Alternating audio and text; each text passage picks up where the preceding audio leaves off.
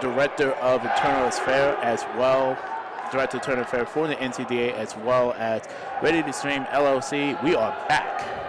We are back in action for Championship Sunday, okay? So in Court 1, we're going to have Bowling Green play against Penn State. And then I'm going to go ahead and try to get some more information for y'all for some of the other courts. And we will get situated momentarily.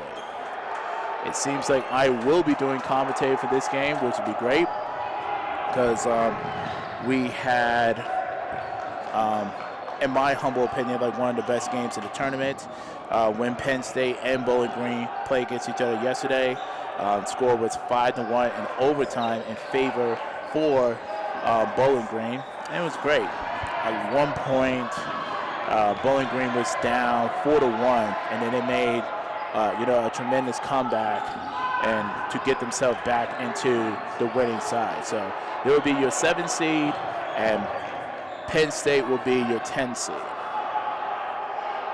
All right, let me see real quick.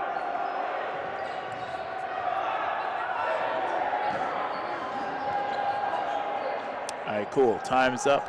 Yeah, so yesterday we did 20-minute halves. Today we're going back to the full 25-minute halves and all that fun stuff. So let's get into it.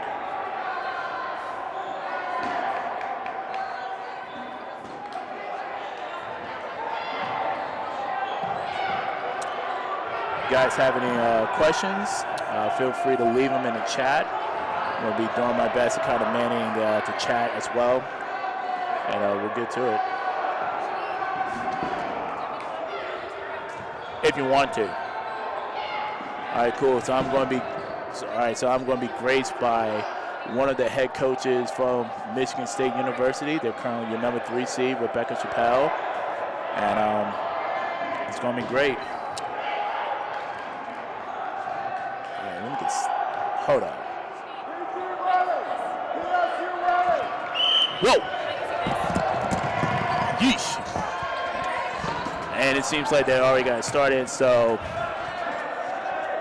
yeesh.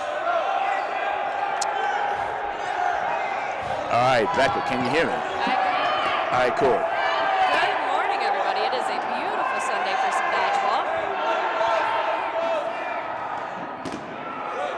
We got a nice little close matchup. We've got Bowling Green State versus Penn State happening this morning, coming to you live from Kalamazoo, Michigan. For those of you that weren't paying attention on Saturday or did not get a chance to watch it, this was a huge matchup for both teams with a big kill on the left side there by Penn State. Big kill. So Penn State and Bowling Green actually went into overtime yesterday, and Bowling Green ended up pulling out the win 5-4. I'm going to take a second here, everybody, just to make sure I get my roster set up. So I'm going to apologize if the first minute or two I do not have names to give you. I'm just making sure we have everybody set up so I'm not calling anybody by the wrong name. Oh, good kill. Oh, Team Kez, never mind. All right.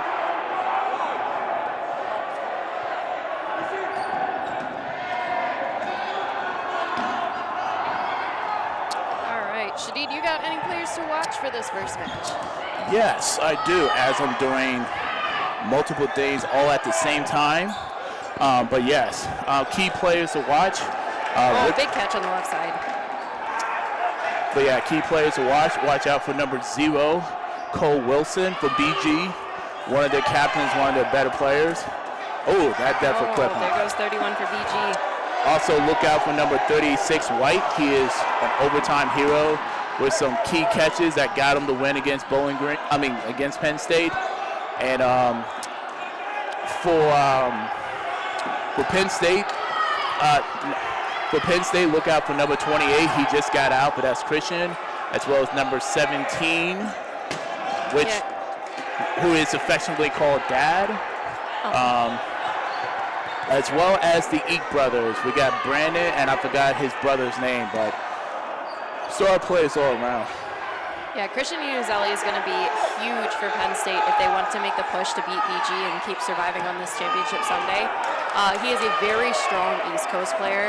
I definitely think he's making a case to say, hey, why not consider me for an All-American roster? But he's he's got to be that glue that holds Penn State together to keep them in survival contention with BG. Good block over here on the left side. Another good block on the right by 88. Good catch. Brandon Feltner just baited him into 2 balls on that. Good dodge. Good kill. Nice Good kill shot. by Brandon. My goodness. All right, so it seemed like Penn State had definitely made some adjustment from last time. They're playing a little bit more conservatively, not so much of a fast pace like they normally do. Brady Eck with the kill throw to reset over there. And Christian is back in off that catch right here. Yep, they're back to catching again. They got some good catches on this team as well. They just need to step up. Yes. I don't know if that should be a throw. Absolutely.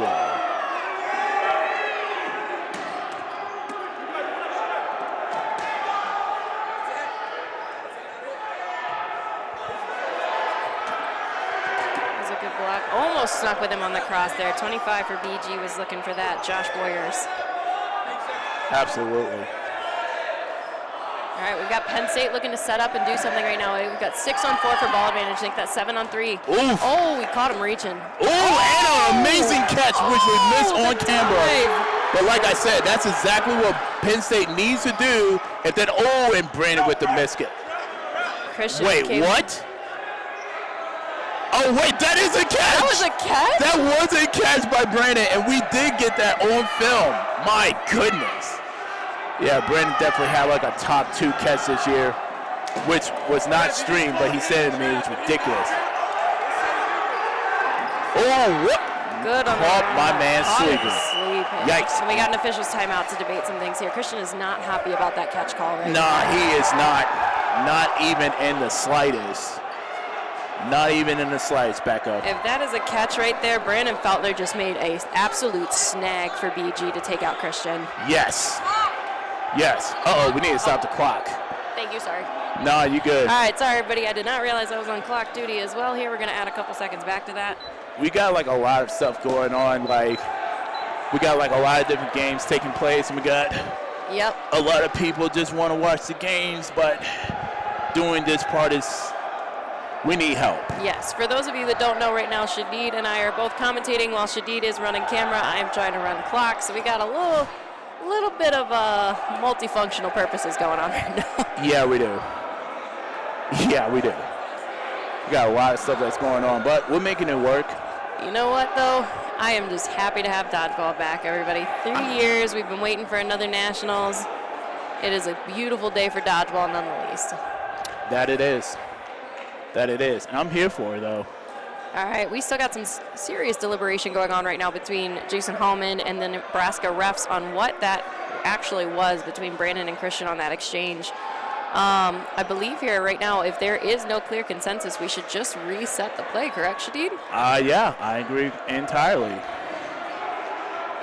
I think that's one thing that might worry me is if a ref is trying to take too long to clearly distinct a call. If we have no clear idea and the refs are that far split on it, I think it should just be a good indicator that we just need to reset and redo that. Everybody starts at their baselines and we just go at it again. Agree. I agree wholeheartedly. Okay. I'm going to get a word from Jason here just to see what that was. Okay. Jason, what was the call? Okay. All right. Official, ladies and gentlemen, that is a confirmed catch by Brandon Feltner on the side off of Christian. That is a huge out for BG right there. And we still have, let's see, 10 on 4 right now. Yep.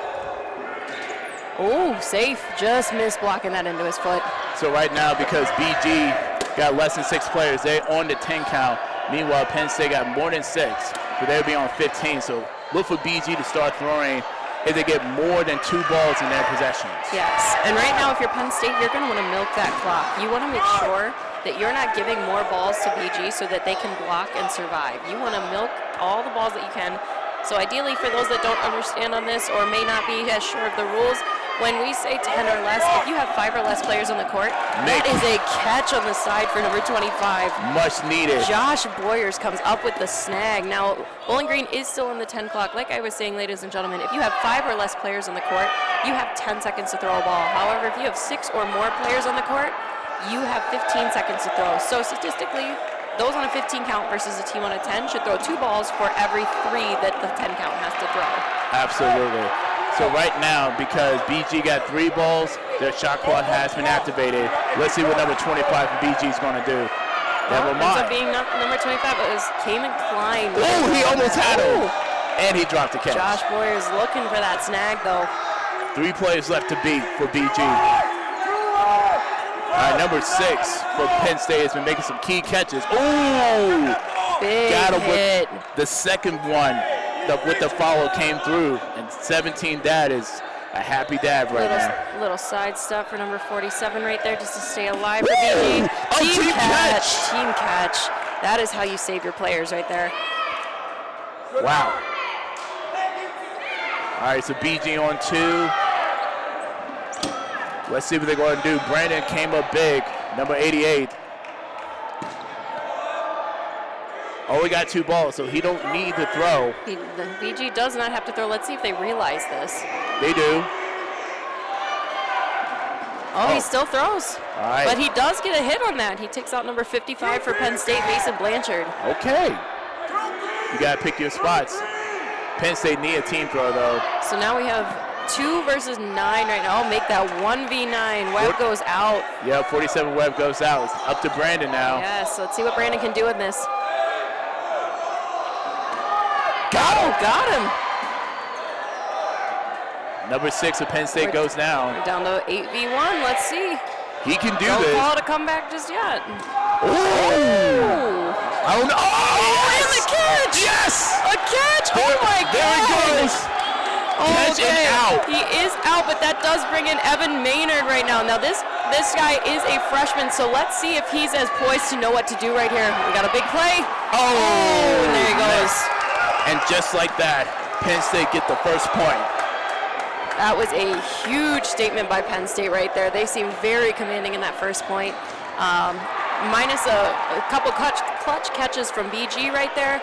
I think BG's got to get in this huddle and make some adjustments right now. Now, here's the crazy thing, though. This looking very similar to how the first game kind of went. Penn State takes the first point, then the second point, then the third point, and then BG scores a point before halftime. So okay, let's see if history will repeat itself, but this time in favor of the Nittany Lions. So we see a little tortoise in the hare action here. We might have a team coming out hot, but this slow and steady might overtake them. Yeah.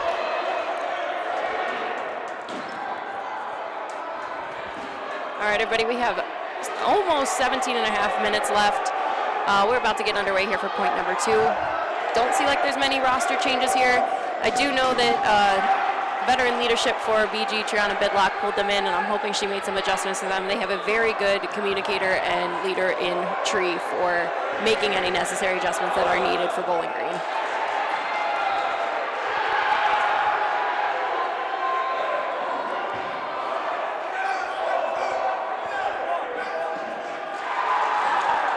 Oh, wow. A little chippiness by both teams. Man. As Penn State just told my man Brandon to take a lap. Go back to your side. So Shadid, I don't know if you can see what happened. There's some water on the back court. Penn State scored. Thank you. There's some water on the back court here where one of the BG players was taking a drink, and he walked up to ask Penn State if he could use that towel. They told him to keep it moving and drop what they had. Oh, my Lord. It's starting to become a rivalry now. It is. I'll tell you what, though, if they have another game like they did yesterday where it's 5-4, it's going to look like we could have a serious rivalry right here. Yeah. These teams don't play against each other very often, but I think we just found a new rivalry in the NCDA. All righty.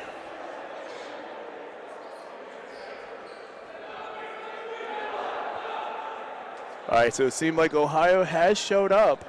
Ohio, okay, so we were waiting for JMU. But they might be late, so we just had a rule.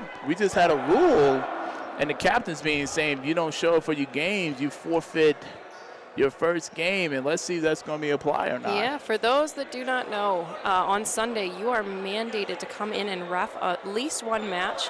Those roughing schedules are given out Saturday afternoon. If you do not show up for your mandated match to referee on Sunday, it does not matter what seed you are, how hot you are going into Sunday, you will forfeit all of your matches. And we currently are missing some people. Yeah, we might have to enforce that rule, guys.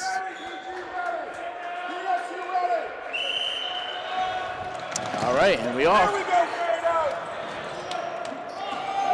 All right, I could not see on that exchange, but we do have an out over there. It looks like they take out number 6 on BG right there. Yep, Evan Brown. Yep, Brown goes down that exchange. BG's looking to keep a little pressure off that back line just to make sure that they're not letting Penn State get comfortable the whole way up on that front. It's a very smart strategy to do if you can do it effectively. However, Wilson right there, Cole Wilson, number 0 for BG, could not hold on and blocked it into himself on that. We'll see what happens. Oh, another team catch. You know what? That is saving Penn State right now, too. I believe that's the 3rd team catch for them. This is what, that's a straight up catch. And this is what Penn State was not able to do yesterday, get those catches. Now they're really making those adjustments, much needed. And and a nice kill. Knee shot. Oh, Brandon gets 2 put on him on the run up. Penn State did not need to do that right there. Not necessarily, no. And like I said, Penn State, they're playing a little bit more. Oh, there's no team catch on that one. Nah. Brandon Faulkner just takes out number 6 for Penn State, Noah. Yeah, just ran right through him like a laser. That was a great spot, too. Right off the top, near the shoulder to make him reach. That is a very high-level catch to be able to make if you can make that. You reach, I teach. There it is. I was waiting for that today. Hey, I just need a moment. That's a hit. Took out this man's ankles. Yikes. Okay, so Brandon is putting in some work for this left side right now on BG. Yeah, he's doing his job. His rest of his teammates need to follow his lead. Oh, another out. You cannot dodge with your block away from you there. That is a big mistake by number 69 for BG. All right, so BG's playing off of their back line. Penn State's pushing up. Oh, that was close. Nope, he's out. He does call his own out. I like that there, though. He does call his own out. Number 7, Brady goes out. Ref was calling him safe, and he ended up saying, nope, actually, ref, that did hit me, so I will take my out right there. And don't look now, folks, but BG is back on the 10 count. Penn State's looking to set up again. I'll tell you what, this team looks very different from yesterday. Very different. Oh, it's up, it's up. Yep. That's a catch. That is a legitimate catch. Oh, nice movement over here from Brandon Faulkner. All right, we've got 31 over here pushing up on the side. Gabriel Carrington. Yeah, let's see what he does. He is alone right now, so I think he's going to wait to get some coverage. Not bad. Not bad. Let's see what Brady's going to do. Good throw by Brady. Brandon, he's thinking about it. He's going to take his time. That was close. Number 5 ends up taking it on the side. Refs call him safe.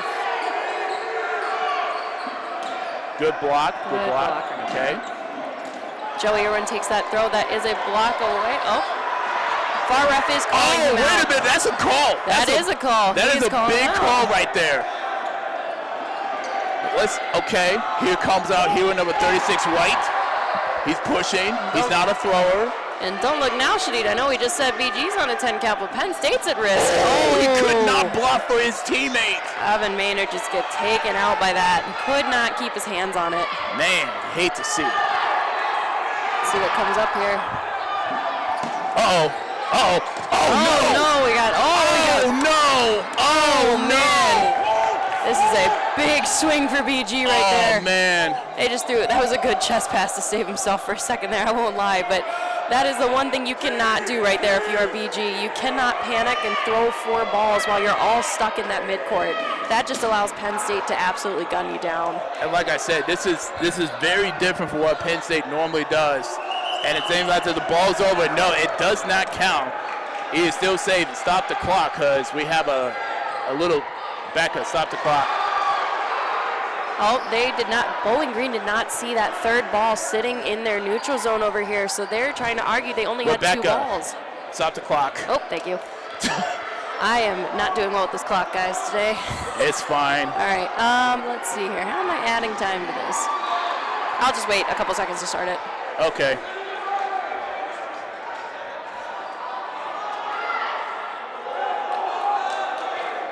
Did you you say? Should he about 10 seconds and then hit start?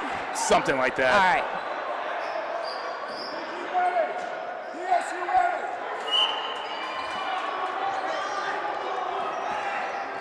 All right, here they come. All right. Team throw successful. Now we got Brandon Feltner left in. Oh, no, sorry. We do have 25 over there on the side. I did not see him next to the outline. We've got Josh Boyer still in. He did make a catch last time in this situation. Brandon's still safe. Brandon gets 4 put on him there. That's how you know you're an issue for a team. Woo, good jump. Brady could not get him. Oh, my God. Brady with a huge strike. Brady with the 2. Brady just took that over.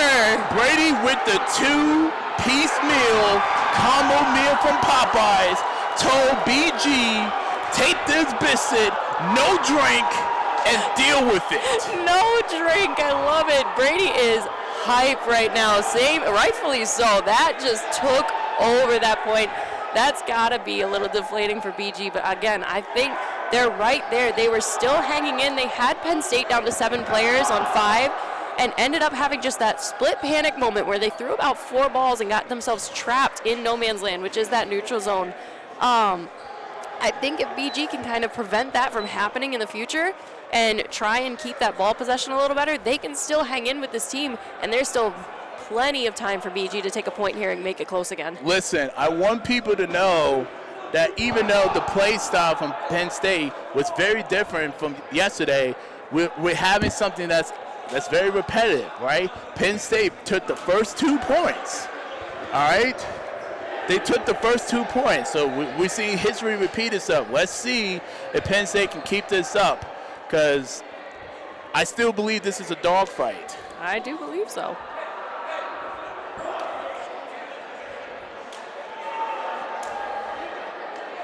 This is good, man. This is really good. Man. Whew. Brady really did just took over at the end. Much needed.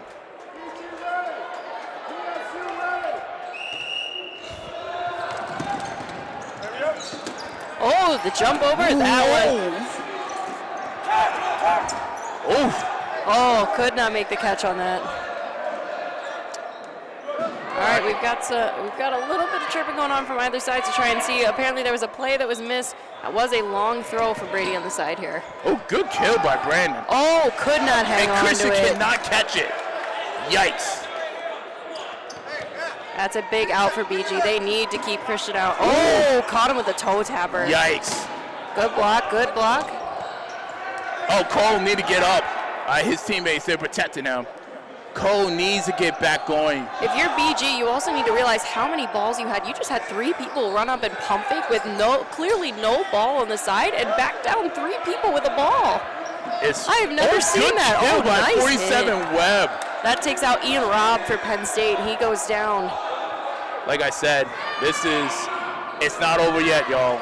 It is not. Oh, drop catch. Oh, that was a good look right there. Drop catch. All right, let's see what Penn State's going to do about it. We should be on about even clocks right now. Yeah. There's currently 11:20 left in the first half. I know that the scoreboard on my end is a little bit off, so. Good block. He made another catch. Number 6 of Penn State. No, I missed that last one. He said, I'm not missing another. Number 6 on Penn State is on fire today, guys. My goodness. That's probably his 3rd or 4th catch of the day that was not considered a team catch. Good block over there by number 5, trying to make himself stay alive. Evan does shake his head a little bit, thinking maybe I should catch that one next time, but better to stay alive than to risk that. Oh, good exchange right there. Told Miles to take a seat. And Maynard just took out Eck on the other side as well, so don't look now, folks. We've got Penn State down to 6 people. One more, and there it goes. With the grown man catch. That's why he is one of your captains for BG. Another block right there. Cole Wilson's going to work, baby. Woo! No, I think that was grounding up. That was grounding up. That was grounding up. He's saying Brown. Dad doesn't like it, and he was trying to take my man's heads off. My goodness. He did not like that call. And again, there was just that quick moment where BG threw 4 right there. That may hurt them. They do have 4 back in their possession again. We'll see how it works. Gabriel Carrington coming up. Woo! Nothing. Nothing. Exactly 10 minutes left. And the drop catch! And White could not snag it. That would have been huge for BG. That would have put Penn State on the 10 count. But BG still got man advantage, and they need to understand that. Uh-oh. Run up, run up. You need By to close himself. this gap Oh, here. and another drop catch. Perfectly placed right there. Man, 2 drop catches by BG. Normally that they would have made. Yes, BG is normally a very competently catching team. Right now, I don't know whether it might just be Sunday nerves. Oh, that should be a hit. He went down. That should be a hit. But 2 players for Penn State go down. Cole Wilson sacrificed Penn State himself. is on a 10 count then. That's but right. I don't know if we noticed here. He threw after he was out, so that should not have reset their shot clock. It should not. It should not. All right, so Penn State's now on the 10 count. Bowling Green is not, and they need to use the time for their advantage. That is a big hit. Beautiful run up by Gabe there. And Gabe telling his teammates to stay focused. We got a job to do. Good low throw, good low. Oh, he's dropping a look. Man, I don't know how these guys drop without knee pads. I must just be too old now, but. We're just too old, Becca. We're just too old. That was good. That was a block into the ground and up. We don't have the college in our knees like we used to. You know what? I do not. We got a little bit of miscommunication here. This left side for BG is trying to tell their players to get back, and that right side pushed up for it. We'll see what happens. Good throw, good he's block. aggressive. Woo! That was close. That was very close. All right, they don't necessarily have to get that ball, but they will. They don't also have to throw right here either, I believe. Oh! It was ground. That was okay. It was a trap. It was ground, so he's fine. He is fine. Exactly 8 minutes left in the first half, everybody. Let's see. Penn State has 2 balls. We need BG to capitalize on this right here. Someone help him. That's good coverage right there. That's how you protect your teammate. 3 players left for Penn State. At least 6 for BG. Ooh, team throw not on point, though. Seemed like there was a little miscommunication there about who should throw. There was a little bit of mixing bodies in between there. Yeah. Oh. Team throw not successful for BG. The stagger throw does not work. All right, keeps it short. Hey, I like that throw, though. Keep that short. Even though you have him on the rundown, you have 3 BG players on the opposite side just looking right at you, staring you down, hoping you make that throw and you're stuck up there. Some really good, solid blocking by both teams. Nobody. 25. Penn State lets him have it. All right, I like that. Josh Boyers with the sneaky move to run up across the court here. Yeah, he was fearless on that one. Woo, single throw. Okay. Sounded like BG was very high up on their count, so I think they just tried to reset one, but that definitely was high. Team throw not successful. Woo.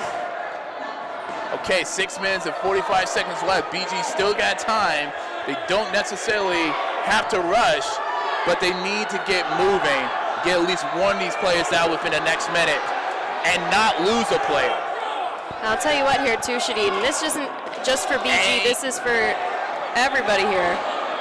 If your team throws aren't connecting, your efficiency is going to carry you through Sunday if you're looking to make it to that championship match. If you're having to throw a lot of unnecessary throws because you can't hit someone. Gabe by himself. Whoa! Finally, they got him. Oh, never mind. Catch. Never mind. I spoke too soon. It was 2.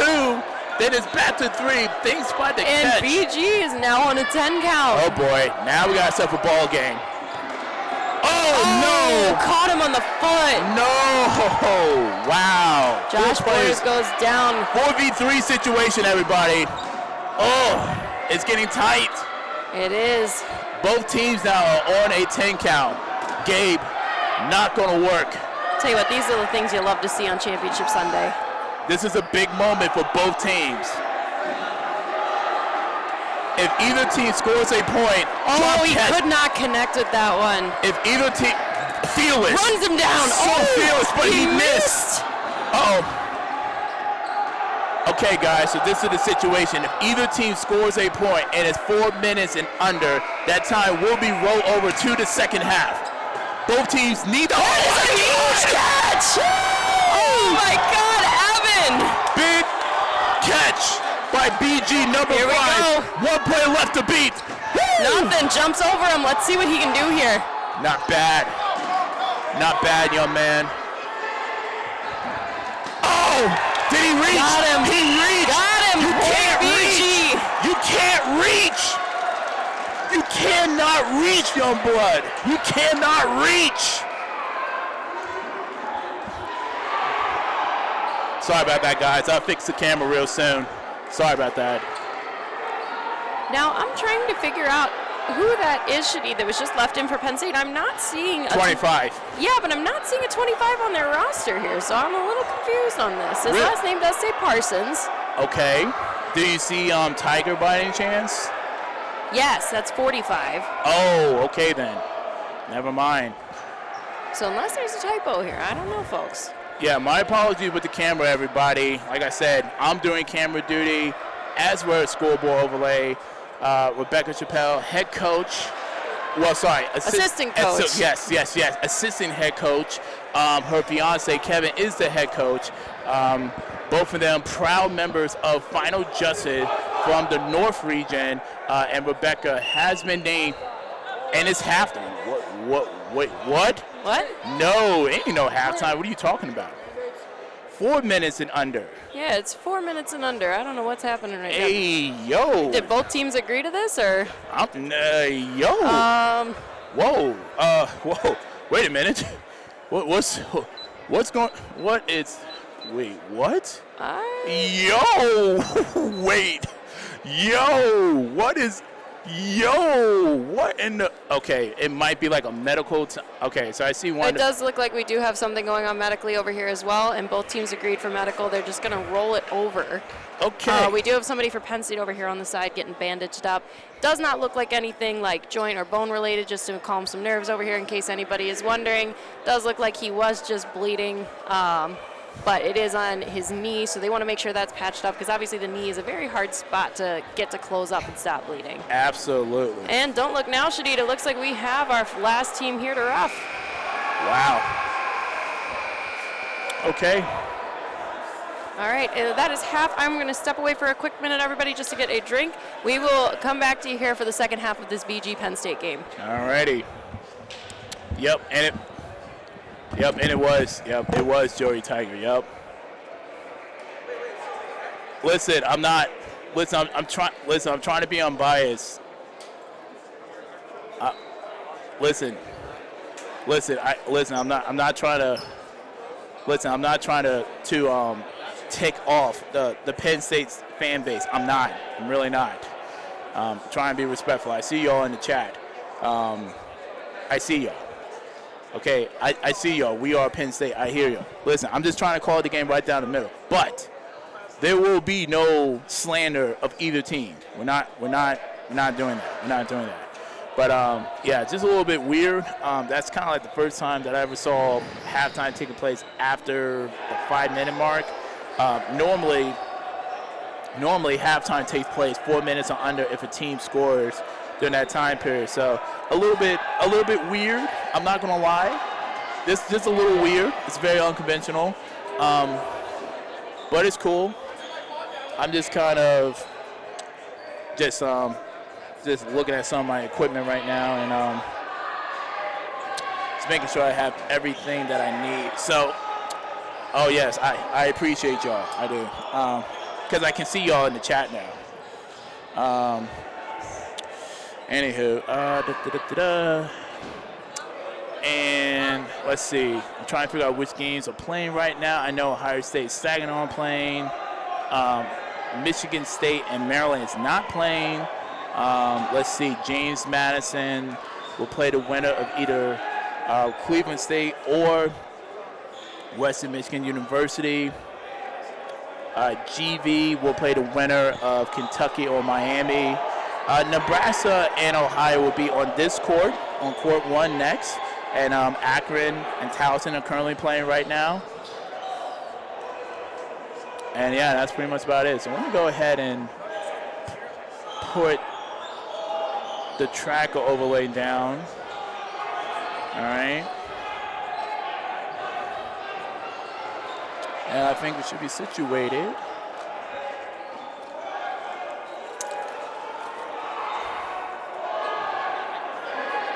I might need to change batteries in the near future. I think I'm probably going to do that after this game, just to be on the safe side. So I'm going to put it back on the main camera real quick. Actually, nope, I'll just do this instead. So just give me 1 minute, guys, because it is currently halftime. If you guys have any question, comments, feel free to shoot them in the chat, because I'll still be here. Oof, yikes, that looks terrible. I'm not putting that image up. Okay, I'm going to leave that alone. All right, Shadid, I am back. Thank you for holding down the fort here. Oh, yeah, sure. No problem. Not a problem. Glad to do what I can.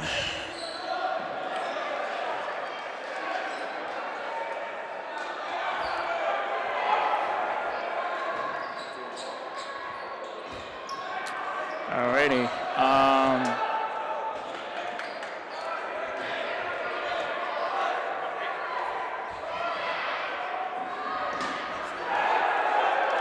Just watching this Ohio State-Saginaw game over on the other side. That was a very high throw to try and kill that clock there.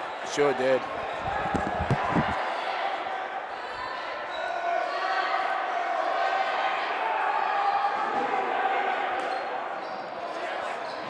All right, everybody, we are about to get started. So a little unconventional. If anybody is a little confused on that time on the clock, it is 29:50. Typically, you do not roll overtime when you are above 4 minutes into the second half. However, we did have a medical stoppage to get somebody some medical attention. It was nothing serious. Both teams just agreed, though, to help make sure he got that necessary medical attention. They would just roll over that remaining 4:50 into the second half. But we are 2-1 Penn State over BG right now, and we're about to get back underway.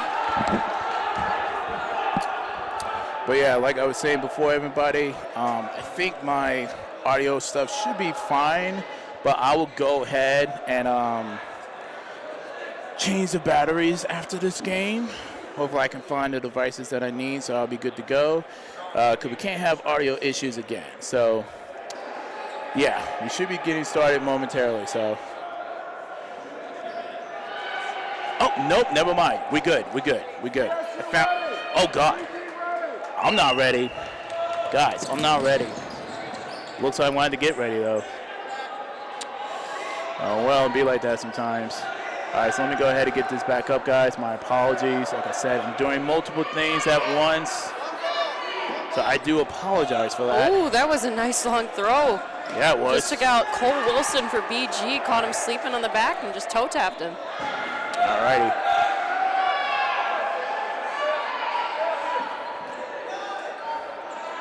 All right.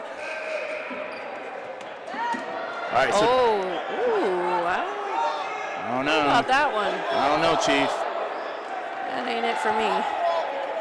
All right, score is currently 2-1 in favor of Penn State. Ooh! And Miles goes down. Good kill by number 6, Brown. Here comes Dad. All right. Well, affectionately I call him Dad, but his last name is Irk, and he is the brother to Brandon Irk. To Brady Irk. Sorry. Okay. Yeah. Both of them are brothers. And That's awesome.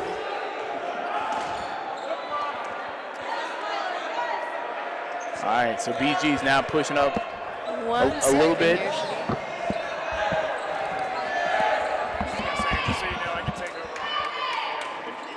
Oh, he got clapped. Oh, no, a tip ball. Never mind. Ref calling a tip. Close.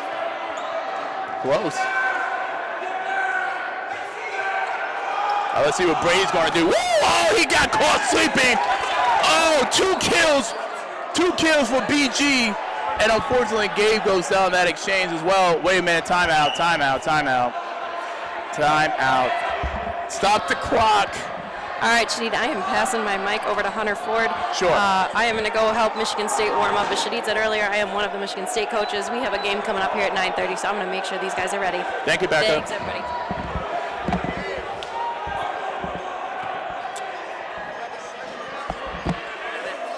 All right, 28 minutes left in the second half.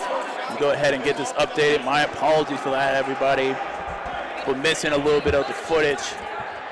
But like I said before, I need to stay active a little bit, so I'm doing multiple things, so just bear with me.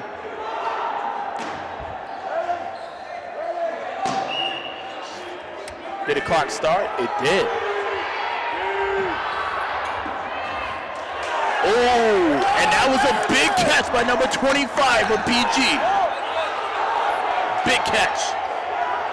And it seems like Hunter is not doing commentating with me, so that is quite unfortunate. So it's just me, y'all. It's just me again. All right, so 27:35 left in the second half.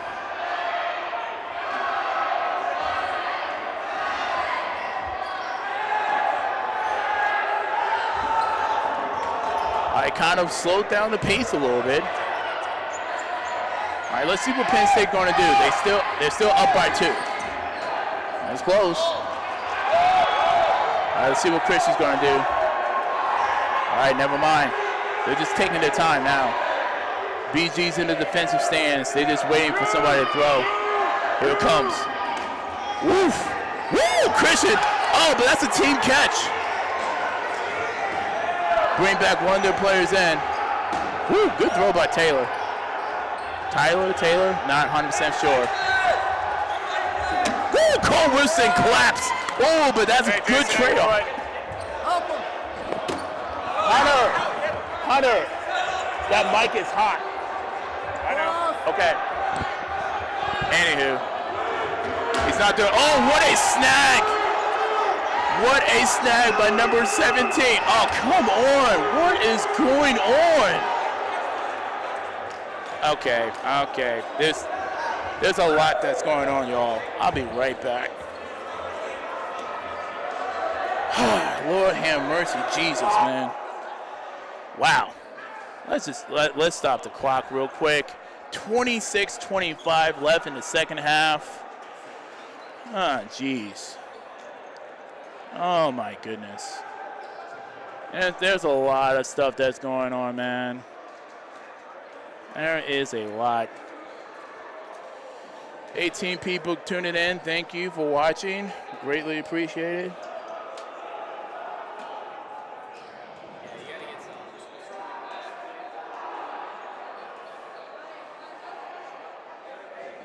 Nice little back and forth game thus far by both teams. Like I said, because I'm doing camera duty and commentating and scoreboard, I unfortunately don't have all the names memorized on the roster. So kind of just bear with me for a second. I'm doing a lot. I do apologize for that. Like I said, the majority of people, they just want to watch. Not a lot of people want to help. Not really. Or they're busy doing other stuff. It is what it is. I do appreciate Rebecca's help. She did not have to help me out with commentating, but she did. So it is what it is. Long discussion. That took for an eternity. My goodness. Seems like we got 26-25. Yeesh. Hold up. Just trying to figure out, and we got started. So I'm back. Let's go. All right. Christian with a throw. Both teams just reset. No harm, no foul. All right. Not a good throw. Oh, good kill by Brandon. Take it out. Wow, okay, Miles and Clyde going down that change. Oh, he made a catch.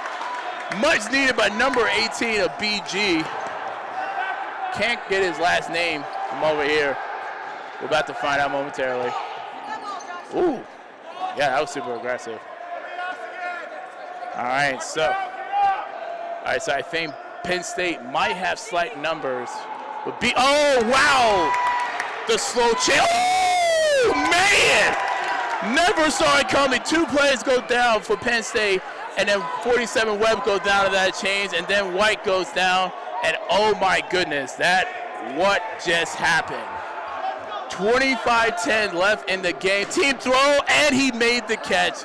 Gabe goes down. Oh, he stepped out. Yo, how many times we got to do this, man? Does the catch count? It does not. Wow, he stepped out. Dang. Yo, my God, why are we doing this? Jesus. We have so many disruptions, man. It's just ridiculous. I don't even have enough time to go down and stop the clock, dude. We'll just figure it out. This has been too many stoppages, man. It's annoying. Anywho, 24-38 left in the game. Oh, man, I don't know. Ref did not see it. BG players are upset. Penn State players are upset. Yikes.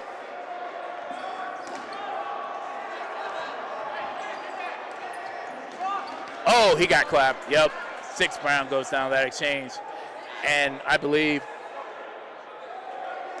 exactly 6 players left for BG. I think it's 6v6 for both teams now. So whoever goes out first, and that's going to be both players goes out. 17. And I forgot who and 23, respectfully, of Penn State and BG goes down. And so we're back to a 5v5 situation for both teams. Actually, my apologies. 5v4 in favor of BG. But both teams are on a 10 count no matter what. Oh, yeah, that's a catch. That is definitely a catch. Great job by Penn State, bringing back Miles back into the game. Oh, he dropped it! Timely throw by Christian, head captain of Penn State. And Gabe, did he get him out? He did not get him out. 3 players left for BG. Gabe is still in, as well as number 5 and number 25. Team throw. He's safe. Okay. 23:04 left in the game. Still plenty of time left for both teams, regardless if it's 3-1. Oh, yo! He got clapped. He got clapped, and he's going to need to take a moment and think about what just happened. Lord have mercy, Jesus. Yo! Okay, 2 players left for BG. Uh-oh, here come Miles. Good block. Gabe's just kind of chilling on the right corner. I think they're going, okay, all right. Both players are safe. Still 5 players left for Penn State. Both teams on the 10 count, but Penn State playing a little bit more aggressively. Wait, was that a kill? Was that a kill? It was not a kill, unfortunately. Christian, throw, no dice. Let's see what Stewart and Miles going to do. Nope, Stewart went over to the right-hand side. All right, they're going to try to split his vision. We'll try to, oh no, Gabe goes down. Yikes, 1 play left to beat. All right, it's number 5 for BG. He's by himself. Here it comes. And they got him. Oh, no, yeah, no, he's taking it. Wait.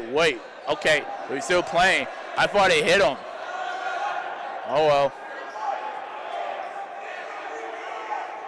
All right, here comes team throw. He's still safe. He's going to gun him down. Uh-oh, yikes, he's in trouble. Oh, he missed. Yikes, Stewart absolutely missed. Uh-oh, here comes Christian. Suicide! Yo! Ground. Suicide kill not successful. We did get his first suicide kill, which was successful yesterday, but this one not so much. Oh, and he got the team throw special from Penn State. And it's now 3-1 in favor of Penn State. With 20:54 left in the game. Yeah, 20:54, man. Okay.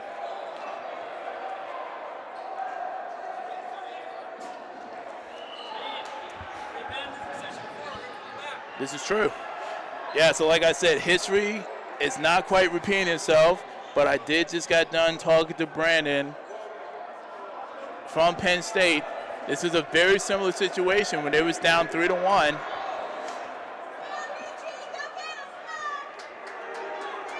Like I said, it's definitely a fun rivalry to say the least, and Lord have mercy, let me fix that, because that is not professional. I don't like that one bit. That is not cool, man. That is not cool. Yeah, like I said, sorry guys, I have a speech impairment. Sorry, pause. I had a speech impairment. Not good when it comes to pronouncing last names, so it is what it is.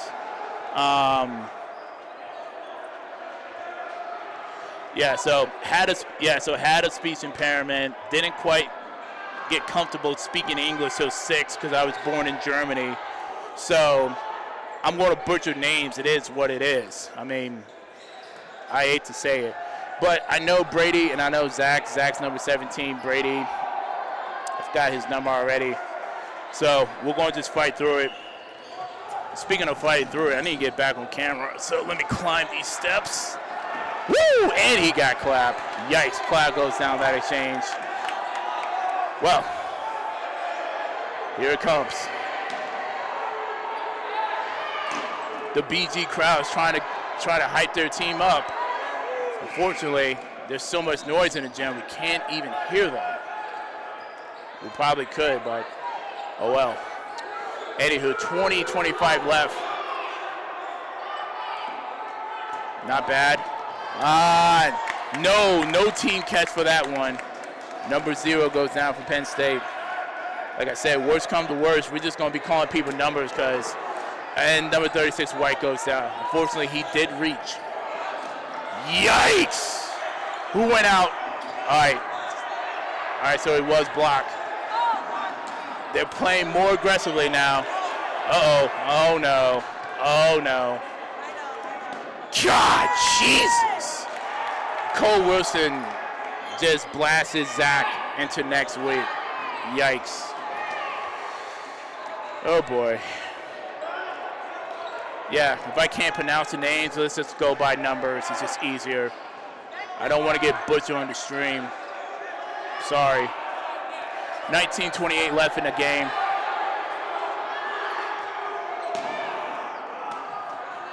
All right, here comes BG. The throw, not successful. 3 throws, no dice for BG. No dice. BG is pushing up to the front line. God, another kill by Wilson, taking out number 53 of Penn State.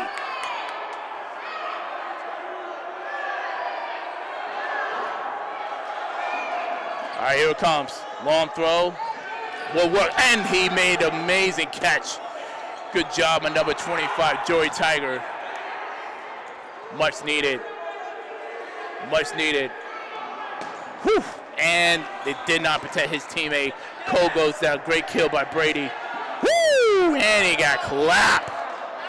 Yikes. Oh, much needed catch by number 6, Brown of BG, taking out head captain, number 28, Christian. Oh, call him out. They call him out.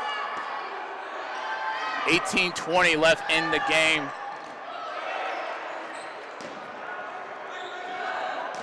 Block. Okay. They're thinking about it.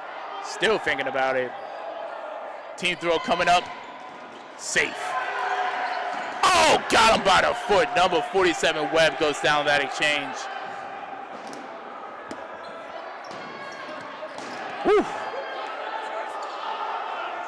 All right, so Penn State only got 2 balls. They don't have to throw in this situation, and they cannot get any of these balls back.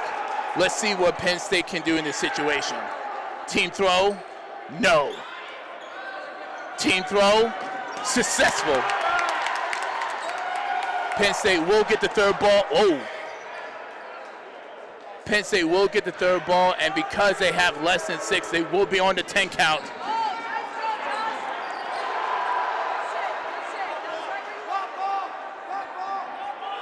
Pop ball. Someone needs to get a ball. Someone needs to get a ball. Woo! Yep, he got hit.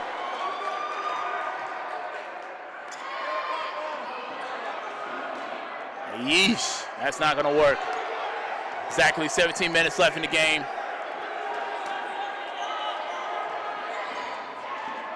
Thought about it, still thinking about it. All right, they will get that orange ball. Okay, woo, got him. Number 6, Brown, taking out number 12 of Penn State. Penn State has, woo, good block. Penn State have 4 players left. BG still have at least 6.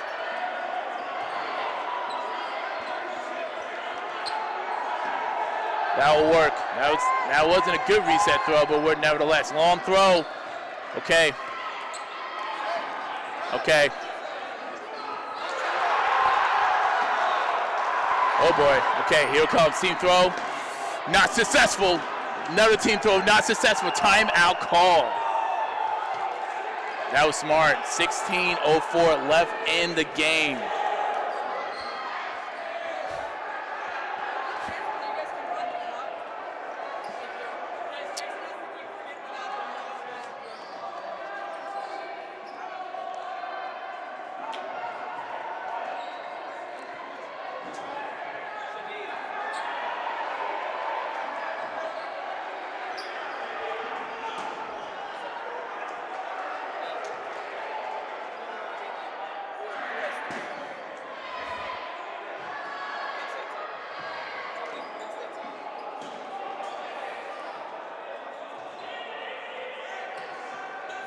And we have an injured player from BG, unfortunately. You hate to see it. He gave himself some ice. Number 18, Strawwater. All right, the clock has started, and I'm going back to my post. Gosh, dang it. All right, you know what? I'm over it. I'm over it. Like I said, doing 4 jobs at once, it's not easy. 0-10 would not recommend. Block, okay. Team throw. Got him by the foot. And a catch. And a catch. 2 players left to beat for Penn State. Team throw. He's safe.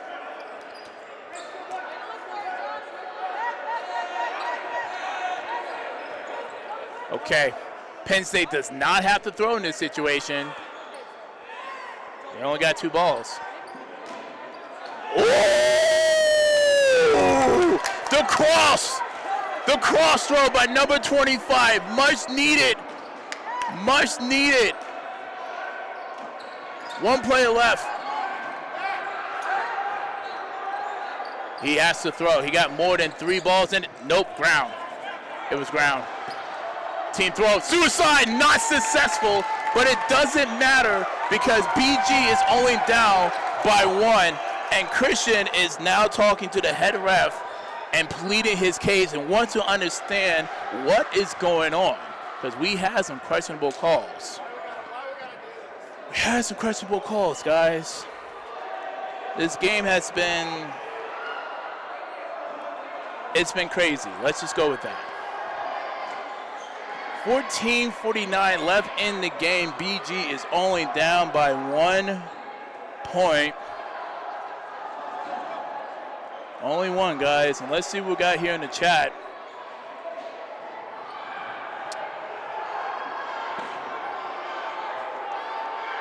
It is what it is. You can't make everybody happy. Oh well.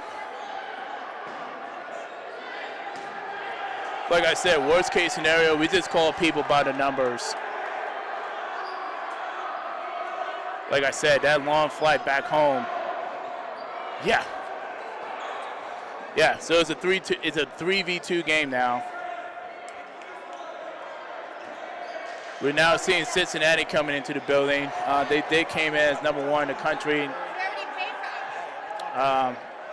They're now coming in as the 4th team in the country, but they're just arriving. We're kind of seeing on the other court, Saginaw going against Ohio State. I don't even know what the score is, but it does look intense. The reason why Saginaw is coming in as number 11 and Ohio State coming in at 6.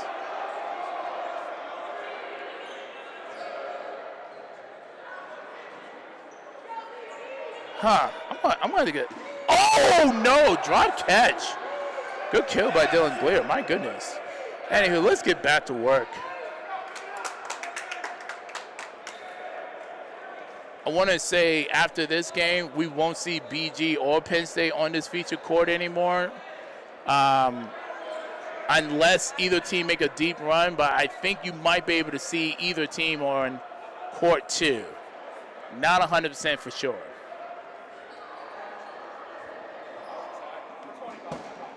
So we'll find out.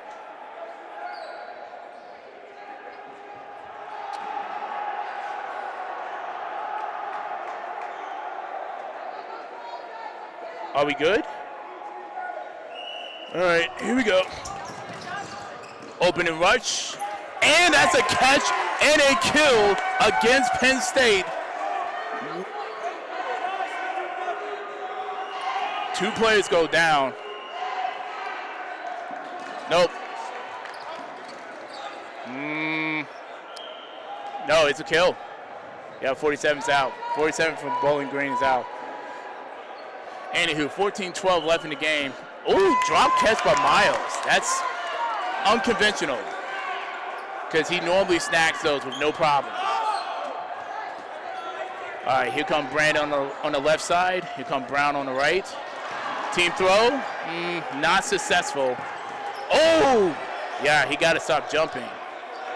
Yeah, 69 pin of Bowling Green goes down. He got to stop jumping. Leaves up wide open. Woo, speaking of wide open, they got to protect Cole better. Easy catch. Number 6 goes down from BG.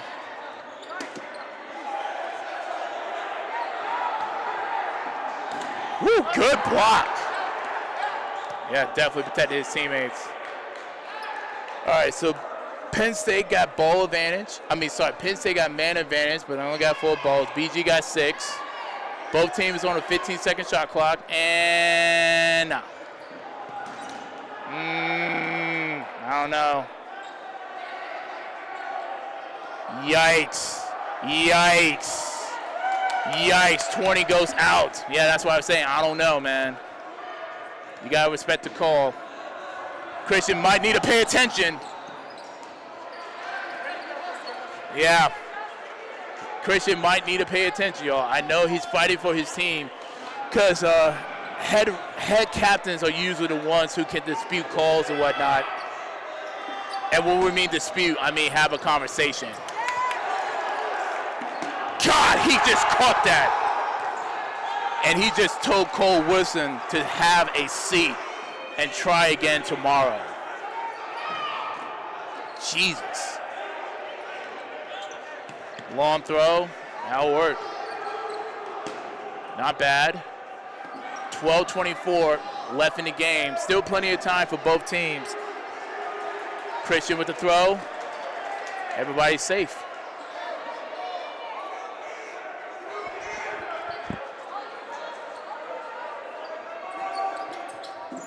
Oh, he caught it. Catching out. But White did his job. Yeah, just turn it off. Turn it off. Timeout call. Okay, 11:52 left. They're talking it over. I'll go ahead and stop the clock. Just got to go downstairs real quick.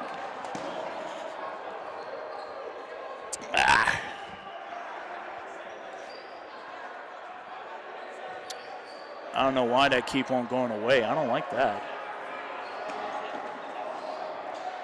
The scoreboard keep on going down. I don't like that. I don't like that at all. Anything else?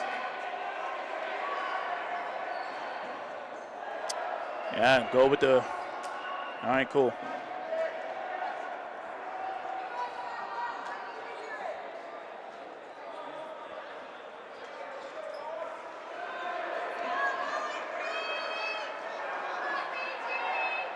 Still plenty of time for both teams. All right, let's go.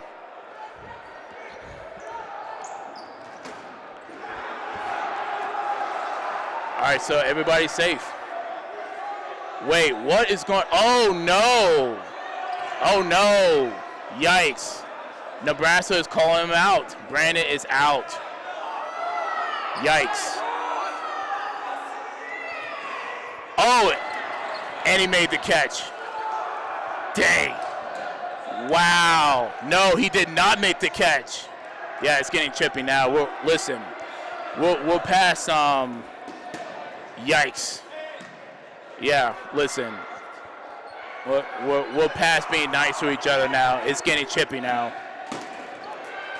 It's definitely a rivalry at this point. I have a feeling somebody's going to get blasted in the face, and it might spill over. I don't know. But what a catch, though. What a catch. 24 goes down for BG. Ooh, off the leg.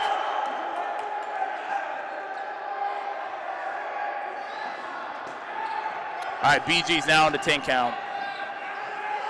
Team throw. Oh, he made it! Gabe with the catch. Brings back number 69 back in the game. And it resets the clock too. Penn State still has man advantage and more than 6 players, so they got 15 seconds.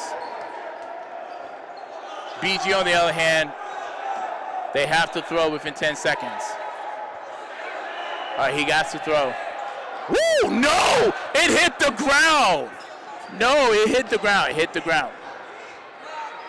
Uh-oh. Whoa, whoa, whoa, whoa. Relax.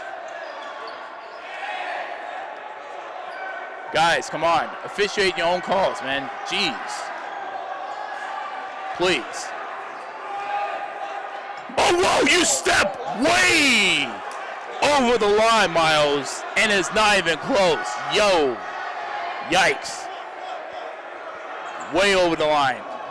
Yeah, yep, and he got hit. He got hit. 3 plays left for BG.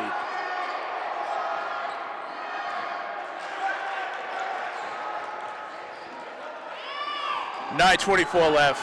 All right, so this is crucial. Oh, crap, bastards. Yo, get that ball out the way, please.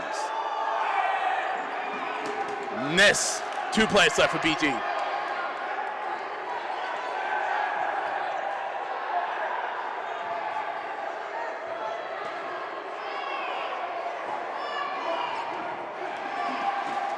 One play left for BG. It's up to Gabe now.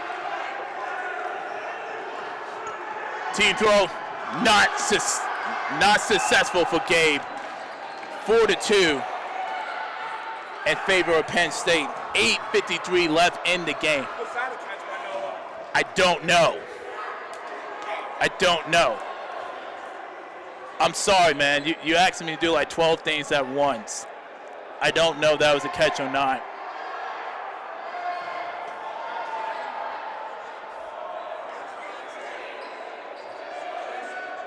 $8:53 left.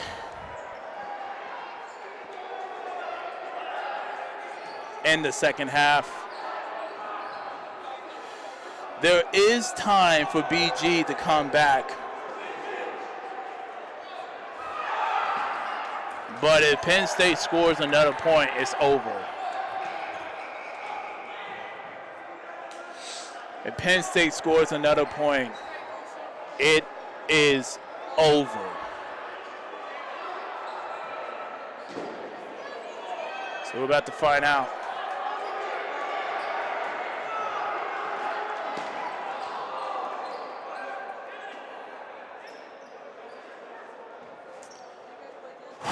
Man.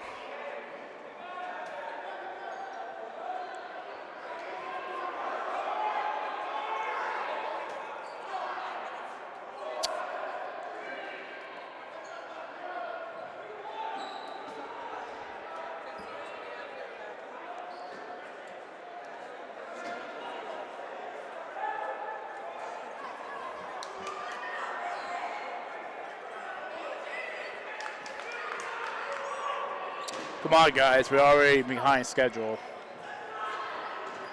And I don't like wasting people's time.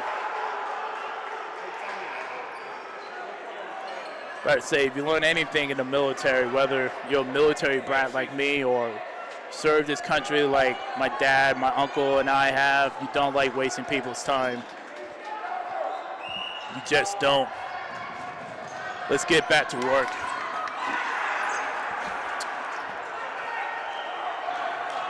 Penn State does not have to play fast anymore. They can literally just take their time. They're up by 2. Bowling Green, on the other hand, they have to play. They're going to have to play a little bit more aggressive. In a smart way, though, which they did yesterday. Now they got to do that again today. 8:20 left.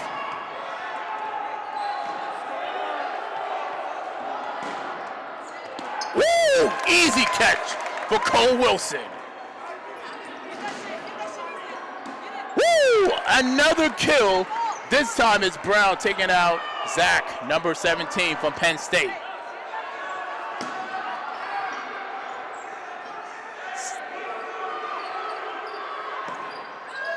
He's thinking about it.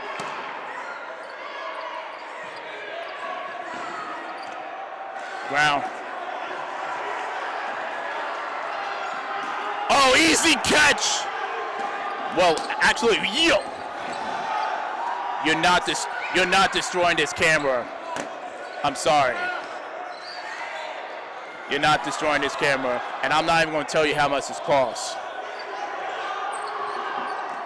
Woo! Drop catch. Drop catch. 7:20 left. Penn State looking. They take this point, it's over. If they take this point, it's over.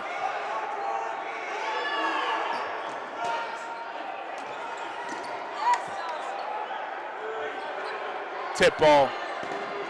Brady's safe.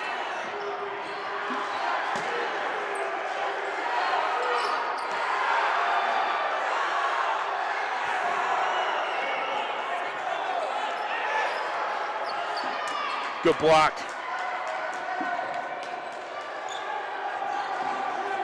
.635 left. BG needs to score within the next minute or two to have any shot. That would not work.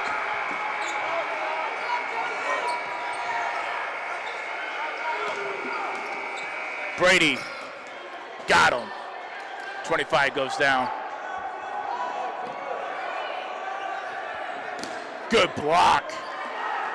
What a great catch for Penn State.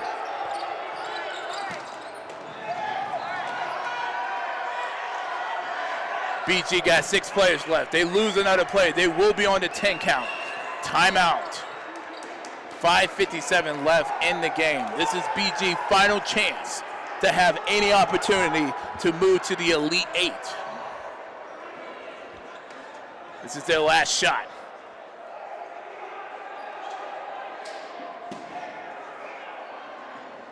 Let's see, 5:57 left.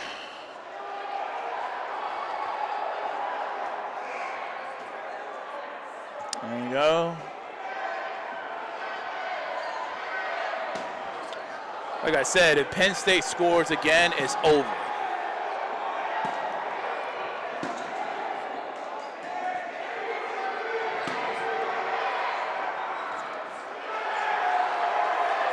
Like I said, if Penn State scores again, it's over. It's done. Put a fork in it. Keep it moving. Et cetera, et cetera, et cetera. It's been a good game, though. It's been a good game. Next coming up is going to be Nebraska versus Ohio on this court. I don't think I'm going to be doing commentating, but I will be doing the behind-the-scenes stuff. And here we go. Yanked.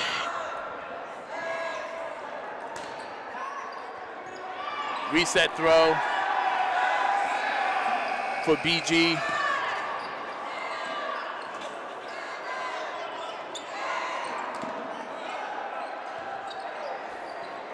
Man, he's not going to get that call.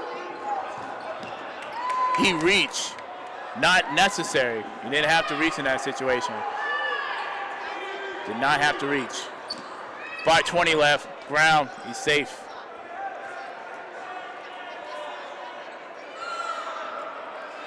BG has to get going. 5:10 left. No, he reached. Yikes. 5 minutes left. Block. Oh, he made it! He made it! He made the catch. Yes, White. White's safe. Yeah, Brady's out though. Brady's out. BG has to get going. They have to score within the next minute to have any shot. Any shot. They need to understand the situation. They don't have time. Penn State is up by 2 points. They can literally take their time if they wanted to.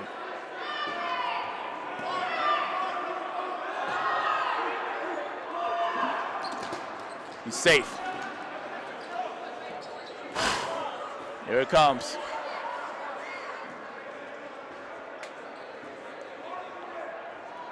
About to hit 4 minutes now.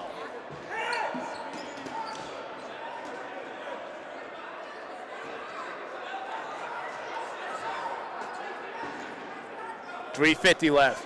Just not enough time. That's a kill for both teams. But it doesn't matter. Woo! It's a little bit of life. Gabe with the kill. He's making it work. He has no more balls, unfortunately. Reset throw. Now it's going to be up. Okay, so Gabe's their strongest throw that they have left. He doesn't have to throw, but he probably needs to throw nevertheless. BG has less than 3 balls, so he doesn't have to throw. He took his spot. Drop ball. 3 players left.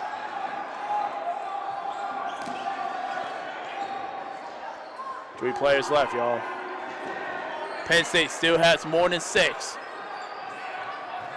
We're under 3 minutes. Just not enough time for BG.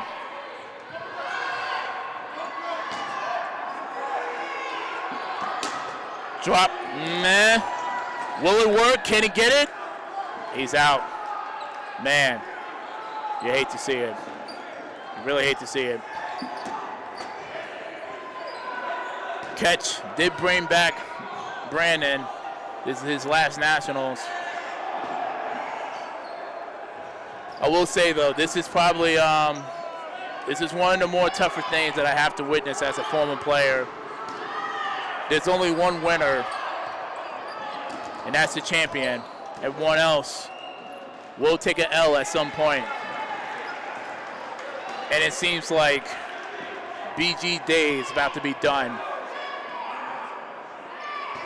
as Penn State will move on to the next round. Gabe goes down. 2 players left for BG, White and Brandon. Trying not to get emotional just thinking about it, but yeah. Crap, I'm getting emotional. Sorry about that. I just feel bad for the players overall. It is what it is, man. 1:25 left.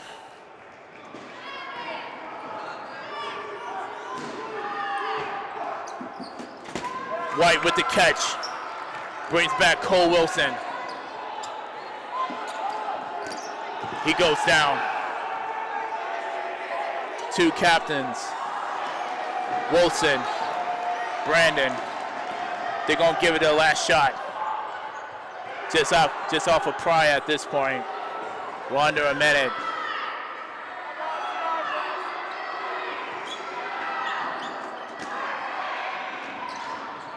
They're just playing off of pride now. They understand the situation.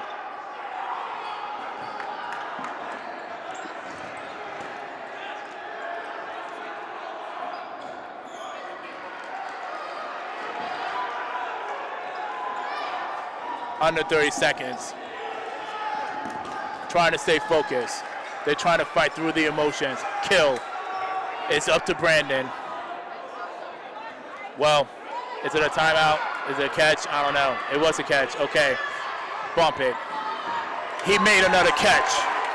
Brandon. Like I said, 2 players left. He's just playing off of pride at this point. Timeout call. Brown's out. Penn State will survive. They will move on to the Elite Eight.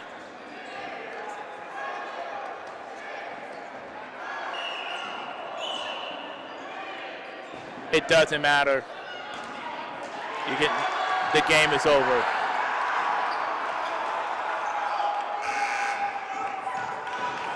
Penn State 4. Bowling Green 2. Great game by both teams.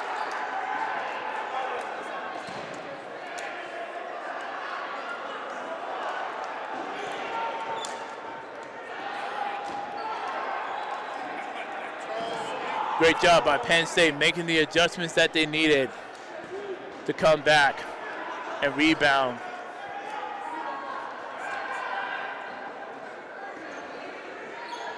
Emotions are still running high, unfortunately.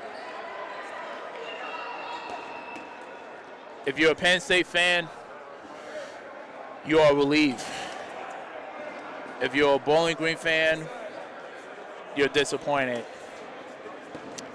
Try to be neutral, try to keep my personal feelings out the equation, try to be a professional, but like I said, I care about these players, so it's tough.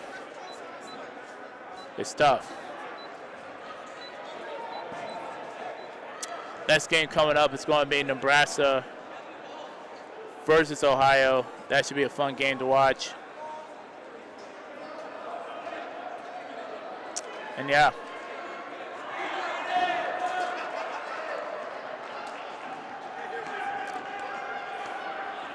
One minute. Tony, I'm just trolling you. You're muted.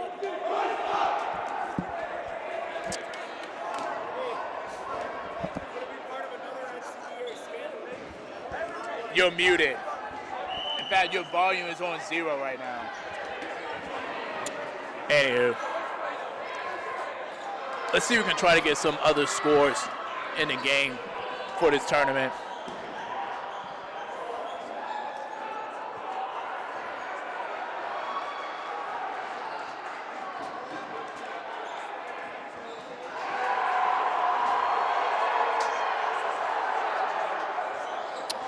You know, it's funny. You know, it's funny that you say that. I personally, right? So I'm from the East Coast. So I never thought of Penn State being the underdog. And also yesterday, Penn State and Bowling Green was like evenly matched, 7-8 or 8-9, respectfully. One of those two. I don't remember. So in terms of underdogs, that's fair, but that game could have gone either way. So, all right, cool. Let's go ahead and get this next game up.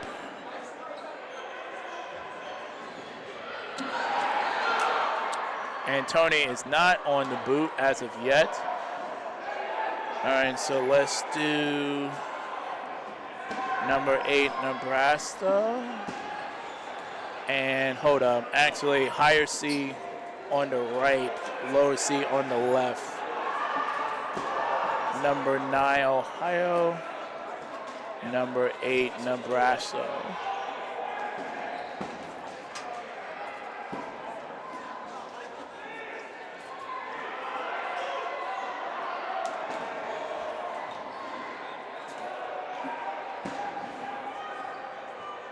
And let's see if I can find some scores. I will be back though.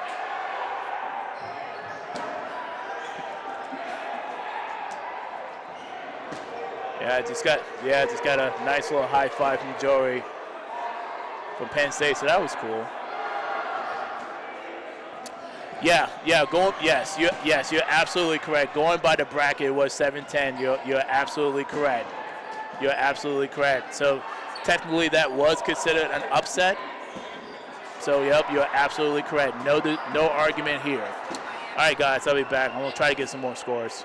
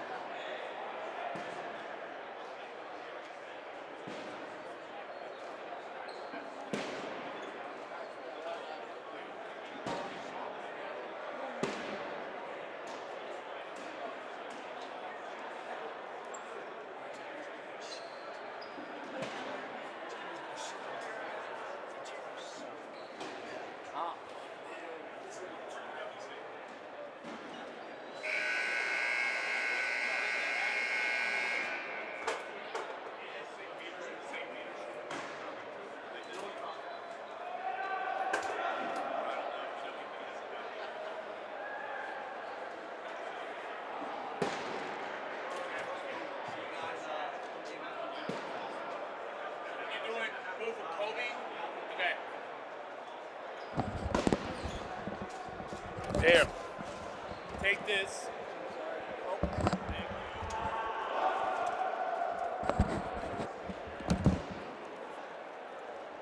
I think this one has more slack.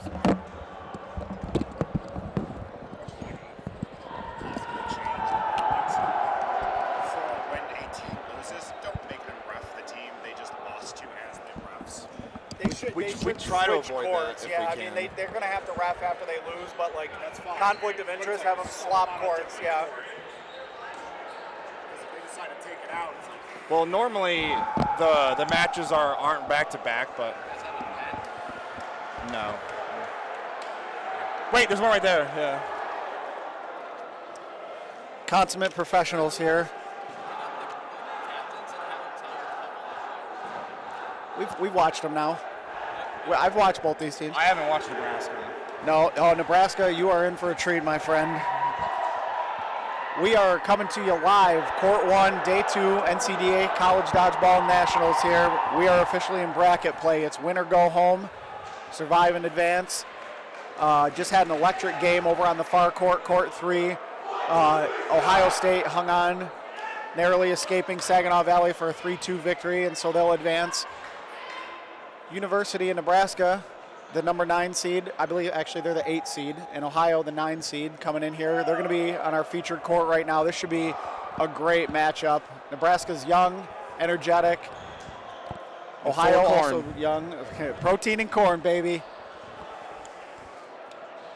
So the reason this matchup is so exciting is, number one, these two teams have never seen each other, and also Nebraska is just riding the lightning this weekend at Nationals. They Absolutely. took Ohio State in overtime. They just really put on a show. We didn't really know what to expect from them coming in because they only played UWP coming into Nationals, but it turns out they're here to compete and they're here to play. Yeah, UWP said, hey, guys, Nebraska's good. And yesterday against Ohio State was their litmus test. was OU assigned a yellow card for being late for referee? Yes, they were. So one little point of note is Ohio will be starting this match with a yellow card. They were late for their ref assignments. They understand it. Kind of starts them in a little bit of a hole against Nebraska, which you don't want to give Nebraska that momentum to start the game, but we'll see how they respond. Ohio's a good team. They have a pretty deep roster, so starting out with one of their captains down, shouldn't hurt them that bad. It definitely hurts every team, but Ohio's a pretty deep, and their bottom guys have a lot of depth, and so they'll be able to hang on for at least a point, is what I predict. So you are predicting Ohio to come home with the victory here? No, I'm expecting them to at least to weather the storm in the beginning. Oh, okay. Despite the yellow card. Misunderstood that. Yep, makes sense. In my bracket, I picked UNL. Okay. Yeah, I think this is going to be a great game either way. Both teams very strong. They've got catchers, they've got throwers, deep rosters. I think Ohio had a more grueling schedule yesterday. A couple, tough losses to Towson and Grand Valley. Yep. And so I think UNL is going to be the more fresh team, and it's going to really benefit them today. Yeah, they looked like they were thriving yesterday. I mean, even in a loss to Ohio State. They look like they could have played a couple more matches. But they definitely provided us with one of the games of the day there. Led by 2 on a couple different occasions. Ohio State, to their credit, came back. But just pure electricity. Ohio State involved in now 2 close matches. It's I wonder if it's telling of their lack of depth in the roster or just, the grueling schedule they had, because Ohio State had a pretty hard draw yesterday. Yeah, we'll see if we can't get you some score updates. As always, check the NCDA Facebook page, Twitter accounts. We're trying to keep scores updated there. I do believe on our live stream we'll have scores at the bottom line as they come in as well. Thanks for being here with us, Day 2 College Nationals. If you're watching the post here or watching the stream on YouTube or on our social media, we'd love it if you toss us a like, shared the post, really help get our engagements up. We really want to help continue to grow the sport, this format. It's great. We're just really happy to be back after 3 years without a nationals tournament, 3 calendar years, 2 seasons. We're excited to be here and share this day with you guys. So basically the way our national tournament works is day 1 is a round robin play style to kind of get a better seeding, because during the season all these teams don't get to see each other as often as we like, and so the Gonzalo standings are sometimes a little bit askew, and nationals seems to even those out based on skill and where players actually should be coming into the tournament. Yeah, I mean, you take a look at it with the double points too. I mean, you look at a team like JMU, they just put the league on notice yesterday and skyrocketed and snagged that 2 seed, and they're hungry, and that's what a day one performance like that can do for you. So yeah, JMU now one of the clear favorites to make it to the finals based on their performance yesterday. I think everybody had 4 teams in mind, Michigan State, Grand Valley State, Cincinnati, and JMU, and now it's still a toss-up in my opinion. Any 4 of those teams could come home with the gold. Yeah, one of the things I really, really like right now is we're about to get started here. Marquee matchup here in the quarterfinals, 8-9. Actually, I said that wrong. This is not the quarterfinals. My apologies. We are in the round of 16 still, but what I love is coming into this nationals, unlike ever before. I truly have no clue who's gonna win. A diving catch, number 88 for OU. That looked like maybe it squeaked out. Nebraska player pleading his case, but doesn't really change much. It's no different than a throwing kill there or anything, because it doesn't bring anybody in. Couple players to watch on this UNL roster. Not a lot of you have seen them. Number 96, Ethan Glenn, senior. Number 21, Dustin Sprunk, also a senior. And then Alexander Johnson, Alexander Schmidt, both looked good for me yesterday. As well as number 22, Colby, right there in the middle. He's blowing up on social media with his quote, post-game interview yesterday after the loss to Ohio State. Put the league on notice as well yesterday. Did he might be getting some All-American votes after that performance, and that's a huge hit, taking out Caleb Arnold right in the beginning. Yeah, he's one of the catalysts of their offense, and so taking him out and putting him in the outline is crucial for UNL. Yeah, Caleb, I would say, based on what I saw yesterday, is between him and Janauskas, that's kind of their 1-2 punch, and it's a pretty good 1-2 punch. Nice team throw there. Speaking of Janauskas there. Couldn't reel in that catch. A couple of Ohio players to note. We've already talked about a couple of them. Alex Janauskas, GVSU alum, Caleb Arnold, a couple other guys to look at. Max Stockel, he's a senior. Joe Rupp is also a senior for them. But they have a pretty deep roster, a lot of sophomores and freshmen, and so the future for OU looks bright. Yep, and you love to see it with some of these younger teams here, bringing a lot of underclassmen. It bodes well for the league going forward. Nice throw. Oh, clips the shoulder of number 17 there. Max Stokel for Ohio's out. Now Janauskas got caught reaching a little bit there. And Ohio's got to be careful. They're a player away from the 10 clock. Good team throw, just misses the mark in the corner there. They were looking to less than 3 minutes in, and Ohio's almost on a 10 clock. They got to slow this pace down.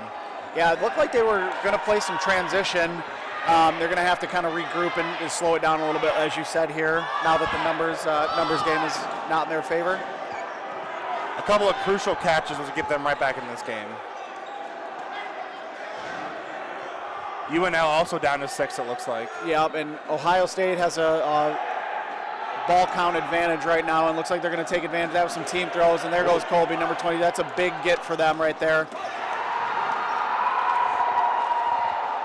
All right, so UNL had their last 15 count throw. So what happens is when you drop below 5 or below players, you go from a standard 15 shot clock down to a 10-second shot clock.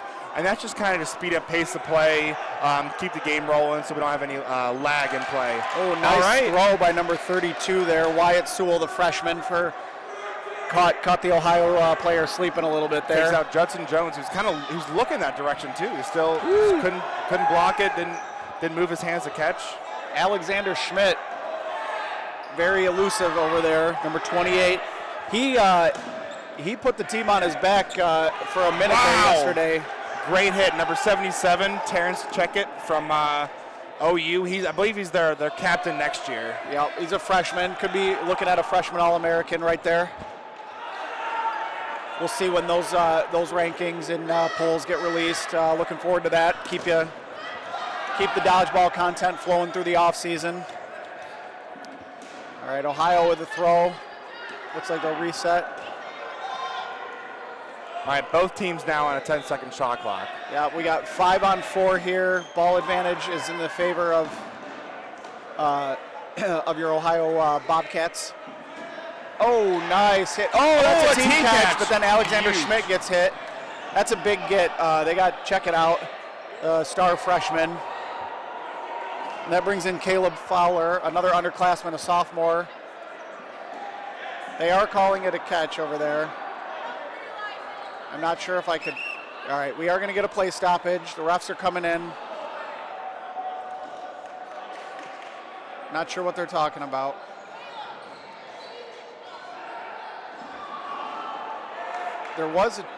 I believe there was a team catch over there. Maybe they're saying he stepped out. It's hard to tell. Jason, what's the call there? Oh, okay. So I haven't seen too many of these all this weekend, but number 18 for UNL, Alexander Johnson, the junior, was just given a yellow card. So a little bit of a disciplinary action for taunting there. You know, I'm not going to question the refs, but I want to say, let the kids play. You know what I'm saying? Yeah, I agree with you. I really think, especially day 2 nationals, you kind of got to let that stuff go. But, if you... Or at least issue a warning maybe. Right. It gets excessive. Big firm throw, misses high from number 31, the junior Alex Page from Nebraska. Nebraska seems to be pretty calm, collected, and in control right now. Big hit in the middle. Wow, big hit. Takes out number 88. That's Garrett Negley, the sophomore. And Ohio down to 2 players. Nebraska setting up good team throws. Like they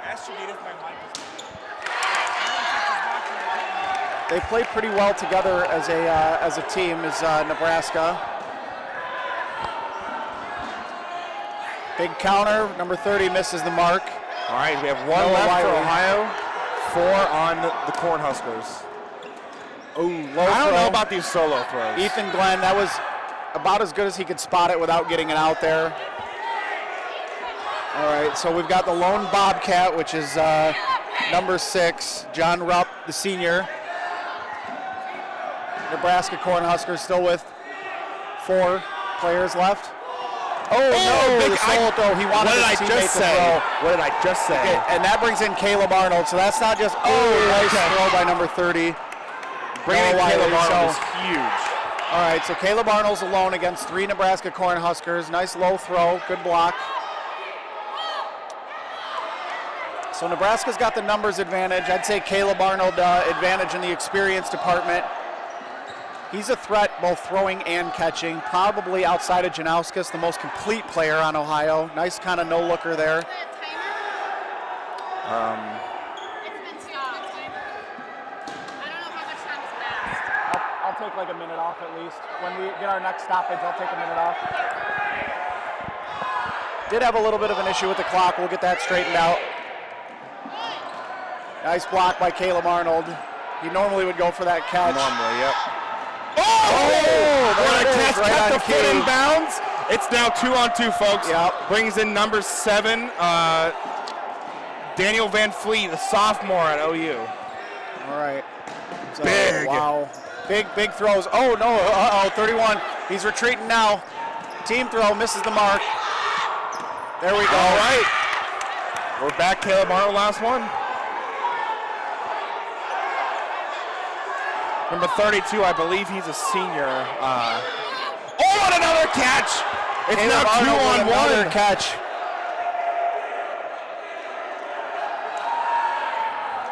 So these catches have just put Ohio right back in contention. That's drops that one. Oh no! Now we got one-on-one. We're looking at number 31, Alex Page, the junior from Nebraska, against number 15, Hunter Humphreys, another junior, and Hunter Humphreys gets the final kill. Wow! That point was electric. 7 minutes gone by. Ohio takes the point. 1-0. Wow. Nebraska's going to be kicking themselves there for some missed opportunities, but you got to credit Ohio hanging in there with those catches, man. Nebraska looked so crisp as a team there with some of their team throws, and they kind of got away from it. Too many solo throws. Wow. I yeah. said when you're that down, Ohio works exclusively on momentum, and 3 catches later they win the point. Yeah. Yeah, I mean, I thought Nebraska was in complete control for the first 5-6 minutes of that point, and then it just got flipped on its head with, I want to say, what'd you say, 3 catches there? Just about? 3. John had 1, Caleb Arnold had 2. Oh, Caleb Arnold almost had 3. Yeah, he just missed that one. His teammate bailed him out. He might have been the scapegoat there if they had lost that point, but hard to say that when he's the reason they were still in that one, really. Exactly. What did I say? I said the yellow card won't affect them early on. Yep. The yellow card, you could argue, the yellow card that was given to Nebraska during play affected them. That took an impact player off the court for them in the junior Alexander Johnson. He's just got to be a little bit smarter than that, that's all. So we got 18 minutes to go here, first half, 1-0 Ohio.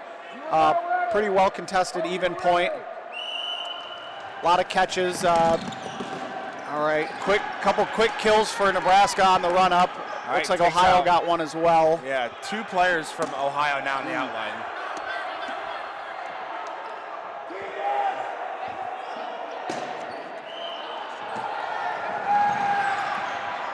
All right, just under 18 minutes left. That was a fairly quick point, about 7 minutes. Yeah, we've Usually seen the a lot of average time we efficient, quick points. Alex Janowski is going to lead the charge there for Ohio there.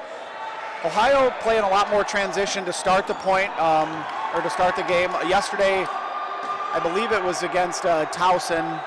They kind of sat back. Towson was imposing their will, and once Ohio flipped the switch and started playing transition, it was a much closer game. Nice throw. Good block there in the corner. Just a moment ago, UNL player sent John Rupp to the outline. I didn't see what happened. I think it was a missed catch. All right, so Ohio's already down to 8 players, so Nebraska's got momentum early here. Again, Janowskis with the transition. Oh, another reach. Kill for, okay, so Janowskis is out. Oh, 2 kills back for Ohio, though, there. Whoops, Souvenir City.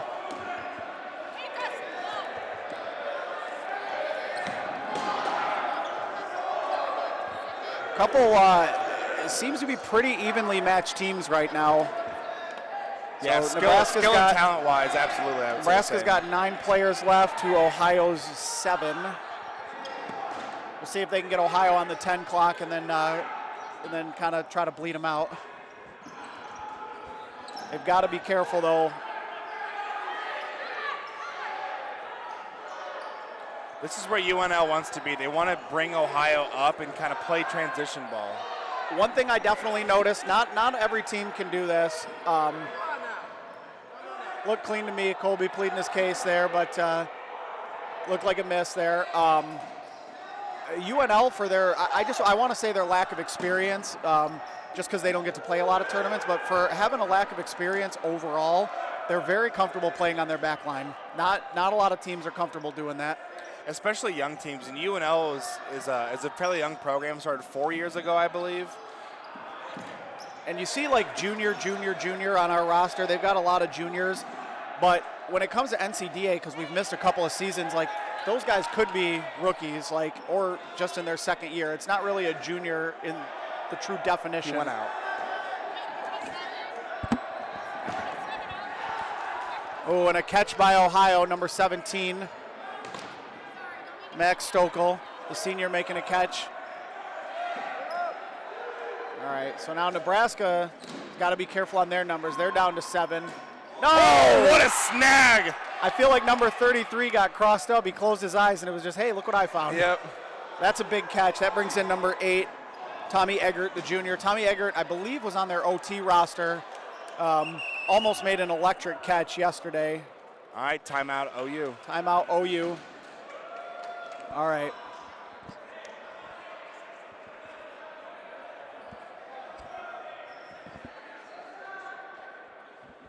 You can see the captain for Nebraska, number 34, Trace Sumrall, really pleading his case to the referees right now. It seems he's unhappy with something that's going on. I believe it's based on the rule book, whenever you get out, you're supposed to drop your ball right where you got hit or got out. But I think he's pleading his case that OU is kind of passing the balls back. Yeah, one of the Ohio players, number 15, he's taken 2 of his outs. He's not, trying to stay in or something or cheat by any means. He's just like been very slow to take the out, and then he's holding on to the balls when he's got balls in his hand when he gets out, and I think maybe that's what Nebraska's upset about. Like, he just needs to allow the play to continue and develop, and he needs to get off the court more efficiently. And I would agree with that gripe for Nebraska. That's probably a legitimate, come on, one time it's okay, but you keep it up and it's going to impact gameplay. Well, and it is frustrating because, when you get these big hits in transition, you keep moving up on your throw line. And if somebody's, trying to take their time getting to their outline, and while holding a ball, that kind of slows down your momentum. Yep. So for those of you just joining us, we are in our second queue of matches. We're in the round of 16 here, College Dodgeball Nationals 2022, live from Kalamazoo, Michigan. Featured court right now. Here on the stream, we have number 8, Ohio, number 9, Nebraska, although I might have just said those backwards. The 8-9 matchup here, going to be, this is a doozy so far. Very well contested match. Ohio will come up. And another catch by Nebraska. That was another kind of look what I found here. That one kind of went below the belt. Yeah.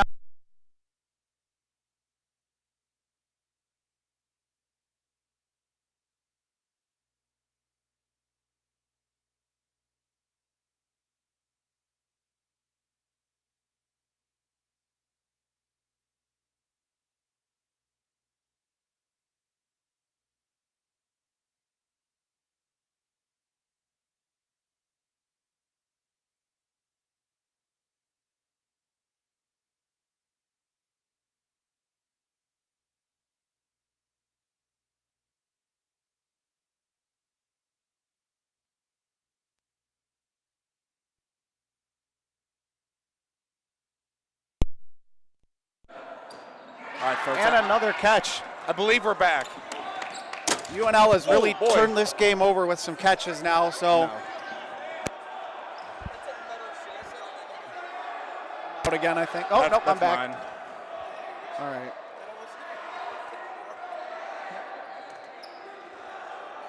All right, so sorry, I think we went out there a little bit. When you're in the line of fire, that stuff happens sometimes. All right, good. UNL mounting some offense here, getting off their back line. All right, we are definitely back. We've got comments in here saying audio's back now, we're good to go. So UNL looking to knot this thing up at one apiece here. First half, about halfway through, just under halfway through. Team throw misses the mark high on Ohio State, number 69, and UNL kind of retreat to the neutral zone. Got to set up a team throw. You got man advantage. Take advantage of it. I thought that was a clean kill up there on number 34, Trey Sumrall, but he's pleading his case. Still, UNL looking very strong this point. Good executed team throw. Ooh, the late cross by number 33. Just misses the mark. That's a freshman, Wyatt Sewell. Called his name a couple times already today.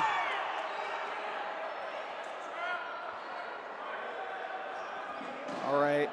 Ethan Glenn almost with a nice long, catching that long throw there, but they're going to say it was ground first, so careful on the solos. Team throw does hit him, though. And now the counter throw. All right, another team throw. We're tied. Team throw got him, and we are tied at 1 apiece. 12 minutes, so just over halfway through this first half. We are knotted at 1, 8-9 match here. Ohio and Nebraska.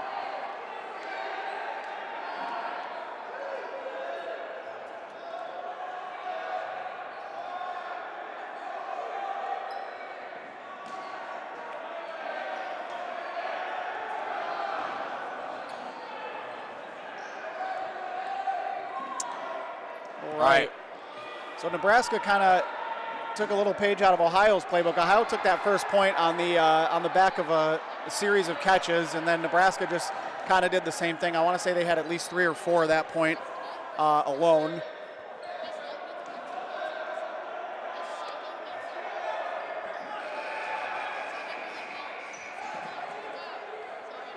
Again, if you're watching the live stream, we do have we've got scores going through the bottom, so take a look there to see what's going on with the bracket play. We are in the round of 16 now. Winner of this match will play the winner of the Grand Valley. I believe they're playing Grand Valley, maybe Miami. Yes. Grand Valley, Miami winner will play the winner of this matchup in the Elite Eight. Across from us, we've got JMU and Cleveland State. So Cleveland State won their play-in game over Western Michigan.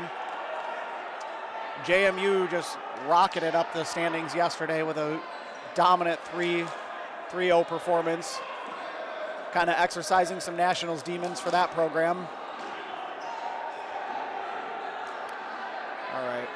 So our refs are getting us lined up here. We're going to get ready to get started. Knotted at 1 apiece here.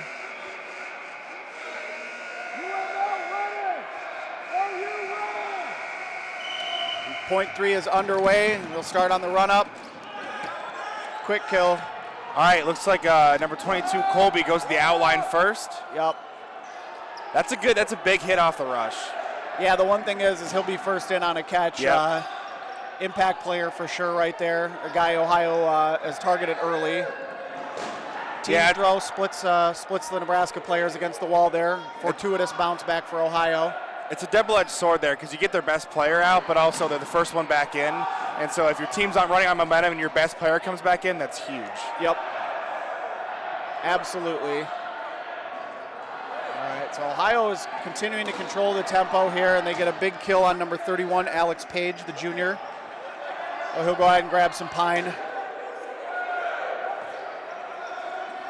So Nebraska still only has 2 balls, so that's another kind of rule. That's a newer rule. If you have 2 balls or fewer on your side, you do not have a shot clock. Number 96 with a huge catch brings in Captain Colby. I can't pronounce his last name. You know, he told me how to say it, but I believe it's Chorak. Chorak or Colby. Oh, team catch. Let's go. Team catch. And that brings in Alex Page, the junior. So just like that, almost back to full strength as Nebraska. All right, Ohio better be careful with these solo throws. Janowskis barking out orders. Couple crisp team throws, but little off the mark. Alex Janowskis is used to directing traffic on the throw line. Yeah, he was a big get, in that grad transfer. I don't want to say he was in the transfer portal, but as a graduate student there, that was a big pickup for Ohio. He's got championship experience. Just a really good overall player. He draws a throw in the middle. Team throw as well as a cross, all off the mark for Ohio there. Solo throw by number 33 from Nebraska splits Caleb Arnold and his teammate there. No harm, no foul. Ooh, nice low throw by the captain. Oh, man, team throw. Both in the breadbasket. Couldn't secure either of them. It's tough when you try to keep an eye on one. All right, long throw by number 21, Dustin Sprunk, the junior. Senior.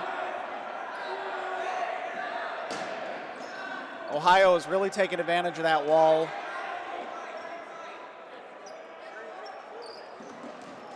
All right, team throw off the mark. Kind of splits around the junior Tommy Eggert. Hunter, would you mind getting us a score update from MSU UMD? Would you mind getting us a score update from MSU UMD? Ethan Glenn gets tagged there on the counter. He made a throw from the middle and got countered immediately. So good countering by Ohio. Ohio actually only has 6 players left. Same with Nebraska, although I think Nebraska's maybe got 7 left. But Ohio has ball advantage as well as the wall, and they're just in full control of the tempo right now. For whoever asked for the UMD MSU update, it's 2-0 MSU. Yeah, MSU is really looking like a powerhouse team. Great toe tap throw there. Takes out Wyatt Sewell, the freshman. All right. Nice counter from his knees, number 21, Dustin Sprunk there. Oop. Got some balls coming into the booth here.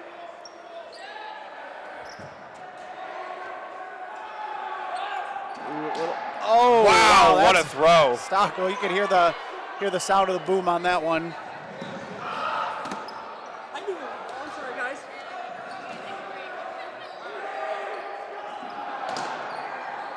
Nice dodge there by number 22, Colby. Team throw just goes over his back. Janauskas is going to work this right side here, looking like they want to set something up. They've got Caleb patrol in the middle. Caleb will reset it.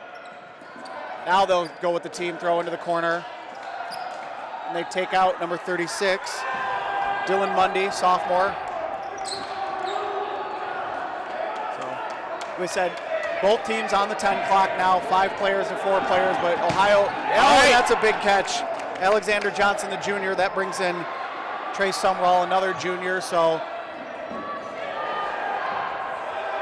that's a big catch and a shift in the momentum for Nebraska. Gives Nebraska the man advantage. And now they're finally going to come off their back line here. They were comfortable playing there, but now they've got closer to having even ball control. And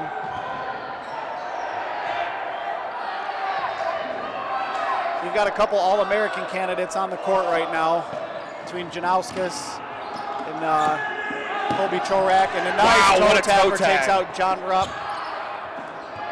Counter off the mark, another counter throw. So both teams trading throws. Business has picked up a little bit. We got about 6:45 to go, first half. The official clock, if you're watching at home, the official clock is a little ahead of what we've got showing on our screen, but only by about 12 seconds or so. Woo! Colby buzzing the tower there. Looks like he didn't want his guy to block for him. It looks like he wanted to go for the catch. Janauskas proven to be a tough out here at the bottom of your screen for UNL.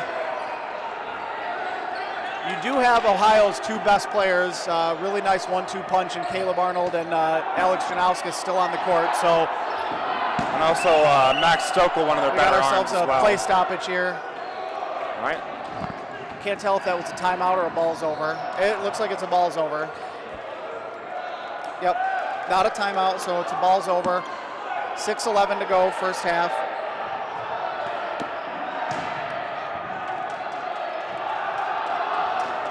Yeah, it's hard to say, especially now with the ball's over. You would have said maybe advantage UNL because 5 players to 3, but with the 3 players that Ohio has left and now ball control, you almost want to say, okay, advantage Ohio.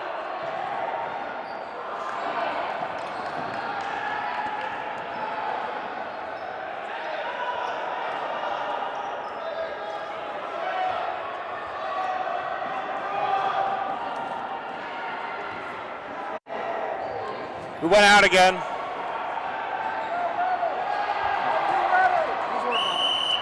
We are, all right, back on.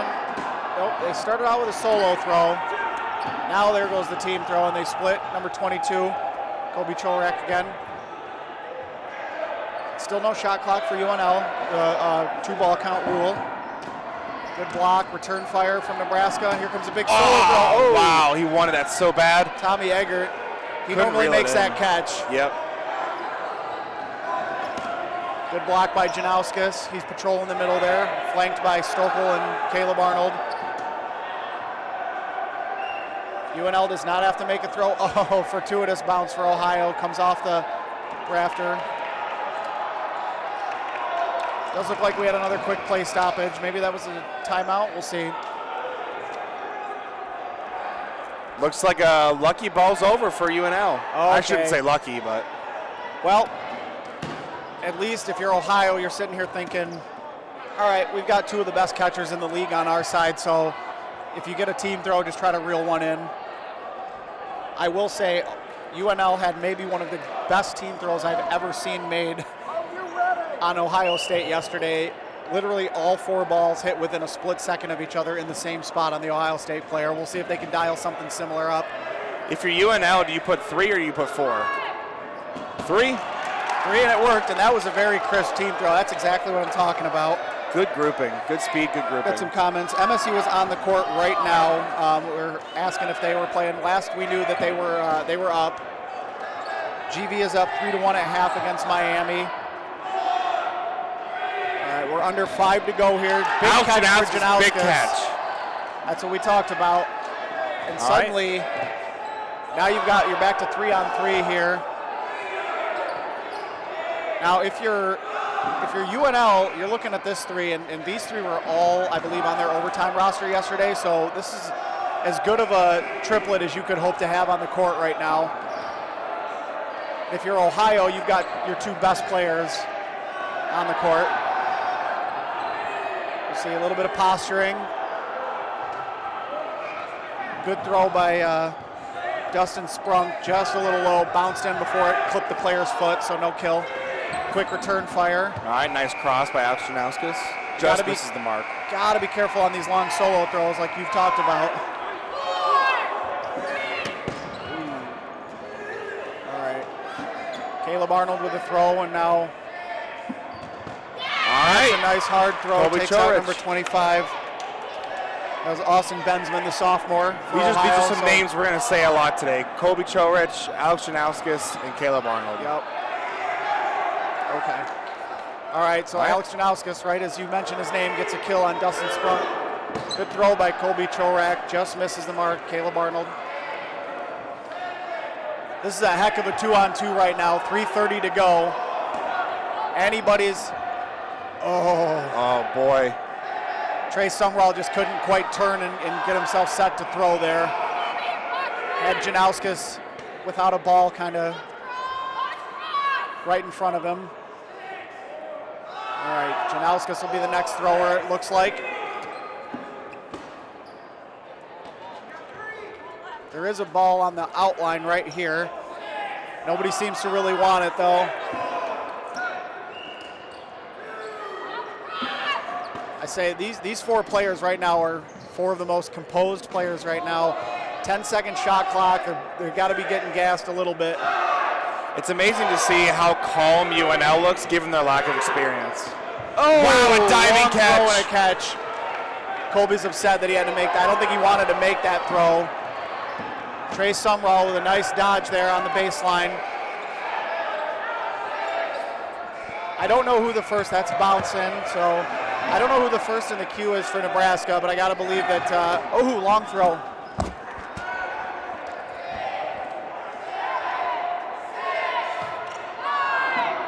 Nice. Good dodge again by Trey Sumrall. Just evades the throw from Alex Janauskas. Janauskas is a very smart player, spots his throw very well. I don't expect him to be the one to throw a catch here, but Trey wanted that one bad. Yep. All right, good resets. That was Eli Kless, the junior, made the long throw. Trey Sumrall has been really efficient with the reset throw here to stay alive. Just begging, like, hang one. Yeah, no. Just sailed one. Yep, sailed one there. We're going to probably roll this one over to the second half. There's a $1:40 left. I'm going to call that on the fatigue. Yeah. Just made a mistake, and Caleb Arnold made him pay for it. So, the way this works, in college dodgeball is under 4 minutes to go. If the point is taken with under 4 minutes to go, we will roll that over and just extend the time for the second half. So we will start the second half with 26:40 on the clock versus the standard 25-minute halves. Ohio just took the point. They jumped out to a 2-1 lead now going into halftime. Really, really well played game by both teams. I think, like you said, fatigue played probably a little bit of a factor in that last catch. Ohio, in all three of these points, like really the teams have lived and died by the catch. So, yeah, it seems that's been the deciding factor in all these points, is just who capitalized on long throws and getting these catches.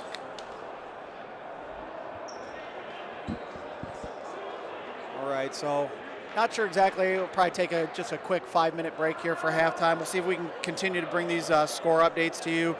Shadid doing a nice job with the bottom line here, keeping us up to date on those scores. So looks like UC Cincinnati is up on Wisconsin Platteville 2-1 at half, so that's a close game right now. I'll say, this year, unlike any other, we've had so much parity, and I love it. I think it's a combination of several factors, but I think it's very good for the league, and there's a lot of teams in contention here today. I think they've got a shot to win this, and be interesting to see how it all shakes out. All right, some other score updates. Looks like JMU is up 3-0 on CSU, and MSU is up 2-0 on UMD. Kind of some low-scoring matches thus far. I'm going to chalk that up to teams just playing yesterday and kind of waking up in their first matches.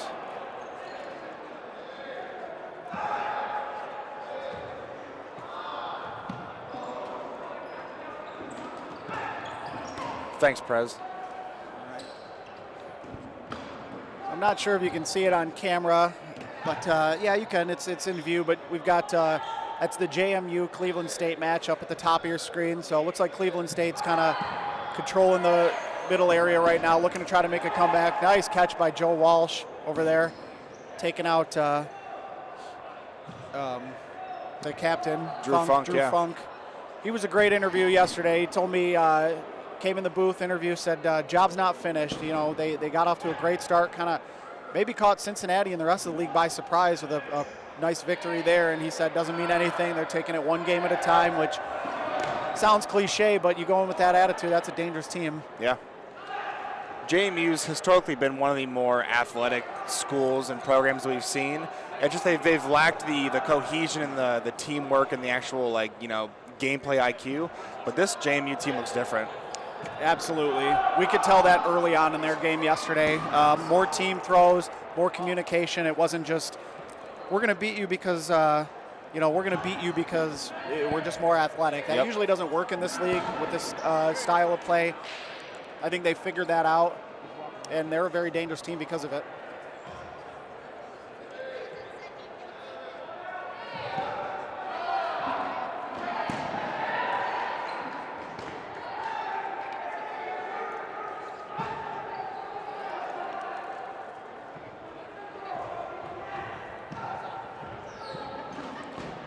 All right, looks like we're getting close to starting the second half back up. Yeah, we're going to try to get as many teams covered on these two featured courts. We do have a couple of different streams going today. So, again, thank you all for joining us. If you could like the post on social media, share it. We're loving the engagements, loving the comments, trying to make this as good of a stream and good of an experience as we can for you guys. Looks like Cleveland State's upset about some call up there. Saginaw Valley, the refs here. Not sure what the call is. You can see a very animated Cleveland State player right now, but desperately trying to dig themselves out of a 3-0 hole. Looks like they've got player advantage right now. Joe Walsh, All-American candidate over there, controlling the middle for his team. Very good player.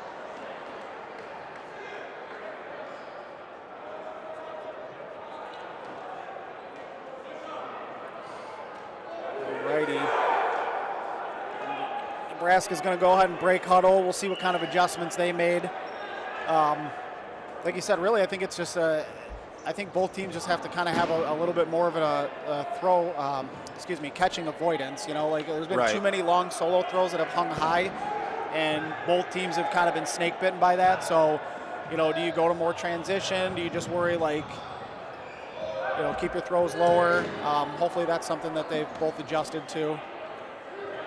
Yeah, I'm sure that was part of the talk in the huddle during the halftime here, but I mean both teams suffered from that. You know, Nebraska more recently, but you know both teams had some long throws that resulted in catches, and you know the team that capitalized on it are the teams that are winning the points here. OU more recently than UNL, but. Alrighty, looks like we're about to get started. Jason Hallman, our head ref, counting them off, making sure both teams are ready to go.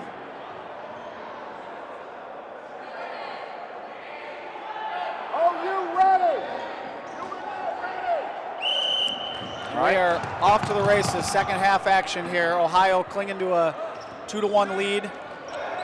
I shouldn't say clinging, they literally just took that lead and we come out of halftime here. So Ohio with a 2-1 lead. And there's a catch to start, easy catch. John but doesn't bring anybody in or anything, so it's the equivalent of a throw-in kill. Not the start Nebraska wanted, but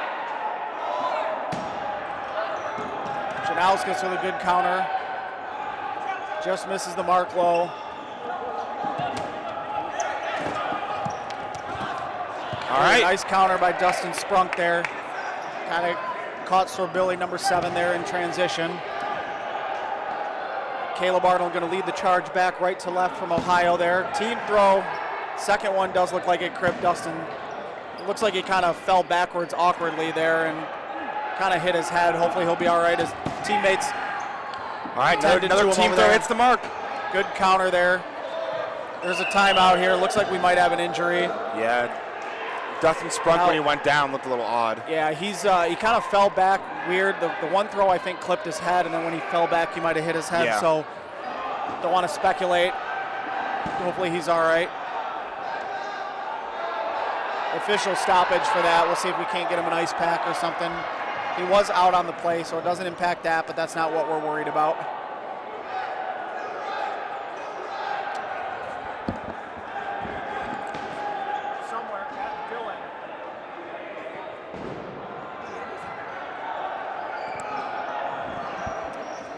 Does look like one of the referees from Bowling Green State is just checking him. Maybe not an official concussion protocol, but he did hit his head going backwards there. Might have just got his bell rung. Hopefully it's nothing serious. You hate to see people go out with an injury on a day like this.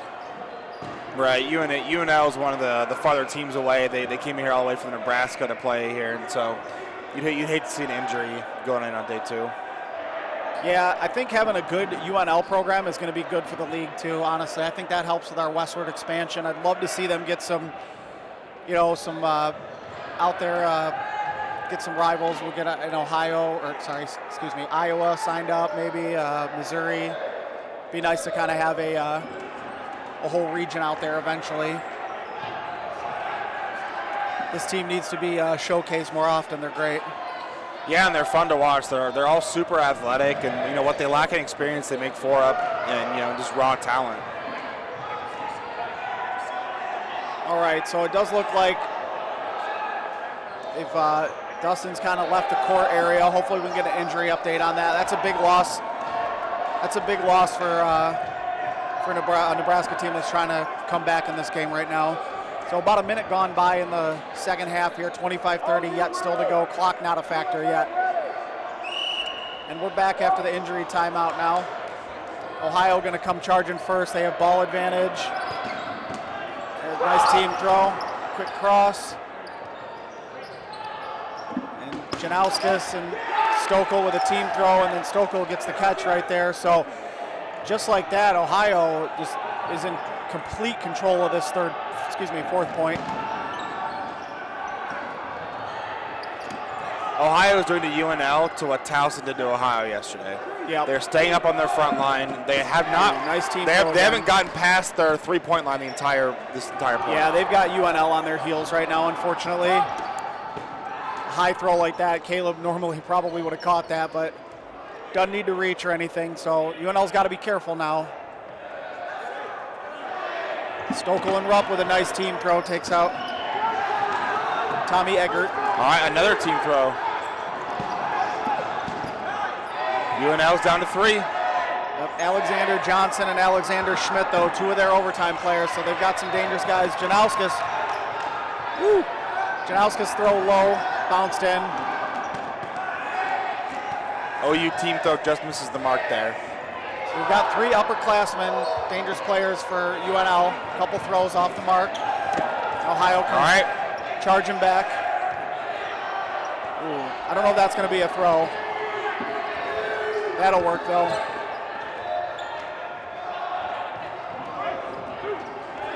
UNL, there's a big catch.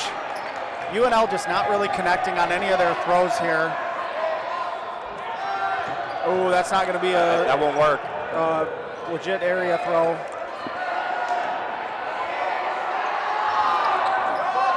So that one will count. Yep. One of those throws got there. Another throw by UNL off the mark, but we'll reset. Team throw, nice dodge there by Wyatt Sewell, freshman. Alexander Schmidt with a throw, nice toe tapper on check it. All right, UNL just keeps picking apart Ohio's roster, and we're getting closer in numbers here. Yeah, we still got Caleb Arnold and Janauskas out there for Ohio, though. If I'm UNL, you got to target these guys. Yeah, points never over unless those players are in. Yep. Ooh, fortuitous bounce there off the curtain. Ohio's going to get one of those balls back. Looks like in the melee there, number 18, Alexander Johnson, got either hit or caught. I didn't see what happened. Sorry about that. Either way, he's out.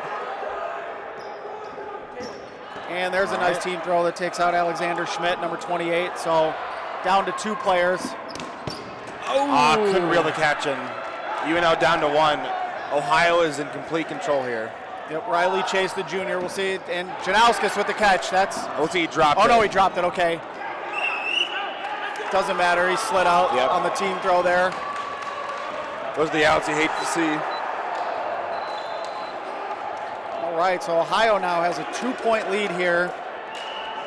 And Nebraska's going to have to do a little soul searching here. Took about a 4-minute point there. The energy level I just haven't seen out of Nebraska like we did yesterday. So we'll see what they can dial up here. This is, a lot of these kids not having ever played a 2-day tournament, it's probably setting in right now. Yeah. Ohio has a couple guys who could have prepared them for this weekend,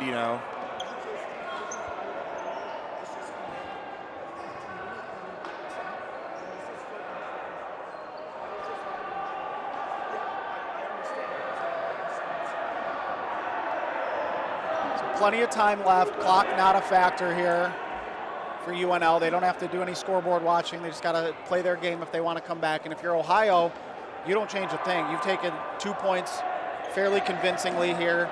You didn't need to rely on all these catches. They just played transition.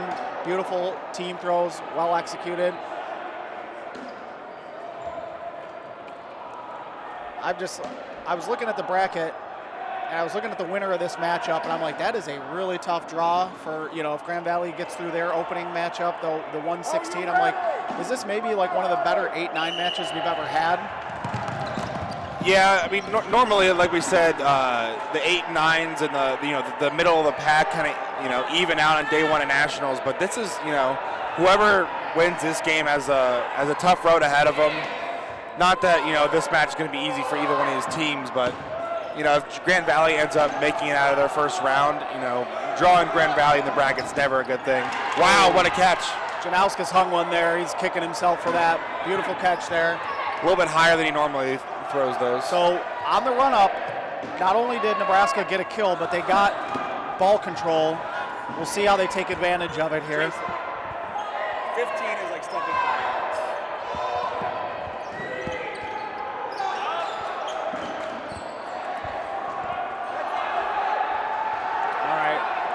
So Nebraska now returning the favor here.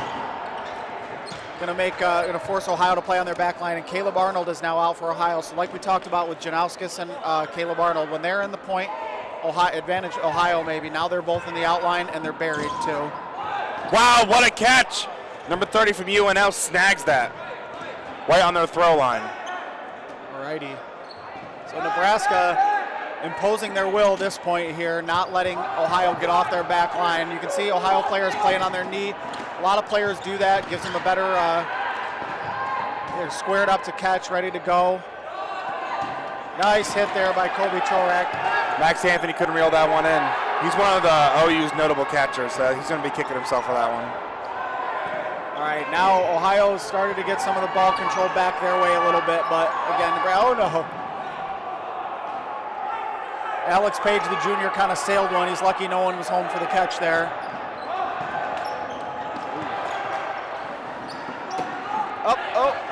And that's going to be a catch, and then he gets hit. Catching out, Catching it out, so that's still big. It brings in number 88 for Ohio, and that puts, I think, Janauskas maybe first in the queue now for Ohio, something to watch. Tommy Eggert going to lead the charge back. Throw, nice block there by number 25, Benzman. All right, so Ohio has slowly bled the ball control back in their favor now and worked that back for them, so. Oh, number 88 got caught looking. He was trying to, he couldn't decide if he was going to block or catch, and hard to do both. Nice throw by number 17. Return fire from Ohio there after the team throw by Nebraska.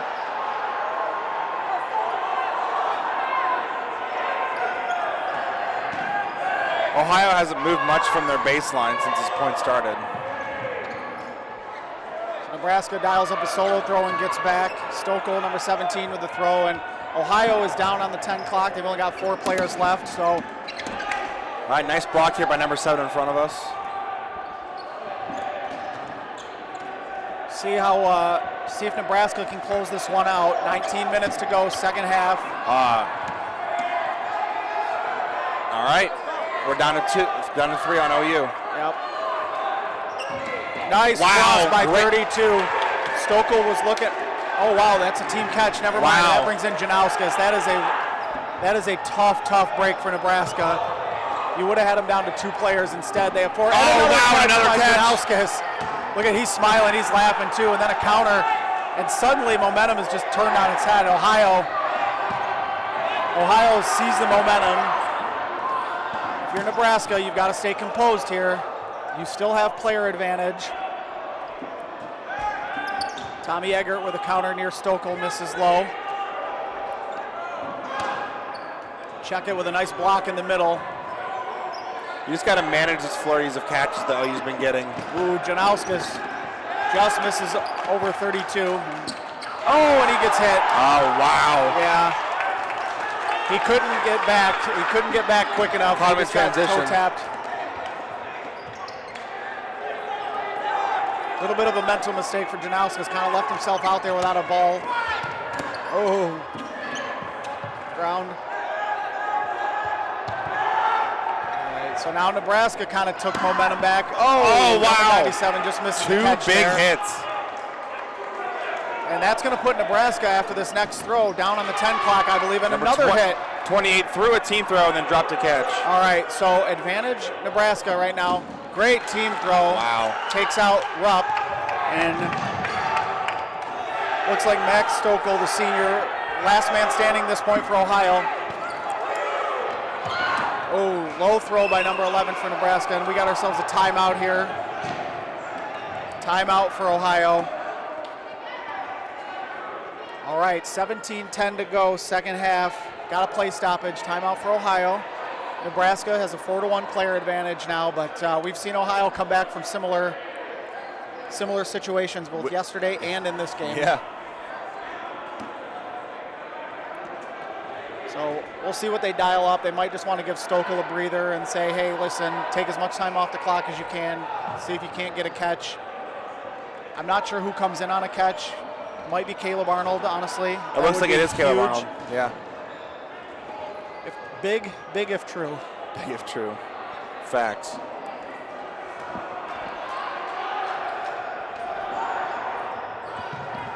All right, 4-1 man advantage UNL over Ohio.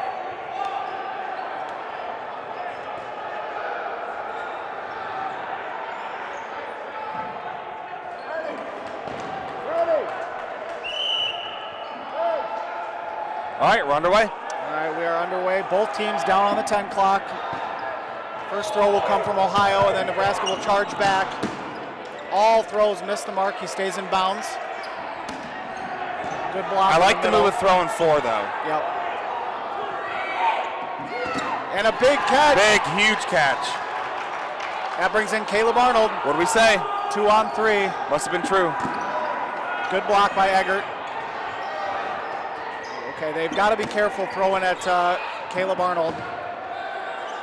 If I'm Nebraska, I try to play, you have the player advantage only by 1, but I'm trying to get ball control back and only team throw. Nope, there it is. What'd we just say? Another catch, Caleb Arnold. And now advantage Ohio. Good low throw by Tommy Eggert. Bounces into Caleb, and that's safe. Here comes Caleb right back. Humphreys tried to cross up. I don't think Nebraska even saw that. There's a good great team throw. That's the UNL we saw yesterday. The throw back from Humphreys splits the UNL players. We're back down to 2 on 2 here.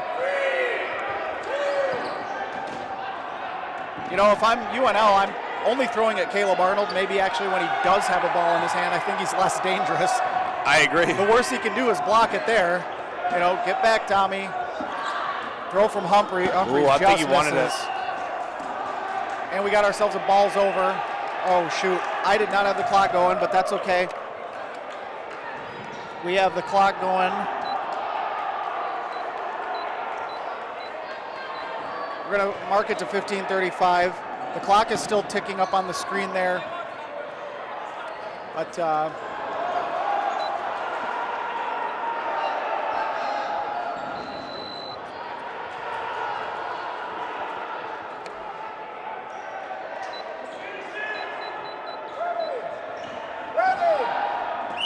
right, 15:31 to go. We're moving forward now. All right, Ohio is gonna, looks like they're gonna dial up the team throw. One misses low, one misses high. No throw needed for Nebraska here. They'll just be content to let that ball roll. All right, that one bounces in. Tommy Eggert returns fire. Just barely close enough, I think, to reset the shot clock there, was that throw. Heard some loud cheers from the other court. We'll see if we can't get an update to what happened over there. Yeah, I hope we can get some score updates here pretty soon. Being, you know, about midway through most of these second halves. The plot is thickened here a little bit. Caleb Arnold get taken out there. He can't believe it. I kind of miss what he's. Ooh. Wow. There we go. All right. So 14:31 to go here. Nebraska trims the lead down to 1. The refs are talking a little bit. Caleb Arnold was beside himself there. I didn't see what call he was disputing or if he thought he got hit in the corner. I'm not sure if he thought somebody got hit or missed a block. We'll see if we can't get some information on that, but he's clearly unhappy about something that happened in that point at the end.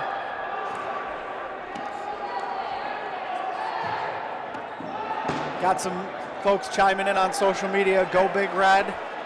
Corn emojis. Corn and protein. All right, and just like that, it's 1-0 Ohio. That's it. Yep. Got ourselves a one-point game here. 14:30 left, still plenty of time if you're Nebraska to tie this thing up. If you're Ohio, you know, you still almost came back in that one. That looked like Nebraska was easily going to close that one out, and you still kept coming back. You got to give this Ohio team credit. It seems like they're just like never out of a point. We saw it against Grand Valley. We saw it against Towson. We're seeing it today. The key to success is keeping Alex Janauskas and Caleb Arnold in as long as possible, as early as possible. Yeah, Alex Janauskas got caught in, and UNL still was able to take that point. That's big. So Caleb and Alex each got caught back in, so they had 2 lives that point, and you still won it. That's big for UNL. Getting either of those players out once is tough. Getting them out twice, incredible. We do have, and then a team catch for Ohio off the run-up throw. good news, number 21, Dustin Sprunk. He had left that game in the first half earlier after he hit his head. Is back on the court, so clearly not a nice chest shot there. Clearly the injury wasn't so serious, just kind of got his bell rung, and so, you know, happy to see him back on the court with his team here. He's an impact player for Nebraska. Yep, so next game on this court will be number 4 UC against number 5 Towson, so the higher seeds have advanced there. The winner of this game will take on, presumably, I think, Grand Valley. They did have a 3-1 lead at halftime. We'll get official word on that.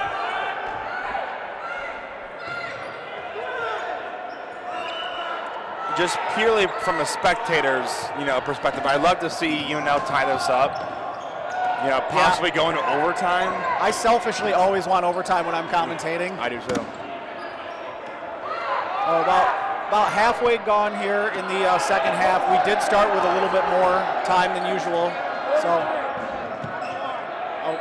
43 Unch for Ohio did step over the line. Long throw by number 31. This is high on everybody. Team throw. Takes out number 34. Trey Sumrall. It was a nice team throw from Ohio. Dustin Sprunk with a nice long throw, safe throw, reset. Caleb Arnold led the charge and drew a throw from across the court there. Tommy Eggert's going to have to probably get that a little bit closer if he wants to keep getting that throw called. Another team throw by Ohio, then Humphreys follows up on the distracted UNL player in the corner.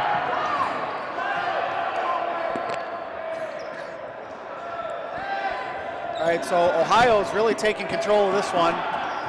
Humphreys with another kill, and he's Stokoe with a kill. And if you're UNL, you got to be careful now. Oh, and Jonauskas, that's a rare drop from him, and he's buried in the outline, so that might be the sort of momentum kill that UNL needs.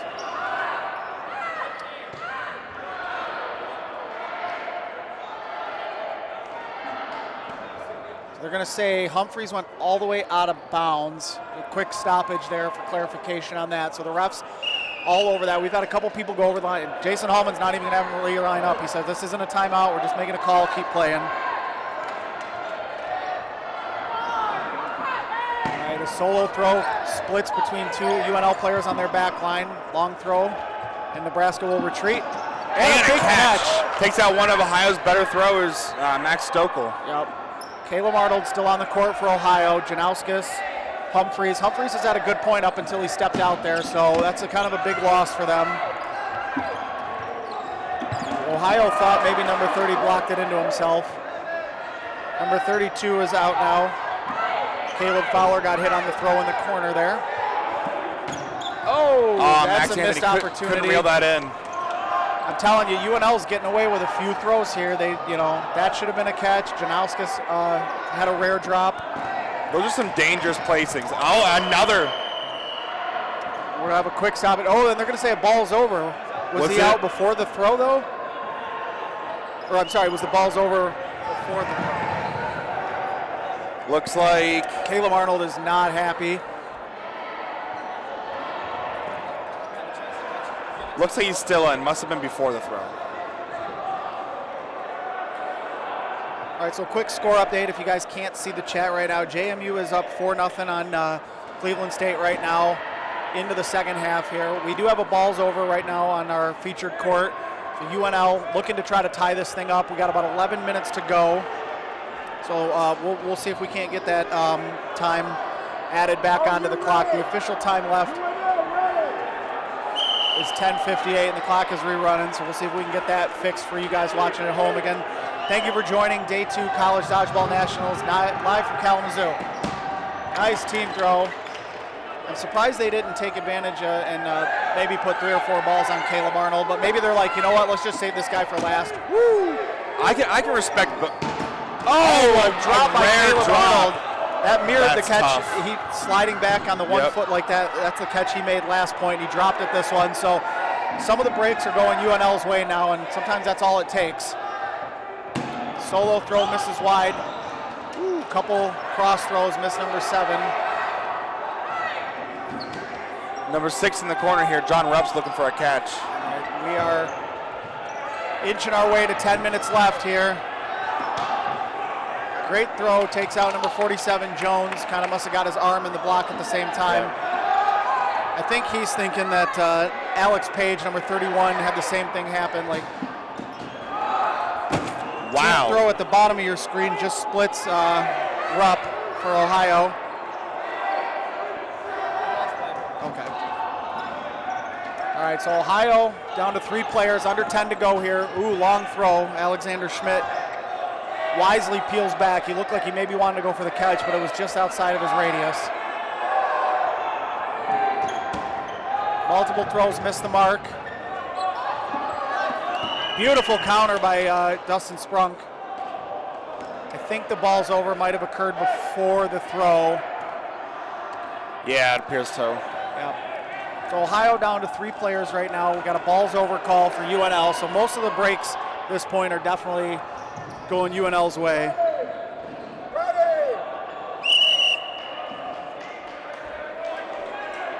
All right, Dustin Sprunk will lead the charge here. The top of your screen. They're putting 4 on him, looks like 3. All right. Yep. And then the counter. All right. Caught him Caught him sleeping sleeping there. They got to be smart. No solos here.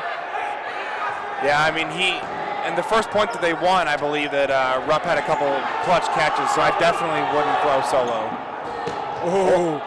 Or maybe. Yeah, that was a team throw, but it wasn't as crisp as we've seen from Nebraska, so Yeah. those balls are lucky that they missed the mark. Rupp is staying alive. Nebraska's going to get back. Good throw to reset the clock. Count. It'll go over to the other corner.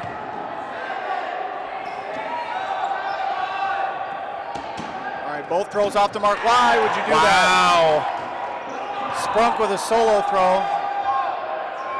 And Rupp, that's exactly what we said they had to avoid. And you've got Rupp. And I do not have a name on number 43. We'll have to see. Unch. Unch, it looks like. Not on my official roster here. That's okay. All right. Ooh, nice low throw there by Alexander Schmidt. He'll get back. There it is. Oh, big hit. There, you're out. He's saying he blocked it into himself, but I think he's thinking the old dirty blocking rule. No. Oh, he's begging for the kill. All right. Oh, they got it. Okay. And Nebraska, Big Red, ties it up with 7:38 to go, second half. We are knotted at 3. I tell you, I know what this format isn't new, but this 12 on 12, I'm loving it. I'm loving these high score games. You know, I would consider 3v3 in a 50-minute match, 12 on 12. This is a high scoring game, and I love it. I'm here for it. So 6 points in less than, 50 minutes. Yeah. All right, so 2 straight points for Nebraska. You talked about specifically their momentum, how they are a momentum team. It's all with them right now. If you're Ohio, you got to go back to what was working, that transition offense and making catches. Unfortunately, I mean, that point is going to be a point if Ohio looks back. If they end up losing this, that's a point of missed opportunities. Both of these teams seem to thrive on momentum, and right now it is entirely on the Cornhuskers side. Yeah. OU looks even defeated. Even with a couple of bad plays, like they threw that solo catch there, they still got still ended up closing it out. So impressive showing here for Nebraska. I'm not sure if Nebraska has ever won a day 2 match here at Nationals. We'll see if we can't find that out. I'm sure we'll have some historian, but this could be a historic program win for them. You know what? I do believe they did. I think, if I'm not mistaken, it was against a team like Ensula, maybe, at Nationals in 2018. Sure, Kentucky or something? Or yeah, I think VCU Nationals were their first our one. refs are trying to sort this out and looking for a 10th ball to get on the court here. There we go. So 7:38 to go, second half. Nebraska has just rattled off 2 straight points here in the second half to tie it up. Ohio had a 3-1 lead. Nebraska comeback kids. They were down 2 points on 2 separate occasions to Ohio State and forced overtime. Down 2 points here. The dreaded 2-point lead here. Ooh, missed quick throw, and then a throw gets Jones out. Another kill. big hit. All right, just like that. Oh, and another one. Oh my goodness, just like that, So Ohio close. is down to 9. All right, if you're Ohio, you got to take a deep breath. Now you have ball advantage. You can control the tempo. Cannot let frustration set in here. Yeah, you got Arnold and Janowskis in, controlling everything here. Humphreys quietly putting together a heck of a game here. I think he was just part of that team throw that. All right, Nebraska. Oh, Janowskis with a point-blank catch right in the top of your screen.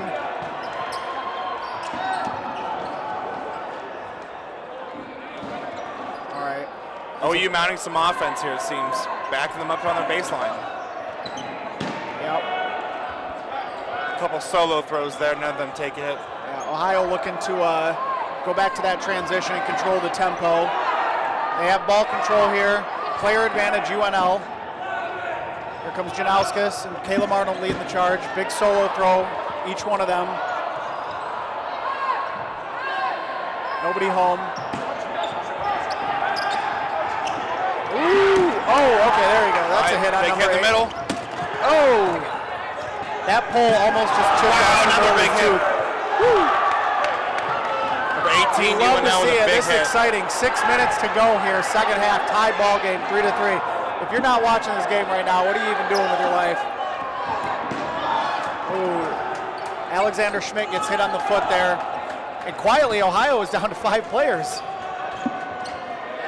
They still have their 2 best players.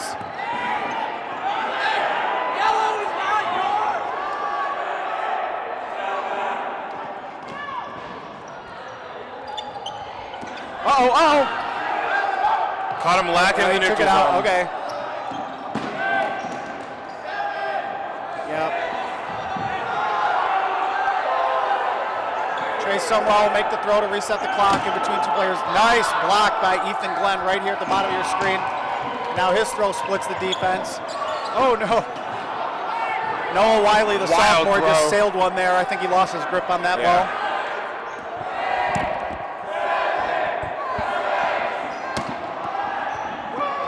5 minutes to go here, second half, tie ball game. Number 88 blew a tire coming up to the middle there. Long throw, sails. Dustin Sprunk return fire on the counter, going to be close to even shot clocks. But Ohio down on 10 clock.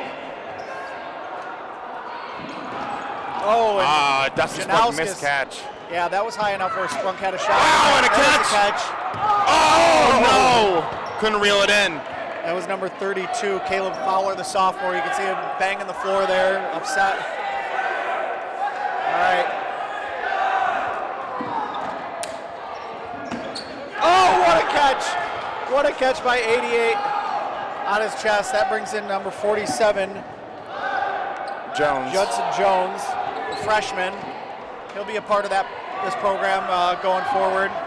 Ooh, Jason Hallman, thanks for blocking that one. All right, Chase Sumrall gonna make a long throw that splits Janowskis and Jones. Janowskis, wow. a nice pre-counter on number 18 there. Alexander Johnson, just a well-timed throw.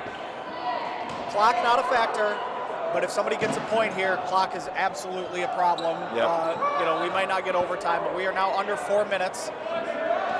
We're starting to get a large contingent of teams surrounding here. The crowd building up watching this exciting match. Just a great round of 16 matchup here. Oh, Ethan Glenn got caught reaching. He knows it. Oh, 88, another catch. Trey Sumrall. And now if you're...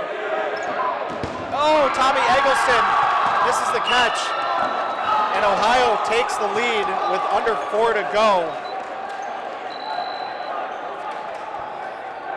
All right, if you're Nebraska, you got 3 minutes and 23 seconds to try to make a play here. Comeback bid. Can they force overtime? Team of destiny. That point was only about 4.5 minutes. So we've seen that quick points can happen if you grab momentum. So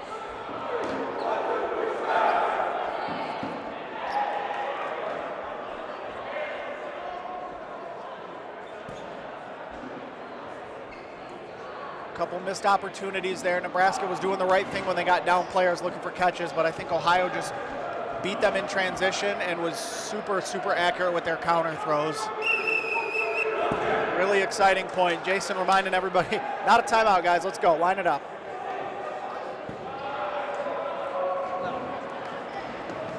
All right. Going to count them out. Make sure each team has 12. 3:23 to go, second half. Ohio just retook the lead here. We'll see what they can dial up here. Quick kill on the run up. All right, a couple quick kills. All right, so I think Jones definitely, I thought, got hit. Yeah, Jones did get hit. Yeah. Janowski's telling him, take it out. All right, 3 minutes to go. Nebraska got 5 people out on that run up in the middle there, at least 5, I think. All right, Rupp going to come up and make a throw. If you're Ohio, you're going to be just well-placed, safe throws is basically your strategy, and just you have no pressure on you. The pressure is all on Nebraska. 2:40 to go, second half. Can the Cornhuskers force overtime like they did against Ohio State yesterday? And they're playing a little too wild now. Nebraska just giving up ball control. Too many solo throws here. Oh, wait a minute. Okay, he's saying it went out on their side, then the ball came bounced back into the neutral zone. Caleb Arnold with a nice block here. Team throw. Looks like he maybe caught that one. Caleb Arnold's out. That's a big get. The problem with UNL is going to be the clock here. 2 minutes, and they don't have enough balls to, continually throw back. I think Ohio. Oh, boom! Headshot in the corner. Number 77, check it. Massive windup by number 31 there, Alex Page. Under 2 minutes to go, potentially in your season. Can't let anything go now. Just safe solo throw by Janowskis. One of his teammates threw too. I don't know if he needed to do that, but check it. Going to control things from the middle. Oh, missed catch. That would have been big. That would have been 15, big. Humphreys. You said low-key putting together a pretty good game. Yeah, he got away with a throw there. He knows it. All right, if you're Nebraska, minute 20, got to make something happen. Janowskis is smart. He's not going to throw anything near catchable. Long throws, long solo throws. Nebraska, it's desperation time. They may have to go high line here soon. Janowskis directing traffic, telling him to slow. Official clock has 1 minute left. Official clock has 1 minute left if you're watching. So, and here comes Nebraska now. Long wind up, blocked by Humphreys. 49 seconds to go. Might be too little too late for Nebraska. Yeah, Nebraska, they're going to call. They're calling a timeout. Timeout. It was like 10 seconds ago. Yeah, they were signaling for it. Official clock has 43.3 seconds on it here. 43.3 seconds for Ohio to close out potentially. And they will face the number 1 team in the land, Grand Valley. If you're Nebraska, been a game of missed opportunities. We'll see what they can do. Can they pull off a miracle? We've seen a lot of rematches today. MSU is going to play OSU again. Looks like Ohio will probably play Grand Valley again. Akron played Towson again. A lot of rematches from yesterday. Yeah. If you're Nebraska, you've only got 3 balls. We'll see what they kind of dial up. They called the timeout. And clock is running now, and yep, here they come. They're going to go high line now. They know that a couple solo throws off the mark. Stay up. They're going to stay up here now. They know that's all they can do. 30 seconds left. Really, Ohio only has to make 2 throws here.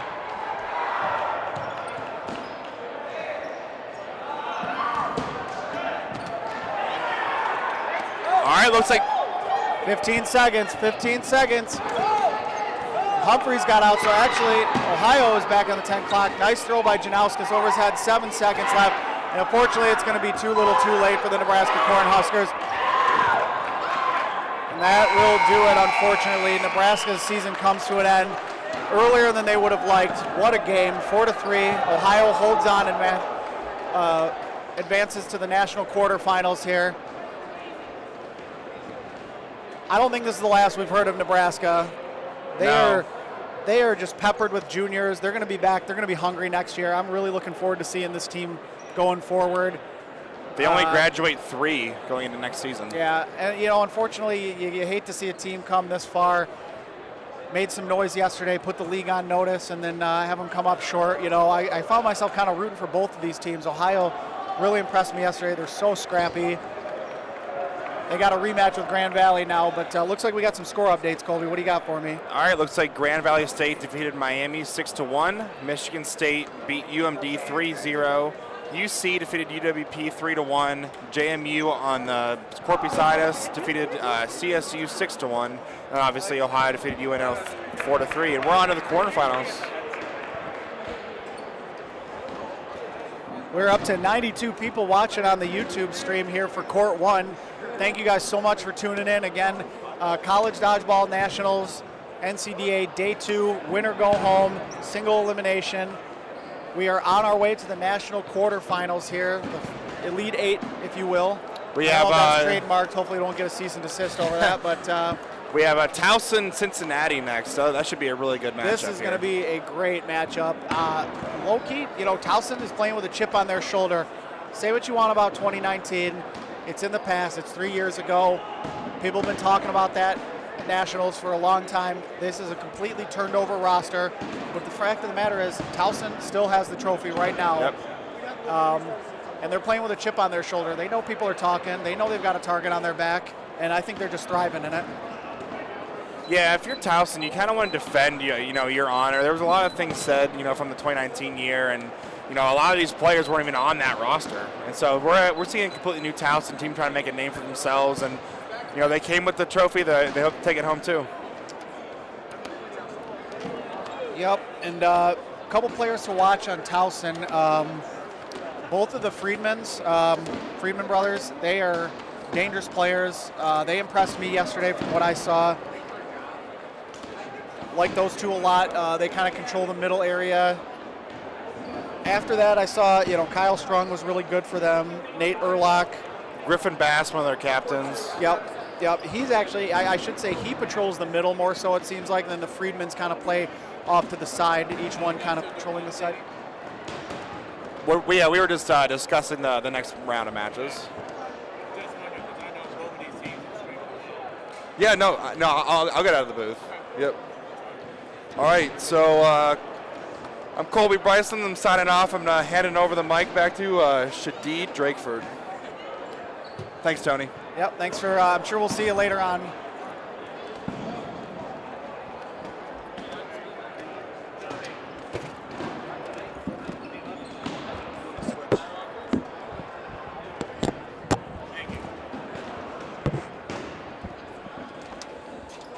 All right, so our next matchup here on the featured court.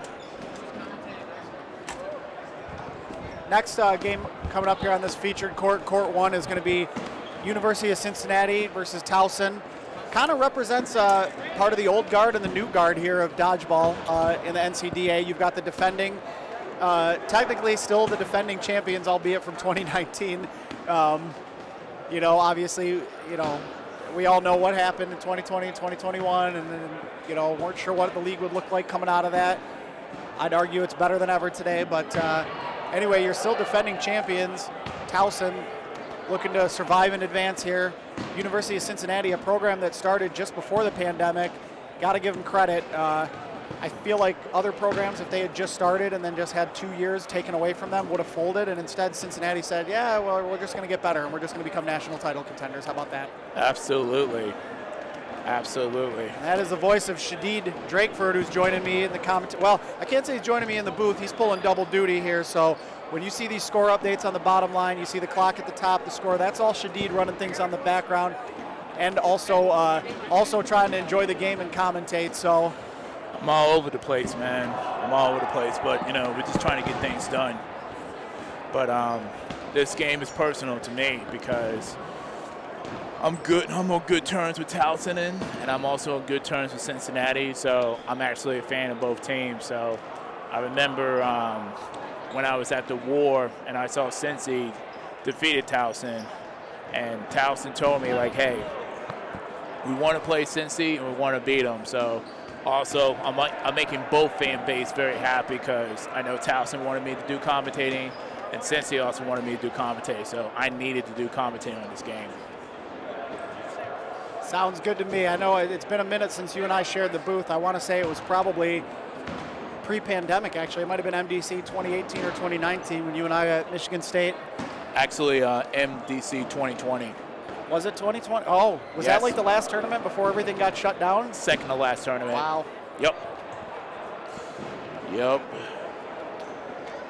Cincinnati coming off a bit of a lackluster day yesterday by their standards. Came in as the #1 team, slipped in the rankings a little bit, or maybe they were #2. I'm maybe misremembering that, but we'll see what they dial up today.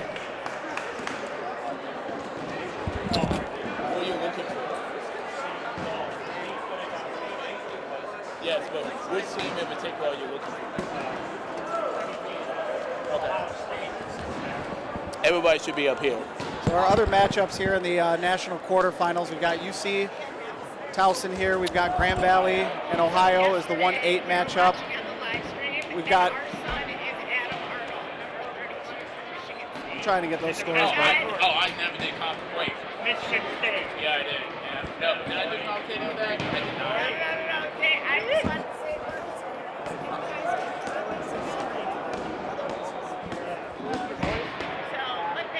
Oh yeah, no problem. Sorry about that. I was talking to the parents. You know how it is. Anywho, we should be getting started momentarily. All right, getting ready to start our national quarterfinal matchup here, featured court. We got our 4-5 matchup, Cincinnati, Towson, both advancing to the quarterfinals. One of them will earn a trip to the Final Four here, national semifinals. They will take on the winner of Grand Valley, Ohio, which is happening over on court 3, I believe. Yep. It looks like we've got Penn State and JMU will be up there on, actually that's court 3, excuse me, up at the top of your screen that you can see on this stream. Yep. JMU vaulted up the standings yesterday with just an epic 3-0 showing, defeating Cincinnati along the way, moving all the way up to #2 that day one. Those double points make all the difference in the world. It sure does. And speaking of which, the matchup between JMU and Penn State is going to guarantee that one of the East Coast teams will make it to the Final Four. And I don't think a lot of people in the league thought that was the case. A lot of people thought that the East was weak due to their poor showing against Ohio and Michigan teams. But the East Coast team is putting teams on notice. Tale of two different seasons for Towson and Cincinnati. Cincinnati have consistently been top 2 team in the country since the very beginning. But they had just a rough break yesterday. Just a really, really rough break, and that's dropping down to #4. Towson, on the other hand, defending champs for 2019. Started off the fall semester undefeated, and then in the spring semester, after beating Maryland, went, I believe, either on a 7 or a 9 game losing streak before going back to Maryland and playing against both Maryland and Penn State and winning. And ever since then, they have been, I want to say, on a 6-game winning streak. So yeah, it's been a minute.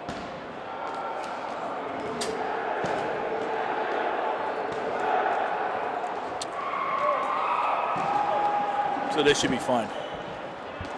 This should be fun. And we're about to get started momentarily, so Towson players is just warming up, getting their last few throws in. Nate and Tommy.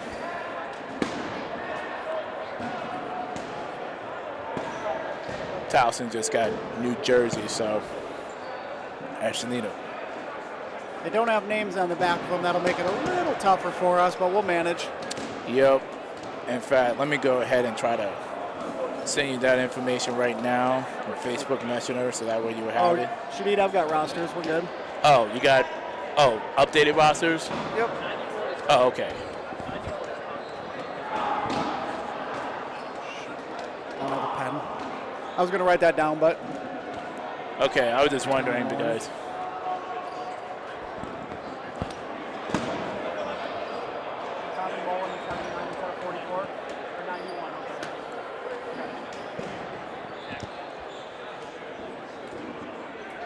I will say it's an upgrade from yesterday when I had to commentate. There were 4 people wearing scorer jerseys, and I was like, well, there's one of the scorers gets a kill, and another scorer gets a catch, and we had fun with it. Of course you did. Thank you. That was Griffin Bass, the senior player, kind of giving me the rundown on their roster just a little bit there. So. Yep, head captain of Towson. Yep, so if you're watching this one and you want to watch court number 2, they'll probably be restarting that one, going live just before the start of it. That'll be Grand Valley and Ohio, the 1-8 matchup there. We'll try to keep you as updated on everything as we can as this goes on. We'll try to keep those scores updated at the bottom the best we can, give you live updates from other courts as we get them in. But thank you for tuning in. 4-5 matchup, national quarterfinal. University of Cincinnati, Towson, JMU Penn State up at the top of your screen. You'll get a little bonus dodgeball action in up there. A couple of really good teams. Absolutely. I don't know if Penn State's ever made a Final Four. They haven't. So that could be a monumental win for them. JMU, they put the league on notice yesterday. They've got momentum. They look hungry. Last time JMU made it to the Final Four was 2015 when it was at WKU for Nationals. Okay, so it's been a while for them too. Yep. But yeah, Penn State has never been to the Final Four, so this is the best team that we have seen for Penn State, as I've been telling people throughout the year. And Penn State and JMU have both defeated each other once this season. Yep, so if you are watching and you are on the YouTube and you got the chat function, I do have it open so we can try to answer some questions both live and both live on here. We're also, I know people are commenting from the NCDA account, giving answers as well, so we'll try to engage with you as much as we can. If I'm misspeaking on what is being streamed on court number 2, I do apologize. It may be MSU and Ohio State. It is on the other side of the curtain, so I cannot tell.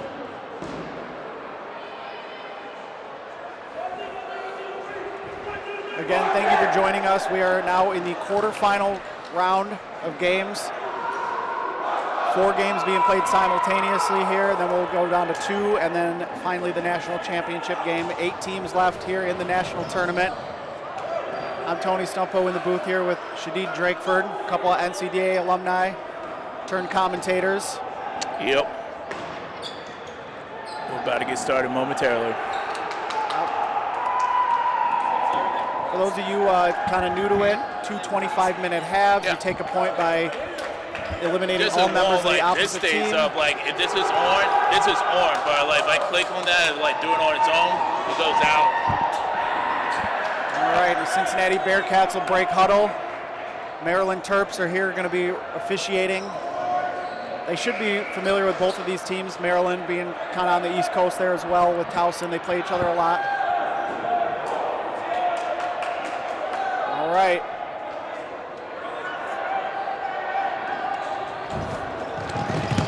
We are underway, national quarterfinal match, 4-5. Big kill right out of the gate there. Wow, Garrett Abbott, the junior. Grown man throw right there. Friedman with the throw. That's a catch. Oh, they're calling that a catch. He thought maybe it bounced and rolled up there, but that's a good catch. Good Corey catch. Heitman. Good catch by Corey. Oh, And Griffin back goes down. Whiffed on the block there. Ooh, block.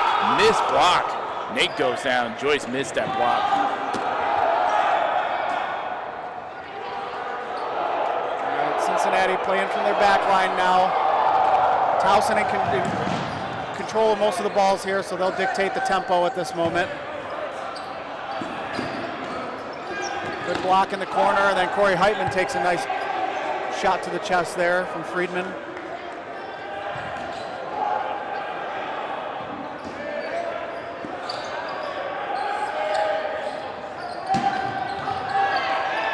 Solo throw misses high over Cincinnati, and then Cincinnati will reset the clock and retreat to their back line again. Wide throw. Oh, Souvenir City. Yeesh. First time the camera actually got hit. Woo. Wow, okay. We good, everybody, we good. Anywho, both the teams, they're just filling each other out. Yep, about a minute and a half gone by. No one really taking control quite yet. As you said, it's early. Dang. Got caught sleeping. Nice Brett Liming with a nice cross throw. Yeah, taking out number 31 for Towson. Very opportunistic throw there. Friedman throw high over Skiba. Kyle with the kill. Got him. That's as accurate as a throw as you can make. Beautiful. Beautiful Absolutely. foot shot. Taking out number 13 from Cincy.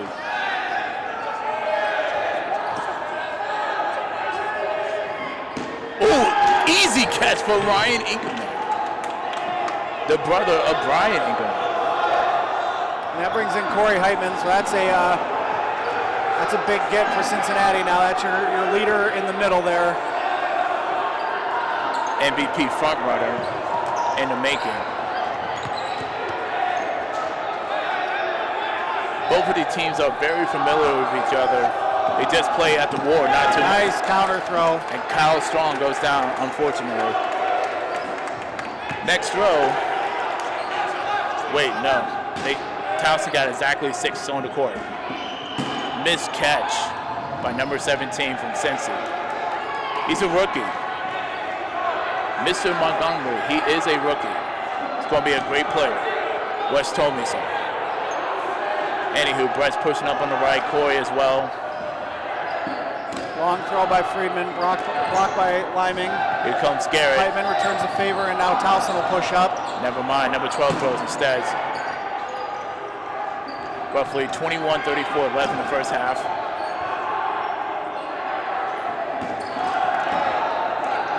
Towson's got to be careful. They've only got 6 players left. One off the 10 clock. Oh, almost. The late cross throw. And Garrett gets caught on the cross, and he goes down. Next throw for Towson, they will be on the 10 count. So they have 1:15-second clock left.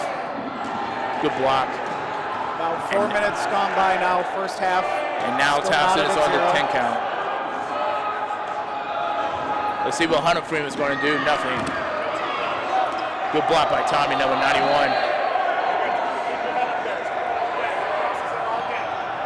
Nate, number 14, he sees something. Never mind. Cincinnati has been pretty content to stay on their back line as long as they don't have ball control. All right, Joyce with the reset. Good stop by Cincinnati there to not allow the wall ball. Correct. Another high throw, split Cincinnati. Another good stop by Cincinnati. Yep.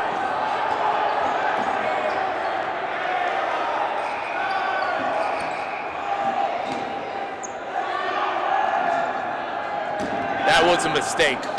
Got kind of you're caught too far up there. You're too close to Brett's range. You can't be doing that. 4 players left for Towson. More than 6 for Cincy. Oh, that's not going to be a throw. All right, Joyce bails him out, and he'll get back. Here comes Skeet in the middle. Nope, never mind. He dials it back.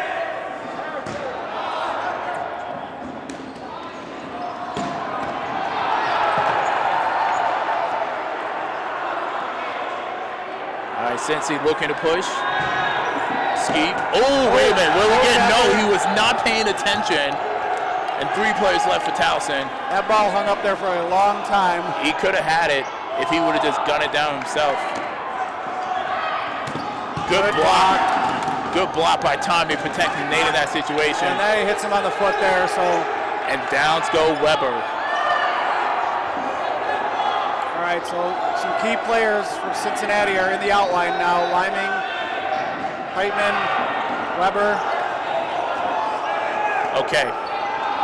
Here comes Hunter Freeman. Not bad. Here comes Skeet. Woo! Tommy just missed. Oh, he's saying he got nope. He took It's it the out. Must have It's the honesty for just me. buzzed the tower. Yeah, good honest player. All right, here come definitely. Oh, no team throw. Never mind. Okay. Good block by Skiba, protecting his feet there. All right, so Hunter Freeman on the left. It's like they're going Joyce to on dial the up right. the team throw. Good block. He's safe. And Friedman will charge back. Good low throw. Woo! Chest pass. Okay. Oh, okay. Oh, he's saying Joyce still safe. It's a really good blocker once he gets 2 balls in his hand. Really good. Cincinnati still with 6 players, so they're not yet on the 10 clock. If Towson can get them on the 10 clock, even up that shot clock, they've got a puncher's chance, in my opinion. Yeah, they do. Nice hit there. There it was, right on cue. Friedman takes out Schlesinger. One of the Freeman brothers getting it done, per usual. Throw by Joyce. Yep.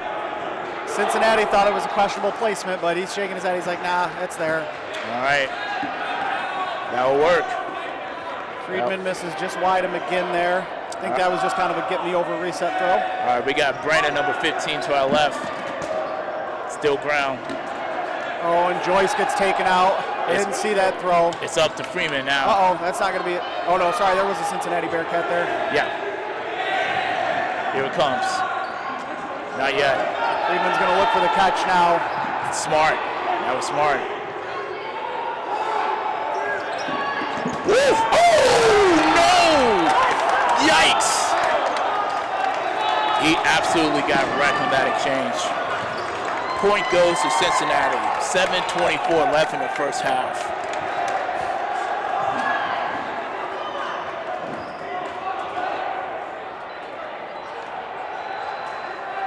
Cincinnati jumps out to a 1-0 lead here. Took about 7.5 minutes to get that point. 17:24 left to go. First half. That was a good first point. Yeah, I think both teams had an opportunity to get that one. Cincinnati maintained the advantage for most of that point, but Towson hung in there as long as they could. We'll see what happens. We'll see what adjustments Towson makes here. Plenty of time left in the first half to try to knock this one up. Yeah.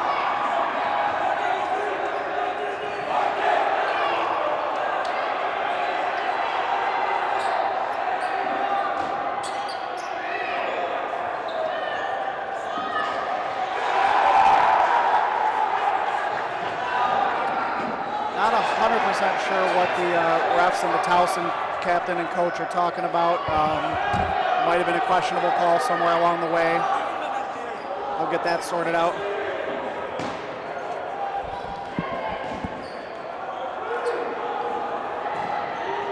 Yeah, I feel like this is going to be a close game. It's definitely going to be contentious. I do know that. Meanwhile, in the other court, I don't know what the score is, but it seems like Penn State. Okay. I think Penn State maybe just called a timeout. You can see number 17. They did. Penn State is very animated. Oh yeah, Some call. Oh yeah, that's Zach. You know, and his brother Brady, number 7, is on the court as well. So, and I see one JMU player left, and that is number 4, Turner.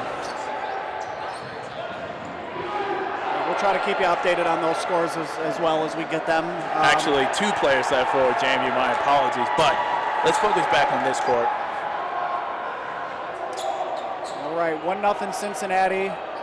7.5 minutes gone by. First half here, national quarterfinal. We're back underway. Alrighty. Oh! What a snag by number 27 from Towson. Caught that ball on a 1-foot throw. That throw was 1 foot. Yeah, he did.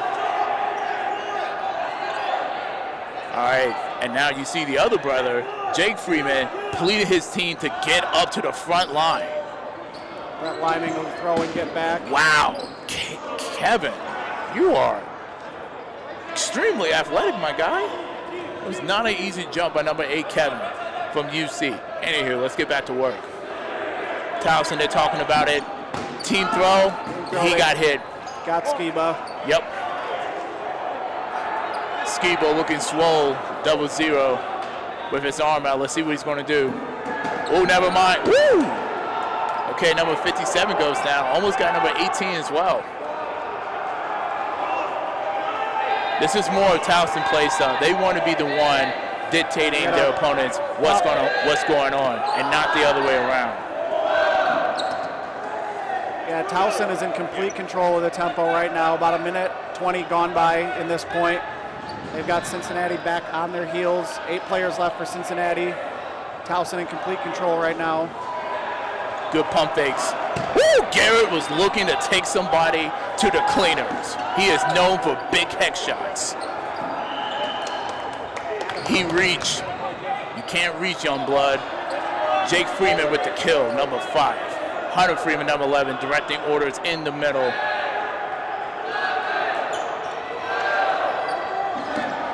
Oh, no. Going to be a throw. Good bailout by Cincinnati teammate. Oh, now that was smart. He wanted to go for the catch, and they said no. All right, Montgomery is still safe. He's just trying to reach for it, number 17 from Cincy. Jake Freeman will get that ball back. A little bit of stare down between Griffin Bass, number 33 from Towson, and Brandon, number 15 from Cincy. Nice little pump fake action. Team throw, left, still cannot get him. Brett Lemmy is safe, but number 7, Montgomery, he goes down. Ski got a ball in his hand. They have to throw. They got more than 3 balls. They have exactly 6 players left. One more hit, and they're on a 15. Woo! Ski almost got hit.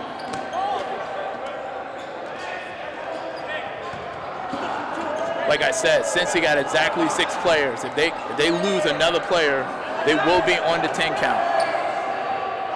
Much faster point than the first point. Cincinnati quietly retook ball control a little bit here. Good stop on the wall ball throw there from Towson. So they're going to wait for their moment. All right. Towson only got 4 balls. Towson refuses to give up an inch of the neutral zone there. Woo! All right, so it seems like both teams are comfortable training back and forth. Something has to change. Either Cincy's going to do something unconventional and be aggressive, or Towson's going to try to go for catches. There it is. Brett Lemmy take a risk, but he was rewarded.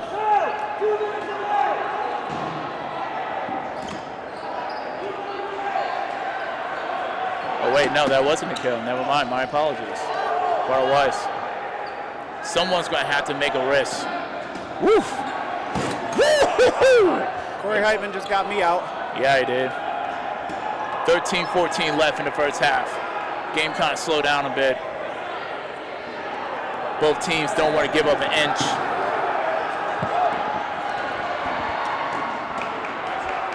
Both teams just resetting right at this point. Towson looking for a team throw.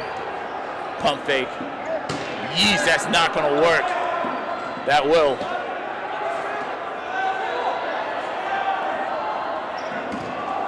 Woo! Oh, wait. Team catch. It is a team catch. Saved his brother. Yes, he did. Oh, and Brandon goes out, number 15 from Cincy, and just like that, this next throw from Cincy, they will never mind. Spoke too soon. They're back on the 15. We're officially halfway through the first half here. Cincinnati clinging to a 1-point lead here. Oh, got him by the foot. Jake Freeman with the kill, and he is lit up as he should. Oh, and Nate with a catch of his own, taking out Corey Heitman, number 14. 4 plays left to beat.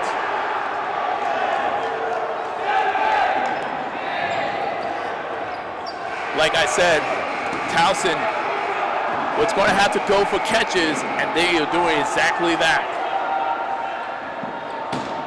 Now Cincy going to have to play a little bit more conservative and not make any mistakes. Wait, what? Wait. Okay, all right. Okay, so, yeah. Okay, wow. Balls over goes against Cincinnati as head captain Brett Lemby is pleading his case to the Maryland president and captain Connor, saying, what is going on here? I need some answers. He is not, and Brett Lemmy is not happy. I cannot blame him, not even in the slightest. 11:38 left in the first half. Coach Wes Peters just begging for some clarity here, and can't read lips, but I think he's saying, how can you make that call? Probably slipped that question in there at one point. Like I said, man, I knew this game was going to be contentious, and one way and one. Yeah, Wes is very upset. Cincinnati not liking that ball's over call. The refs are sticking with their guns. Oh yeah, Maryland. Over. Oh yeah, Maryland refs, they don't play around. The call is the call. They don't care about your personal feelings. Of course, some people might feel some type of way because Towson and Maryland is only about an hour away. So, but of course, these officials, they keep their bias at the door. All right, we're going to reset. We'll see what Towson dials up coming out of the ball's over call. It's not a timeout, so they should start them fairly quick here. Correct. There we go. Team throws coming up. Woo! Headshot on Brett. You hate to see it. Personally, I do hate to see it. That's my guy, but. And like I said, because Cincinnati have exactly more than 2 balls, they have to throw. Towson will come charging back now, right to left. Sorry, left to right.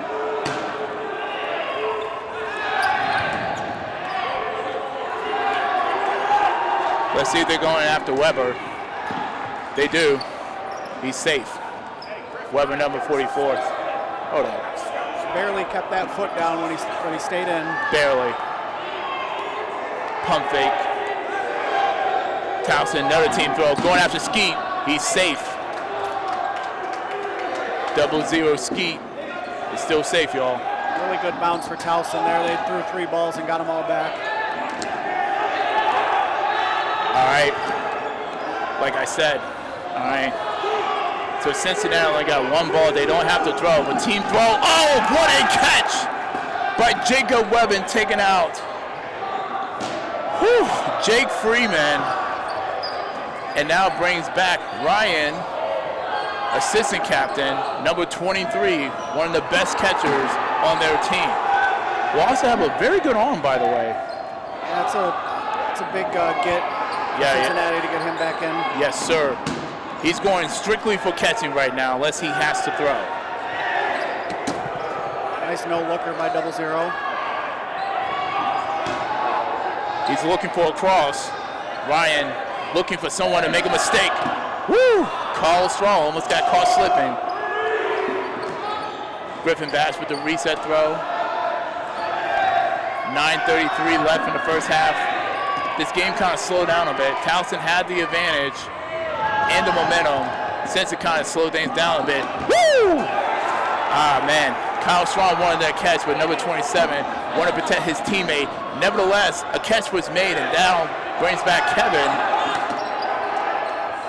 We've got a couple impact players for Cincinnati get back on the court. And slowly but surely, Cincinnati is swinging the momentum back in their favor. They decided to take some risks and go with some catches of their own.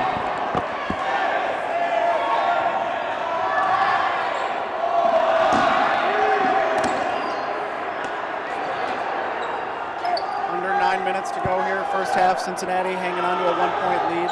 Towson looking to even it up. Okay. Towson dialing up. Oh, almost. Oh, he caught him. Kyle Strong got Kevin, and he was caught slipping. And speaking of slip-ups, Whoops. Griffin Bass got caught on the cross by Jacob Weber, and I'm pretty sure he just drew lefty. or righty, either or. I couldn't tell from this angle. Oh, he got clapped. Team throw successful, taking out number 13. 3 players left for Cincy.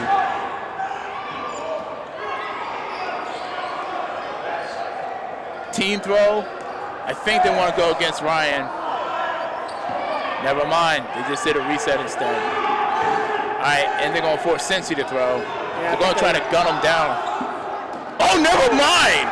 Forget what I just said. Number 12 caught out Ryan Engelman, and he is beyond himself. 2 players left, Skeet and Weber. I was going to say, right before that long throw by Engelman, I think Towson now is content to start making Cincinnati run a little bit with the numbers game. Absolutely.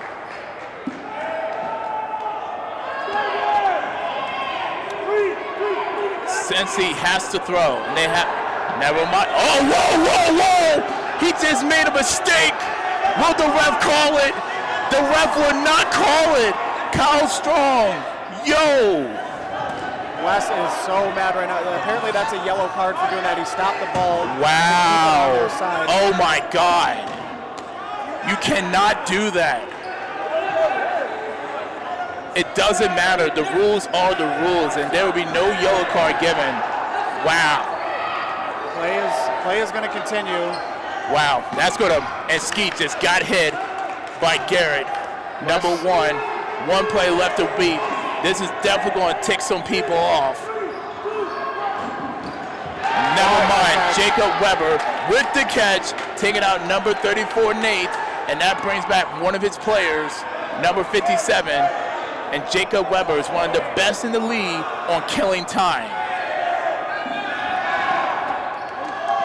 6.5 minutes is a long time to try to close out. But, and he is more than capable of doing it. He does not care. He is literally the definition of survival of the fittest. Oh, did he make it? Yes, he did. And that takes out number 27 for Towson.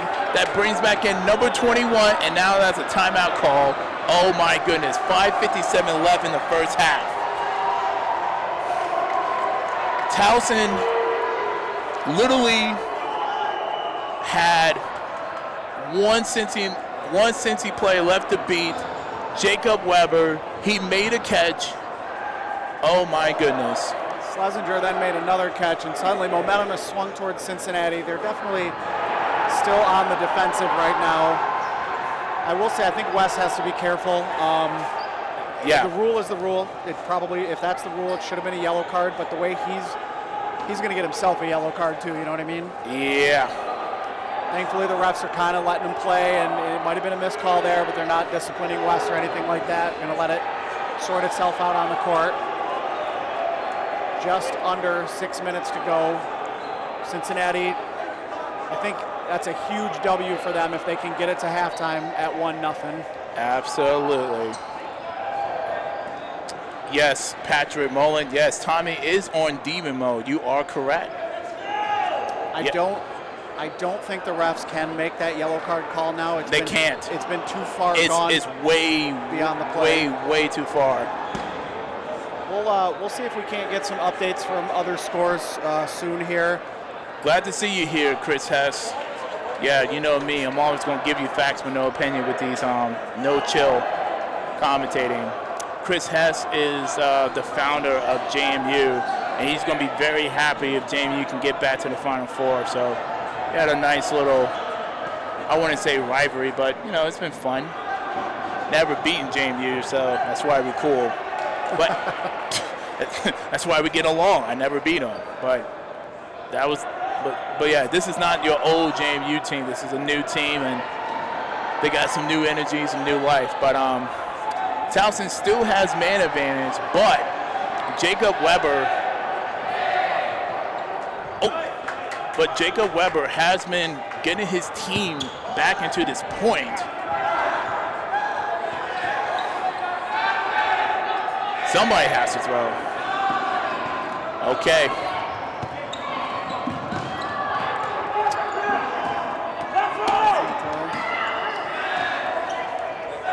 All right, buddy. Okay. 5:30 left. Team throw. Most likely going to be on the left side. He is... Nah, he's safe. He is safe. He is not out. Kind of faked me out. He had his hand up. Sometimes players do that when they get hit. They know they're going to He finally did it. Wait, no, he did not. I thought he made the catch. He did not. Ref saying no. No catch. Ooh, a catching it out. It is a catching it out. But Jacob Weber had done his job and had bled off. Oh, drop catch by Nate. Jacob Weber done his job and bled out 3.5 minutes at the minimum, and that, you have to catch that, my guy. All right, we got about 4:35 left here. Cincinnati trying to get it to half with their lead intact. All right, dismiss. Towson have exactly 6 players left on the court, so they lose another player. They will be on the 10 count. There's a catch. Never mind, we good. As number 17, Montgomery goes out. 1 play left to beat from Cincy. Long throw, no dice. Team throw coming up. Garrett was looking for a headshot. I'm just telling you that right now. Based on the history, what I've seen Schlesinger do, that was a good miss. Yep, still going for a headshot. Didn't miss by much. Here it comes. Team throw. Got him. And just like that, we're going at halftime. 28:52 will be the time. That extra time will be added, ladies and gentlemen.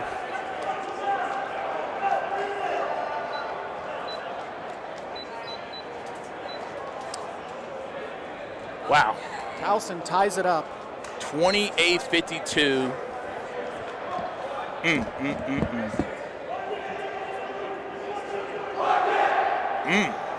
I'm not going to repeat what they just said, but it is what it is.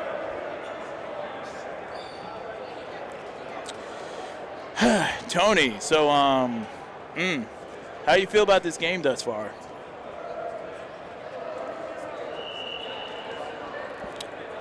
Oh, Tony is not on the mic. Yeah.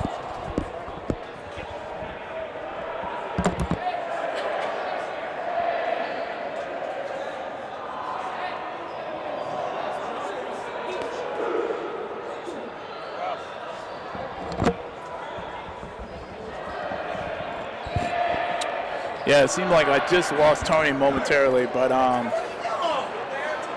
this game has been exciting. This game has been very, very exciting. Whoa, no. Hold up. Sorry about that.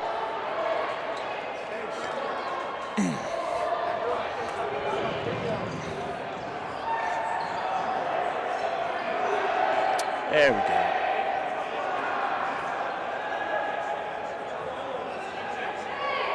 Let's see what we got in the comment section real quick.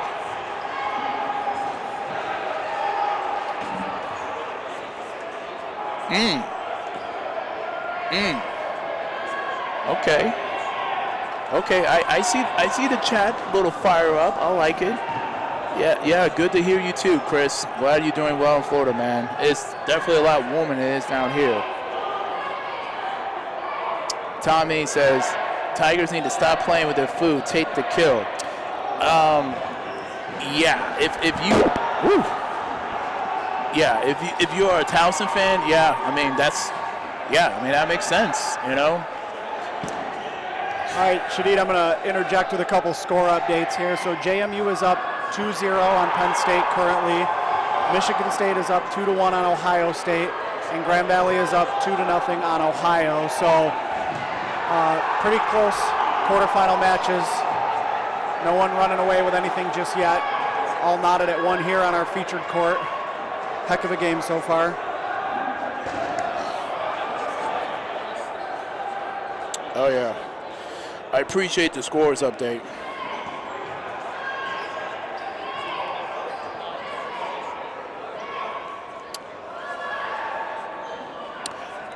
John March, JMU is up 2-0 against Penn State. Eric, yes, you're absolutely right. Hunter, Eric Fisher says to take a nap. And Hunter said, you are absolutely correct, Eric. He does need to take a nap. My man's been sleeping.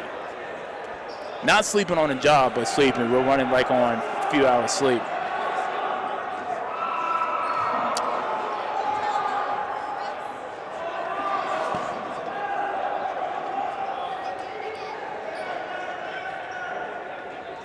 Is there a live stream for JMU? I want to say yes. Go to their Instagram page and you should be able to see the game. Now, unfortunately, because the way how Instagram is set up, it's not going to be vertical or horizontally perfect. So, and there would be no commentating. So there's that. Oof. Okay, tell me how you really feel about Wes. I'm going to leave that alone. I'm going to leave it alone. We should be getting started momentarily. Like I said, I do appreciate people being respectful in the chat. When I mean respectful towards the commentators, myself and Tony Stonebro, the voice of the NCDA. I do appreciate that. I love you too, Eric. I hope you and your family are doing well. Anywho, we should be getting started soon. Real soon. Yeah, we're going to have 28:52 here in the second half. Ohio State and Michigan State are tied 2-2. Oh my God, breaking news from Kobe Bryceland. Michigan State. Okay, breaking news. Michigan State, Ohio State University are both tied 2 apiece. Wow. Ohio must have made some adjustments, Ohio State. Must have made some adjustments after yesterday. I mean, they took that first point off MSU, and then MSU just kind of ran away with it. So good on them, keeping it close. I'm going to say if MSU loses against Ohio State, respectfully, that's going to be probably one of the toughest losses that they ever had. And they're not just the season, but just in their history, considering that they are championship contenders for real, for real. I would agree. No shade against The Ohio State University, but they had a lot of things in their favor. Only had to play 2 games yesterday in comparison to everyone else who had to play at least 3. And that's just not going to be a good look if they can't get the job done. We are back underway here in the second half, live, Kalamazoo, Michigan, day 2. College Dodgeball Nationals. Thanks for joining us, everybody. Tie ball game here. Got some really close quarterfinal matchups. You love to see it. You love to see it.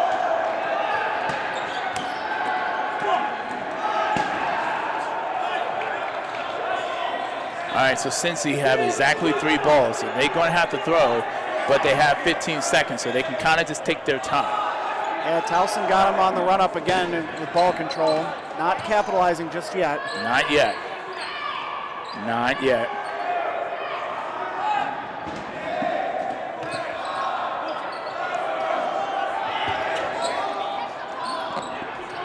Brett looking to push up, as well as Brandon on the right and left side respectfully. Brent, let me throw. Oh, and Ryan Ingerman got clipped by the foot. And speaking of getting clipped, Joyce got clipped. And my man Zach, Maryland alum, is like, I'm not having this discussion with you. You're out. Woo! That was close. Brett almost called my man sleeping.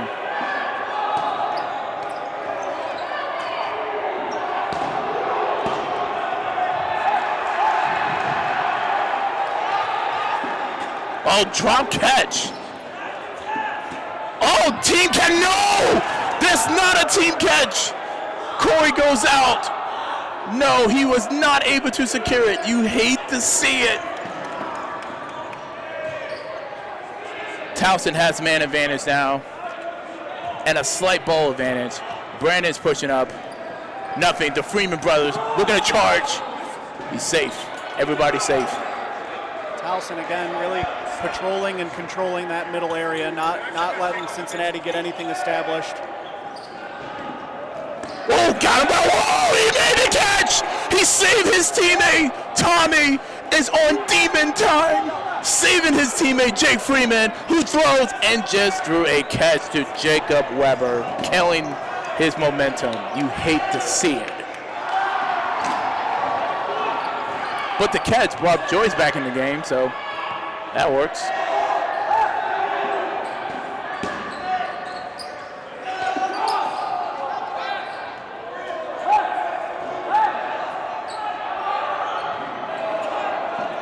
All right, good throw by Kyle Strong. Actually, no, that was Kyle Strong who made the catch. Never mind. I thought that was Tommy. My apologies, sir. My apologies.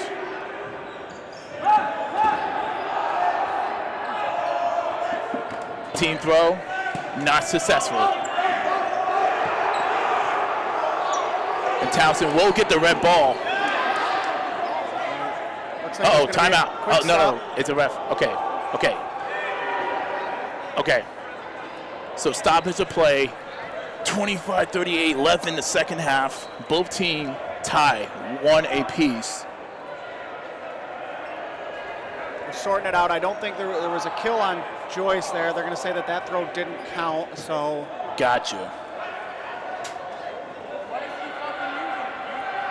Okay, they definitely have a long discussion about this. So Daniel and Zach, both of them are brothers themselves. Zach being the head ref, Daniel being one of the assistant refs. Like I said, it's going to be a contentious conversation. Apologize if we picked up some of the language from the sidelines throughout this match. FCC is going to be all over us, but anything can happen when we're live.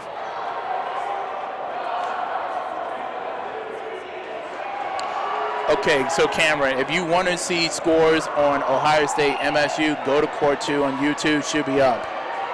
And yes, Sean Smith, what else is new? He's going to call. Listen, I'm not even going to answer. I'm not going to respond to that question because for those of you who know, the more things change, the more they stay the same. So just leave it at that.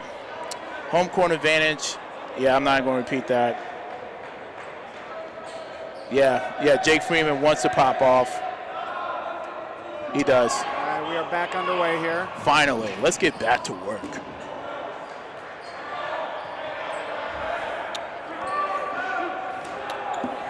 God, Jesus.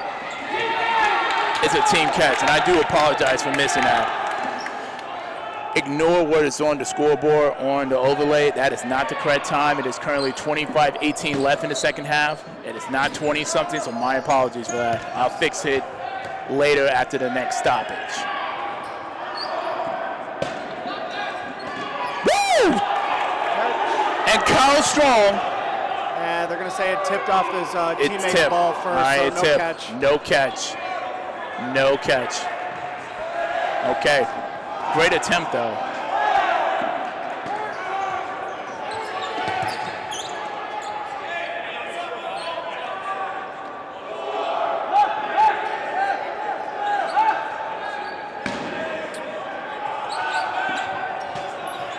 Nothing. Cincy pushing up. Brett missed. Oh, wait, no, he clipped him. Had me fooled. Good honesty there. Thought Yeah. that went right over his back. Yeah. Joyce got caught slipping, and his teammate did not protect him. Good cross kill from the right side. Well, yeah, all right. Cincy's You're left. right, Yeah, Nelson's left. correct. Correct. You know what I mean.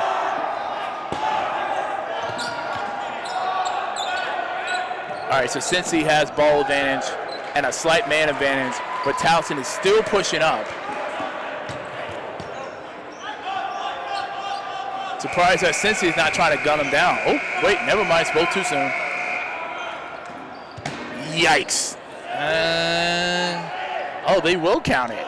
Oh, okay, never mind.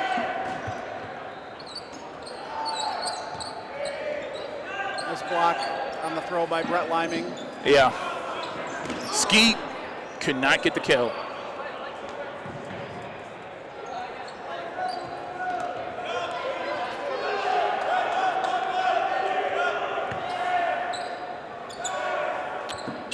Woo! Nate. Oh, he did get clipped. Nate goes out on that change. That was a sneaky throw there from Engelman, kind of throwing behind Brett there. Yes, it was. Exactly 23 minutes left in the game, and yikes.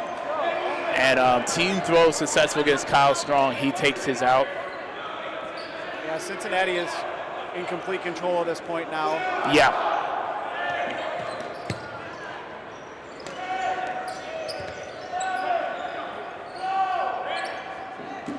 Woo! Jake Freeman with the, Hunter Freeman with the catch. Bring about his brother, Jake Freeman. Griffin Bat just went down, as well as Skeet number 00.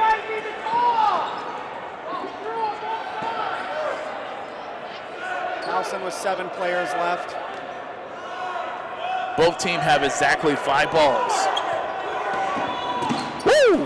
Nice cross by Freeman. Good kill by Hunter Freeman, taking out head captain Brett Lemmy, number 22. Jake Freeman follows up with his own kill, taking out number 18 from Cincy. And the Freeman brothers are back at it again. 22 minutes to go, second half. Knotted at 1 apiece here. Oh, he's about to gun down. Got him.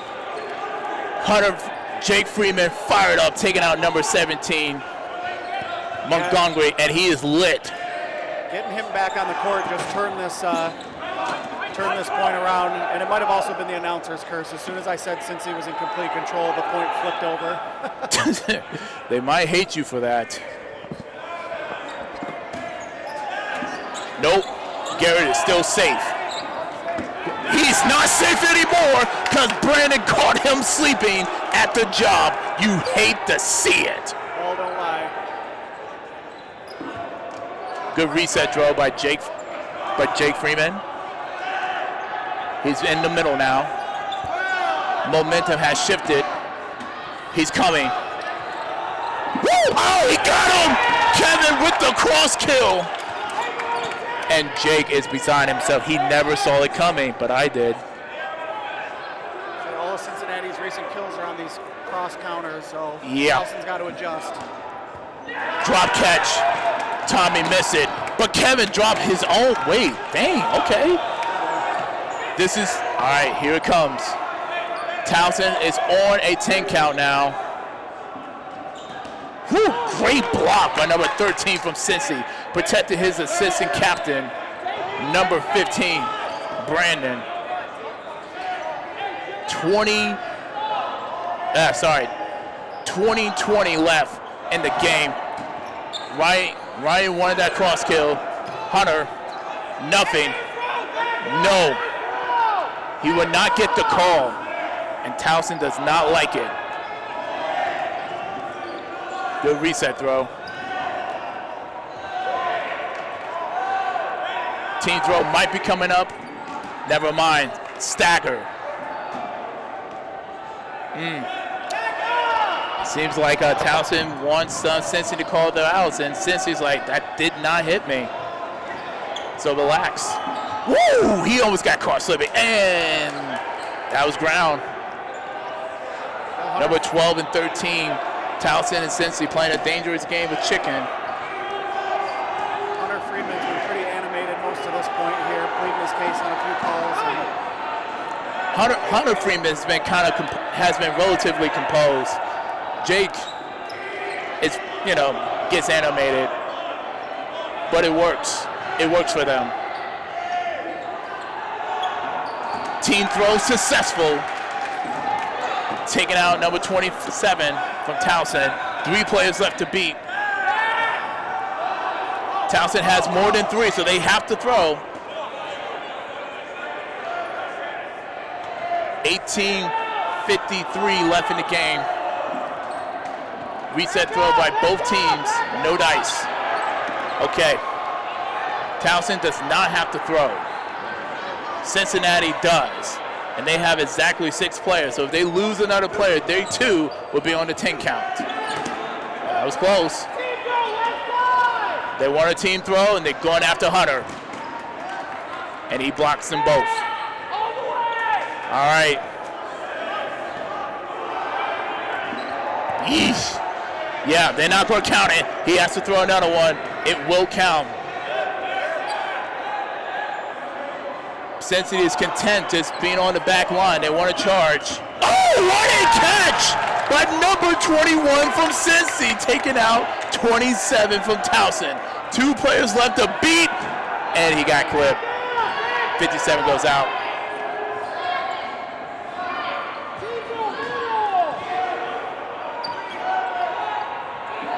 Oh! Corey gets hit. Yep, but as well as number 12. 1 play left to beat. Hunter Freeman, your new head captain for Towson, trying to make things work. Oh, he could not get it! No, it will not be a catch. It would not be a catch. Cincy with the lead, 2-1. 17:32 left in the game. Plenty of time left here. Plenty of time. A lot of dodgeball left to be played this half. As you said, 17:32 left. Cincinnati just takes a 1-point lead. 2-1. Well played point really by both teams. Both had opportunities. Cincinnati was just very opportunistic with the catches there. Absolutely.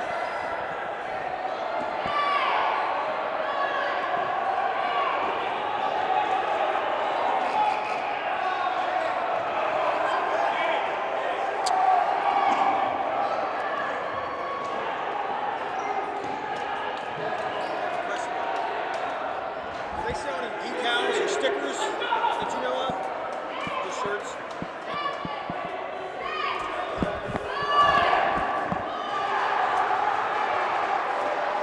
All right, so it definitely seems like Towson Nation, they want to see my man Garrett get some headshots. He haven't got none yet in this game, but they want to see it. They want to see it, y'all. Speaking of which, Cincinnati's up 2-1. Still plenty of time for both teams. We could go to overtime. We could win by regulation. Either way, I'm having the time of my life.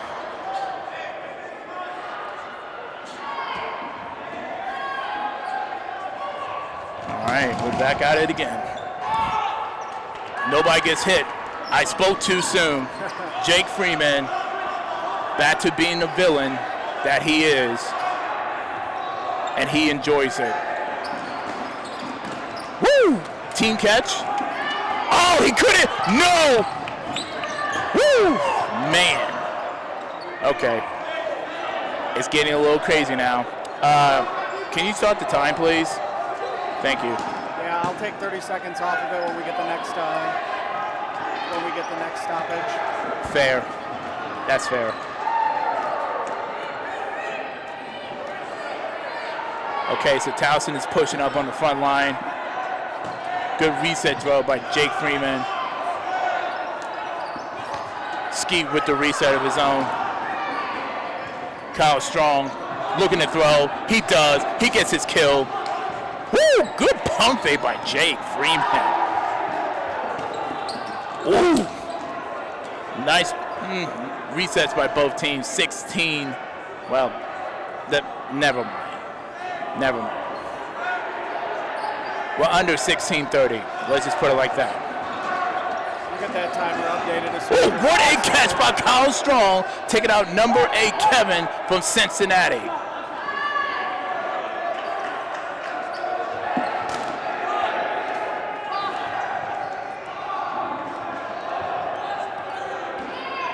Cincinnati have exactly, well, they had 4, now they have 5 balls. So both teams 5 apiece.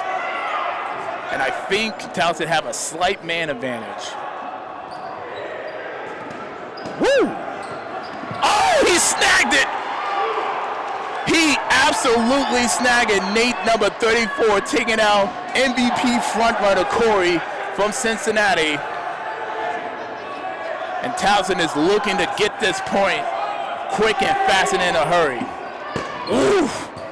Like I said, Gary wants that headshot, and he wanted it in the worst way possible.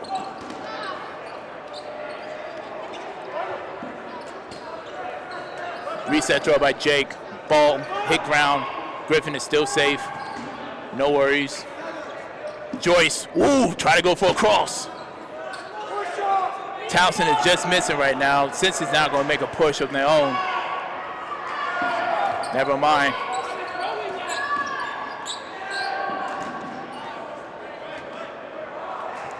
We're under 15 minutes, everybody.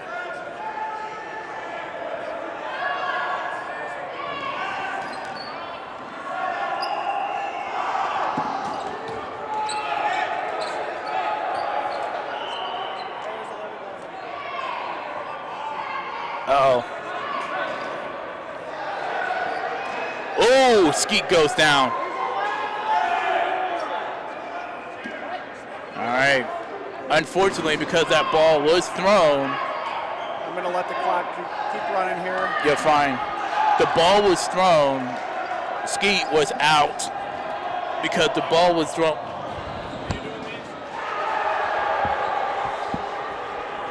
The ball was, wait a minute, nope. Nope, Skeet's safe.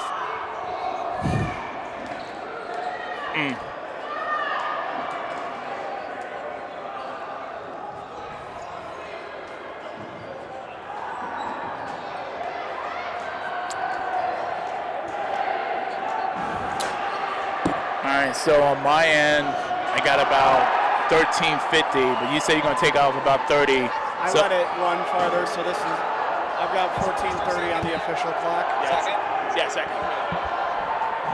All right, so you're just going to let it run. So is it 14:30? Yeah, I let it run and then I turned it off. Cool, So we're so good. I'll update it.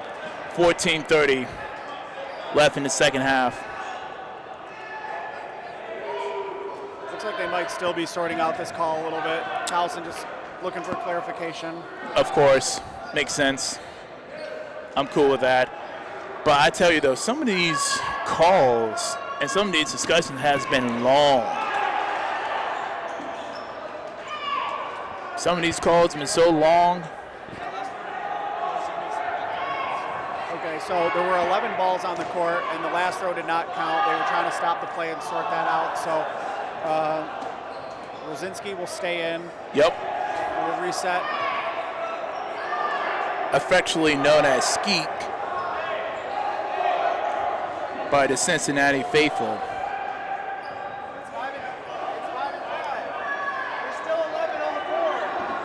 I will say, with all sincerity, some of these calls and the basement so long, you could have got yourself some water, used a restroom, and sent out an email to somebody by now, and we still will not have play resume. There's somehow still 11 balls on the court. Neither team wants to give one up. Of course they don't. Of course they don't.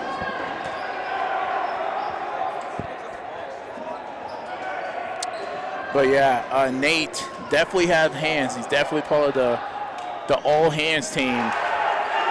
His responsibility, one of his responsibility for Towson is literally to bait their opponents and force them to throw at them in transition.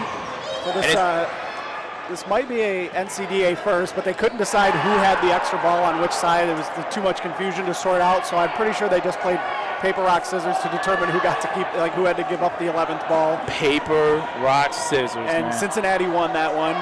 Yeah, they're pretty lit up about that. I heard if they're tied going into overtime, that's just how they're going to settle that too. Makes sense. All right, are we starting? I certainly hope so for our spectators. We apologize for these lengthy delays. We're back on 14:30 to go, second half. Cincinnati hanging on to a 2-1 lead. Plenty of time for Towson. Yep, I'm going back on camera duty.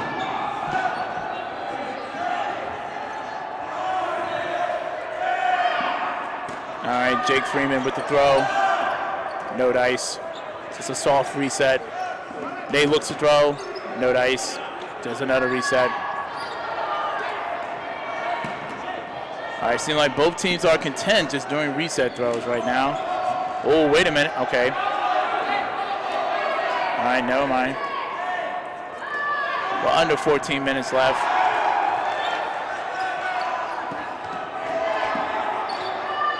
A lot of posturing back and forth, a lot of safe throws right now from each team. It's almost as if they've kind of started to re-feel each other back out. Yep.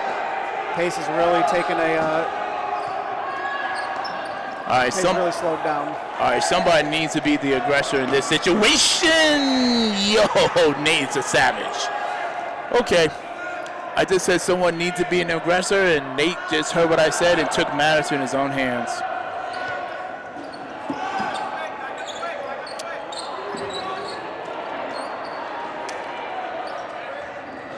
Towson actually have man advantage, so if they want to go, you know, for transitional catches, they can.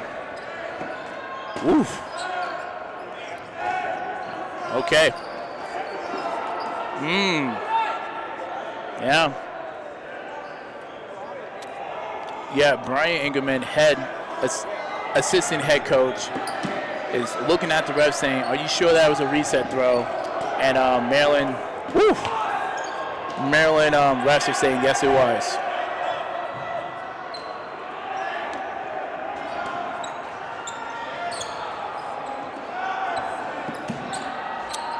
All right.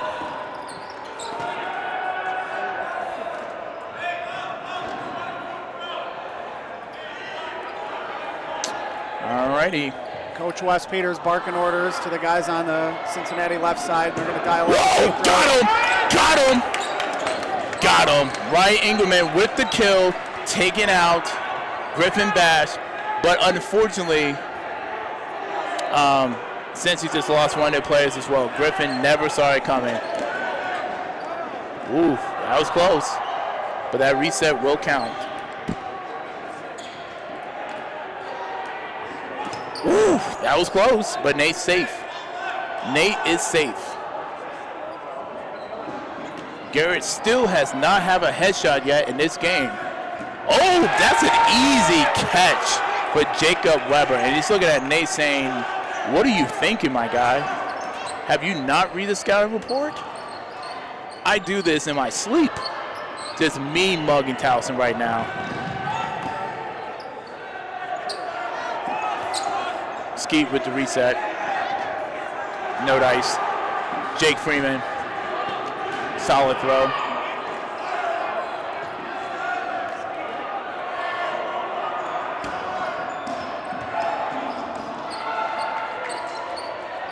All right, Joyce way by himself. Some of his teammates are coming to help him now.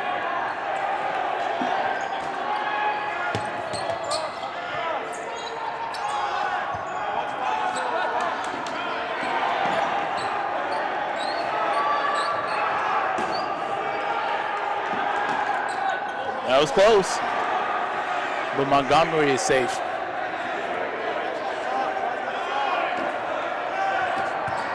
Reset by Lemmy. Jake's charging. Nope, it was ground. Oh no, that's an out. And that's an injury timeout. Okay. He's saying he's fine, just kind of rolled up a little bit. Respectfully want to push the camera away so we don't see it. 18-10 left in the game.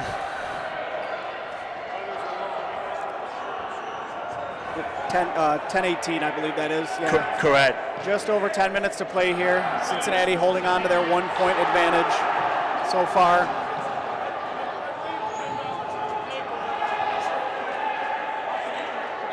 Clock not a factor, but if you're Towson, you cannot fall down 2 points. No, you can't. You can't.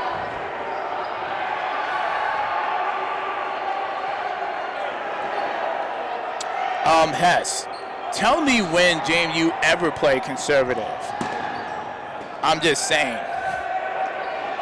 You're the founder of that team. They never play conservative. Conservative JMU, never heard of her.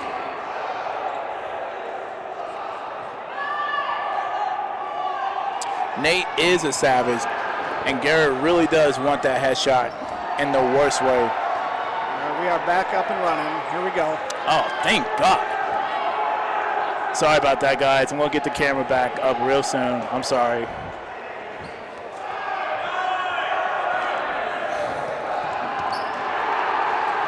All right, we're under 10 minutes now. Hunter Freeman looking to throw. He does. Ground. He's safe. Brandon safe. Woof. Too many balls. Wes Peters grimacing a little at the thought of his team getting rid of 3 balls there with nothing to show for it. Towson still have a slight man advantage, but not by much. Not by much. They're calling it ground. Wes Peters is beside himself. He does not like that call.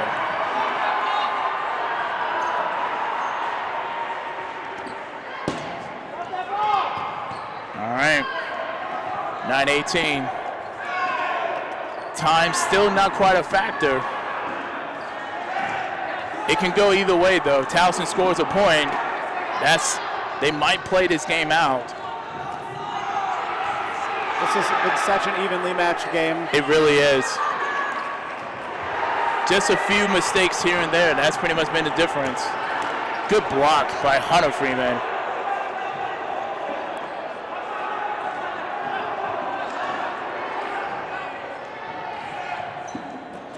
Good kill by Garrett, taking out 17. Montgomery, he's just going after my man continuously.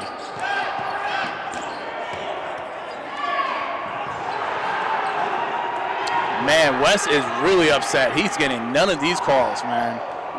I thought that went right over Jake Friedman's head. I think so. Blocked it and it rolled right over. Yeah, I think Jake will. Oh, yeah, the haircut. Oh, no, Hunter Freeman dropped it. Yeah, 57 is out.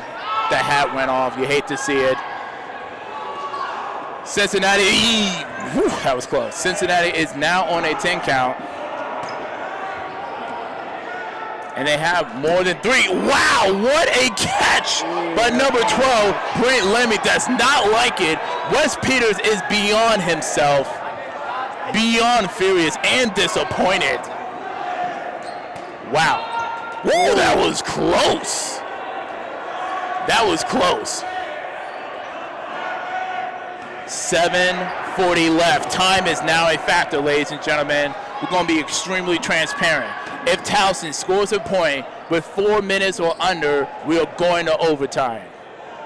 And if they realize that, they may just slow the pace down just enough to give themselves that opportunity. Ball's over, goes against Cincinnati. They did not know it, and you hate to see it. And Wes is just letting them know, I am not happy with you.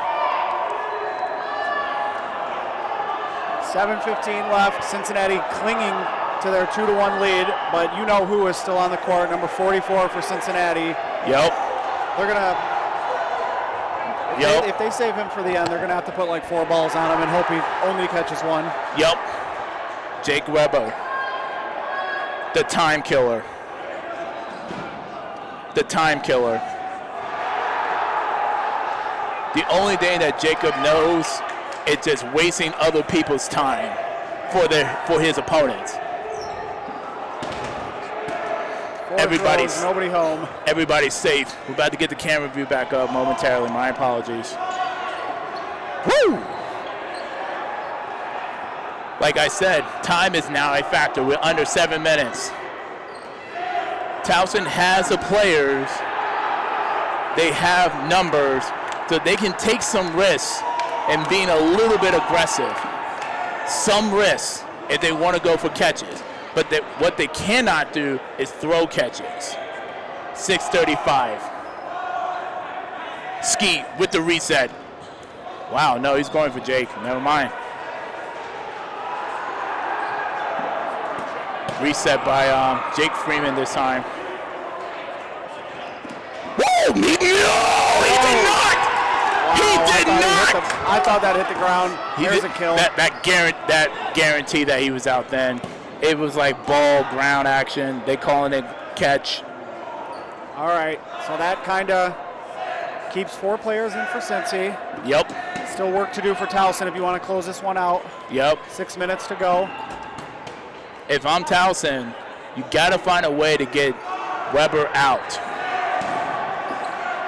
Ryan and Weber, number 23, and trying to get his number 44. Never mind. Got him by the knee. 13 goes down. 3 players left to beat. 5:30 left in the game. Towson needs to understand the situation. They need to understand the situation. They don't have to score immediately, but they need to get a point within 4 minutes. He was caught sleeping. Brandon, being the savage that he is, caught my man sleeping, and now Towson is down on numbers. Weber, he reached. What a costly mistake. You reach, I teach. Do not you reach, young blood. 2 players left for Cincy. Garrett was going for Ryan's head. 4:40 left. Will not count. Still will not count. That will. Oh, he almost reached. 4:30 left. Throw. Whew, he's safe. Brandon's safe. Time is now a factor, ladies and gentlemen. If Towson scores within 4 minutes or under, we are going to overtime. No ifs or buts about it. And Ryan said, no, you keep your mouth shut. I'm not going to overtime, Shadid. Deal with it. That brings back Kevin, another good catcher for Cincy as well. We are now under 4 minutes. Towson scores, overtime. Cincy score, game over. All Cincinnati's trying to do is... Ooh, he got hit. Yes, he got hit. It is a 4v3 situation. Slight man advantage for Towson by 1 player. You got 2 solid catchers. Whew, close. Oh no, Joyce goes down. 3 players for both teams. Oh, and he caught it. No, Skiba. That was a terrible mistake by Kevin. He knew it. He let it reach for too long. It was in the air for too long. 2 players left to beat. Brandon, Ryan. Did Ryan just stepped out? He stepped out. It's up to Brandon. Can he do it? Timeout call. 2:53 left in the game. It is up to Brandon, assistant captain from Cincinnati, to pull through. He has to survive 2 minutes and 53 seconds. That doesn't sound like that much time, but that is an eternity when you're alone. Like you have to throw every 10 seconds. Like I said, if it was Jacob Weber, no problem. I believe Brandon can do it as well.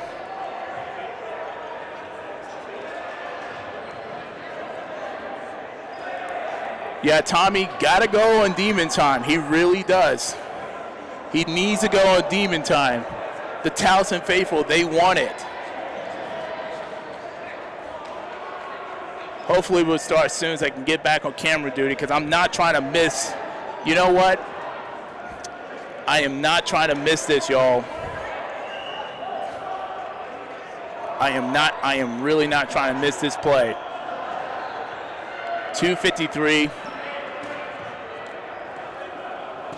Okay.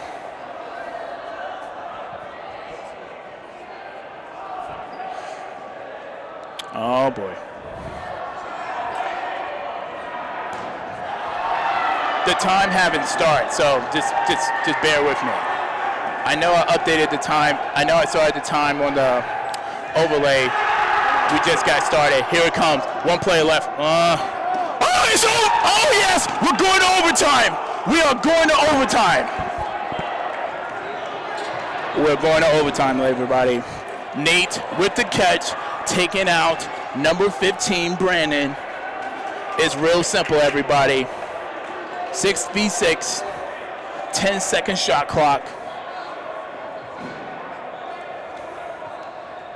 It's just that simple. You love to see it as a Dodgeball fan. Oh yeah, as a Dodgeball fan, I love to see it. If you're Towson, having a great time. If you're Cincinnati, you are not happy. You are not happy at all, and I cannot blame you, even in the slightest. Do not worry about the clock, everybody. It is irrelevant. It is not important. The only thing that's important is who's going to be the first to 3. That is it. And nothing else. So our overtime here in college dodgeball is a little bit different. You're going to play 6-on-6, 7 balls.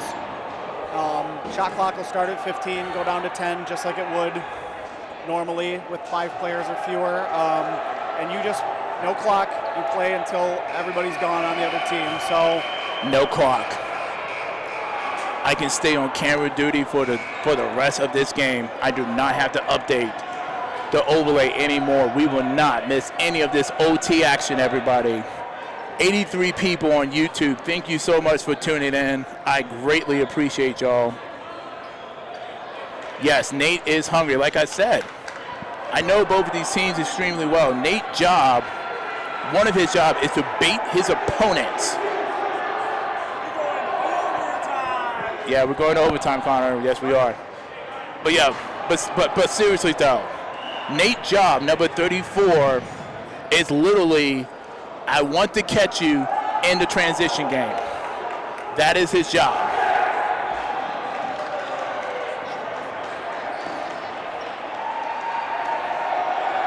JMU update? Psh, that's a great question. I'm on camera duty, man, so hopefully somebody else can help me.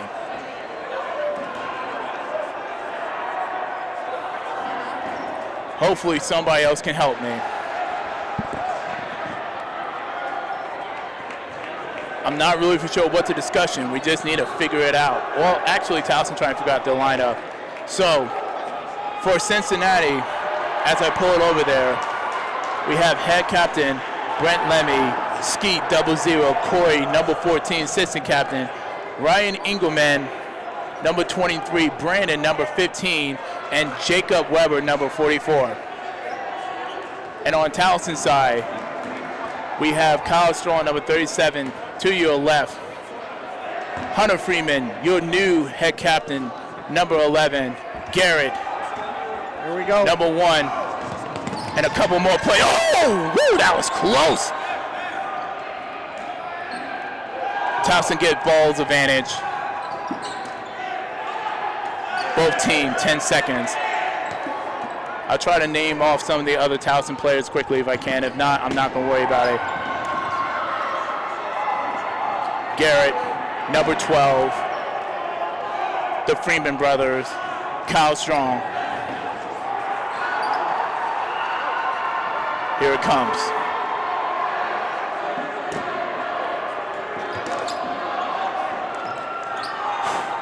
All right, decision time. Who you going to throw to? That ain't going to work. He's safe. Still safe. All these balls have been on the ground. Another block. Both of these teams very technical in their fundamentals.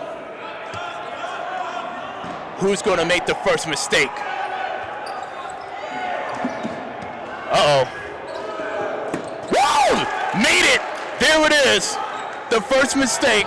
Head captain Brent Lemmy got killed by Garrett, number 1. 5v6. Oh, another mistake! Ryan Engelman goes down, and Corey is not happy with his teammate. 4v6. MVP frontrunner. Corey, I see red in his eyes. No pun intended. Tell you what, this game, Jake Friedman's making his case for MVP. Hey man, Jake Freeman is that guy. If you're talking about number 5, yes, that is Jake Freeman. Talking about number 11, that's Hunter Freeman. Okay, reset. They're going for a team Skeet, Corey, the Skeet-Corey combination. Here it comes. Oh, he could not get it. But Towson will get 2 balls in this to change. Nate. They still do not have to throw. They do not have to draw. I think he just realized that. Now they do. And yeah, they'll count it. Team throw might be coming on the left side now. Or not. Towson has no more balls. This is the moment of truth, everybody. Team throw on the left. a clap. Kyle Strong goes down. Jake Freeman and Hunter Freeman, the Freeman brothers from Towson, going against Cincinnati. He got him! He got him! Hunter Freeman took out MVP frontrunner Corey. 4v3. Garrett by himself. Almost. Did he get him? He got him! He got him! Jacob Weber, the time killer, could not get out the way. Oh my God. That was a really close throw right there, That too. was so close, dude. Oh, Lord. Oh, Lord. Hunter goes out. 2v2 is left. All eyes on this court now. No, sorry. Three 3v2, sorry. Man. Oh, man, this is, oh, no, he will not get it. He, wait, what is the call? Oh, Daniel called, one player left to beat. Oh, God, dude. No, they will not respect the call. We don't know. It's it's rule descriptions. The ref is continuously calling him out. He's Oh, finally God, stepping out. Brandon's out. Oh, man, ball's over. Lord have mercy, Jesus. Oh, sweet Jesus. If you're a Cincy fan, you're sick to your stomach. Yeah. If you're a Towson fan, you're about to rage through this stream and keep on calling for Tommy's name for Demons time, even though he's not on the court. I'm gonna fix the camera. I'm sorry, guys. I got too excited. Towson faithful, all arms. They're saying Towson versus the world. We end this together. You see everybody locking in arms. This is the feature court, everybody. There's a reason why this is the main court. Here it comes. It's so, he's safe. No, wait. I thought he stepped out. I thought he lifted his foot. Okay, everybody needs to calm down. Emotions are high. Garrett, thinking about it. Towson thought that they won. Garrett. Oh, Lord Jesus. Whew. Jake. Good block. Jake block. Okay. Ski 0-0. One of the best players from Cincy. Rightfully deserved to be on overtime 6. Nate has to throw. He will. Brown, safe. That was safe. That was a good call. They're going to make Skeet work. Garrett, he wants it. He needs it. He will not get it. He will not get the moment that brings back Brett Lemmy. Skeet will not let him have his moment. Skeet. Jake Weber. No. Jake and Nate versus Brett and Skeet. 2v2. I don't think Freeman had to throw there. No. Woo. Brett is going to be the thrower. Skeet is going to be a thrower and the catcher. So do not look for Brett to make a catch. Oh! One play left to be. Timeout call. Nate is on Demons time. Oh, sweet Jesus. Head captain and founding member Brett Liming all by himself. Oh, sweet Jesus. Oh, my God. Yeah, the ceiling lights are pretty dope. Nate is just built differently, y'all. Like I said, I have covered many of Towson's game. I know this team extremely well. I've been repeating myself like a broken record. Nate's job, one of his jobs, is to force you to throw a throw that you do not want to throw in the transition game. He has done this time and time again. That is one of his main jobs. Do a reset throw. I want you to make a long throw. I will catch you out in the transition game. Brett Lemmy, head captain, founding member of Cincinnati, known for his offensive paralysis, understands the situation at hand. He cannot go for a catch. He is not a catcher by trade. He is an offensive juggernaut. All right, we're back underway here. Friedman going to lead the charge for Towson. Safe throw. Okay. What you gonna do? No, Brett does not have to. Oh, yo! Whoa! The ball was deflated. What happened? The ball was deflated. It's still a catch. He made a catch. He did something that I never seen him do in a long time. Make a catch to save his season and to bring Ryan Engelman, one of the best players from Cincy, back on the court. He's going to go with it. I think Brett thought it was a balls over anyway. You could see he definitely he definitely was confused. He kind of had a few hiccups in his charge there. He was very confused.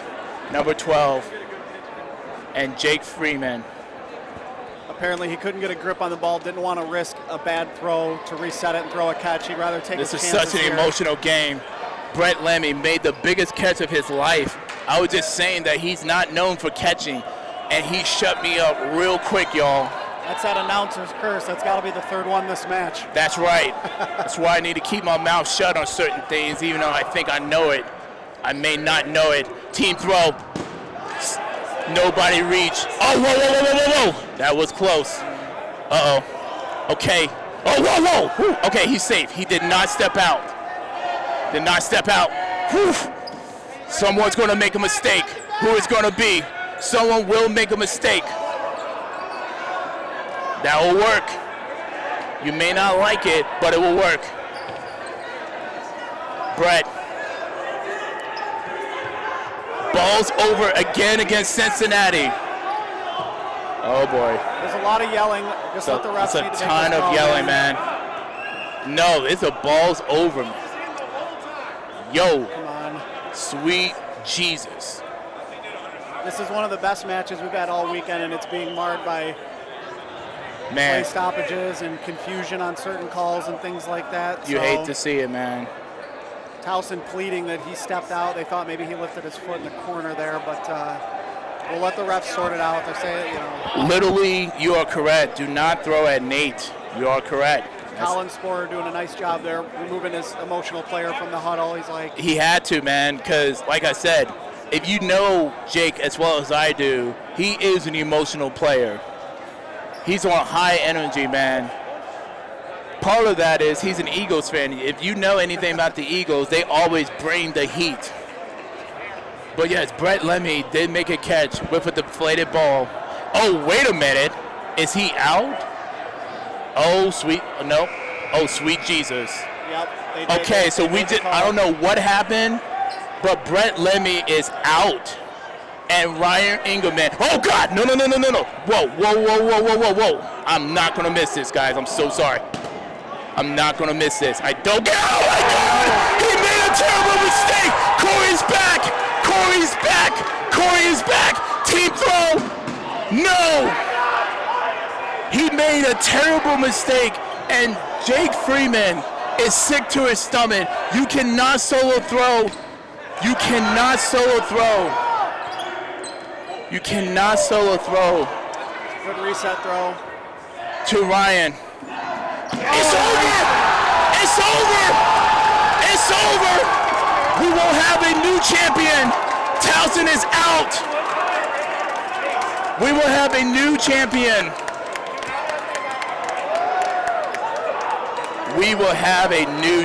Everybody. Towson is done. What an electric match. What a finish. Catch after catch. Each team had the upper hand in that overtime there. Just couldn't put the other one away. Give credit to both of these teams for putting on a show in that 4-5 matchup. That was an instant classic. I was saying, man, somebody's going to make a mistake. Man. And the mistake was drawing to Ryan Engelman. Solo throw. You cannot do that. That is a cardinal sin. That is a big no-no. Cincinnati escapes with the win. Towson play as well as they could. What a finish. That's one of the best back and forth games I've ever witnessed in person here. You couldn't ask for anything better as a fan. You really can't. some people might feel some type of way about The only thing that that deflated stinks, ball. Who Yeah. knows? The only thing that stinks is somebody had to lose that game. you know? Somebody has to lose. Ladies and gentlemen, 123 people on YouTube. Thank you so much. I am grateful for all of you. Okay. Let me figure out what's going to be in the next game.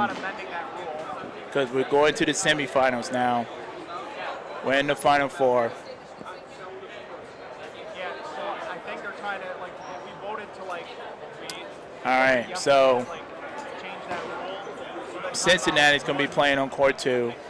But, like, they want to maybe change it for next year. So that's cool.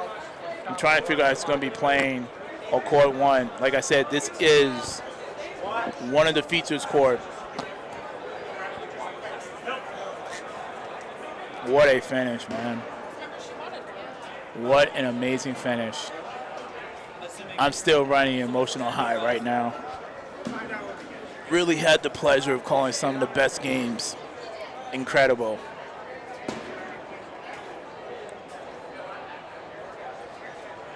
Oh yeah, no problem, Jeremy. Glad that you was here.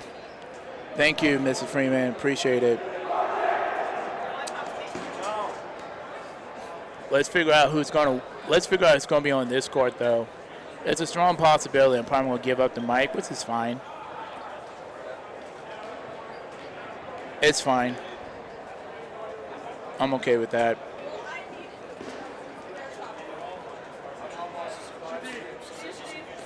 Huh? Oh, thank you, sir. All right, guys, get back home safe to College Park. It's either going to be on court 1 or court 2, so it's going to be on YouTube. Yep. Yep. Thank you. Later, guys. Yeah, Facebook Live is gone because, yeah, all on YouTube. Yeah, YouTube is a better platform anyway than Facebook. Anywho, we're in the Final Four. Well, I mean, yeah, I figure it would be Michigan State versus JMU. All right, buddy. It was great playing with you this season. Likewise, man. Seen our last match we had. I was doing cartwheels, did a suicide. It was fantastic. I believe that. Later, man. Yeah, so I was just talking to the head captain for the last time, number 28, Christian. Great dude. Really good friend of mine. His season is over. All right, Tiger. I see you around, buddy. Yeah, tell your mom I said hi. So, anywho, let's get back. Hold up. Let me update this. I know. We got a lot of discussions right now, but so from my understanding, who are you playing against? We're going to play the winner of this game, UC. We're going to be on the other court. Okay, so yep, got it. Finally, I got the information, everybody. Grand Valley, Cincinnati, court 2. On this court, Michigan State, JMU. That is your Final Four. One East Coast team did survive and make it to the Final Four.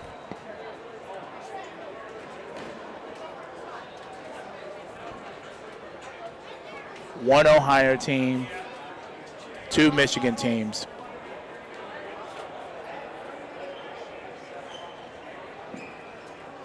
Oh well.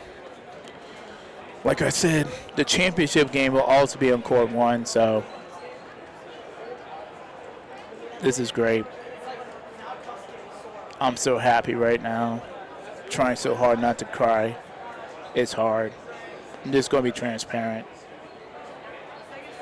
We waited this moment since after the 2019 season at GV. And the pandemic has really taken away a lot of opportunities for those players. And I'm going to be honest with y'all, man. Like, when I found out that the players didn't have their season, I cried with them, man. I did. I cried with them, man. The players was emotional. I'm emotional. I'm getting emotional right now just thinking about it, man. It just broke my heart, man. I dedicated. Excuse me. My apologies. I dedicated the past 2.5 seasons, man. To do the best that we can. So the viewers can get the best of the best, man. Take this seriously, man. When you play in the league, you do traveling, you go away from home. Excuse me. You dedicate a lot of time to this, man. So some of these seniors, man, it's their last time playing dodgeball. So I feel for them. I feel for them, man. I will say that, from the bottom of my heart, Jesus. I really do appreciate it, doing this for them. So, I'm sorry. I'm going to have to go off.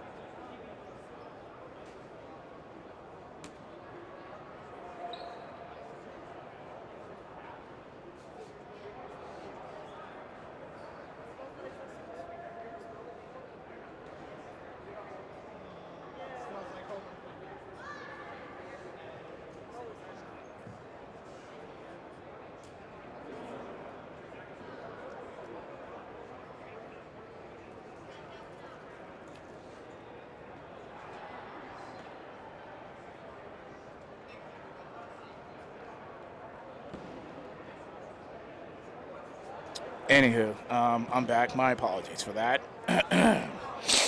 My apologies for that. I try to keep my emotions off camera, but it's just overwhelming. You did good, Ryan. You did real good, man. You did real good. Yeah, normally I try to stay neutral. This is one of the reasons why. Don't mind sharing my emotions, but not everybody wants to see a grown man cry on the stream, so I understand. Try and be professional and neutral, but still human, man. So I have feelings just like everybody else.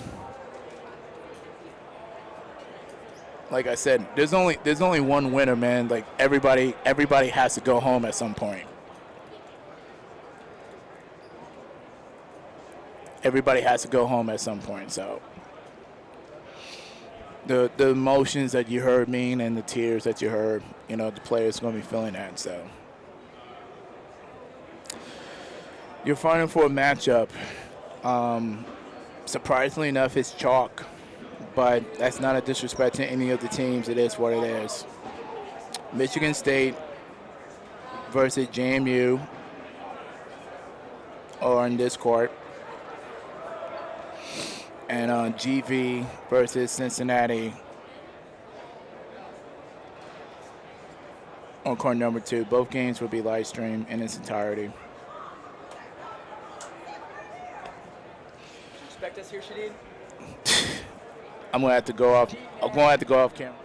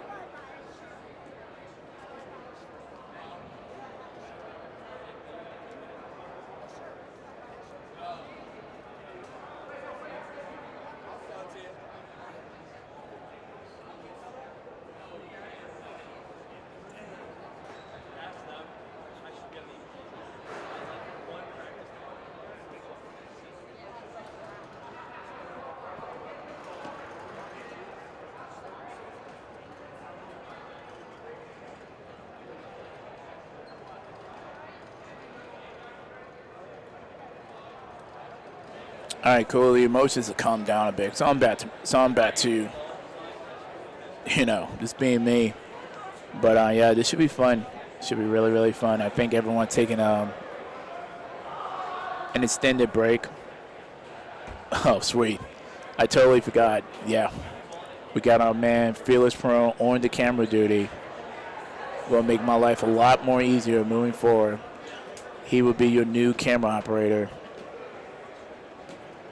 That way I can at least keep up with the overlays. So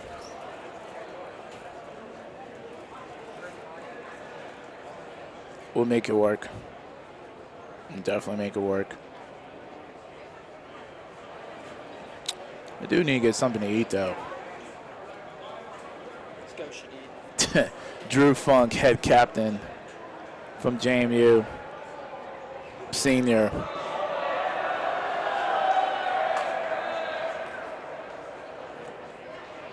Senior from JMU,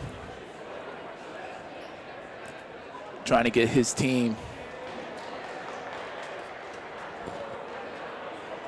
to the championship game in their first year. Their first time ever. Incredible.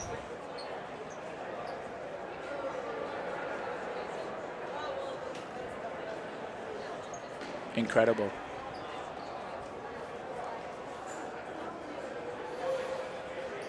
Oh, boy.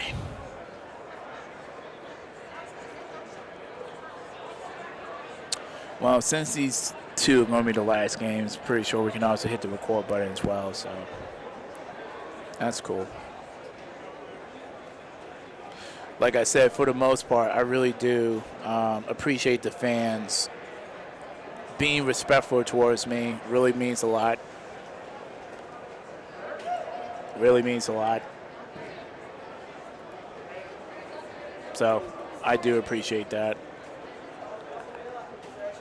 Should be getting started soon. At some point. I just don't know when, but yeah, I don't have to worry about camera duty anymore for the rest of the day, so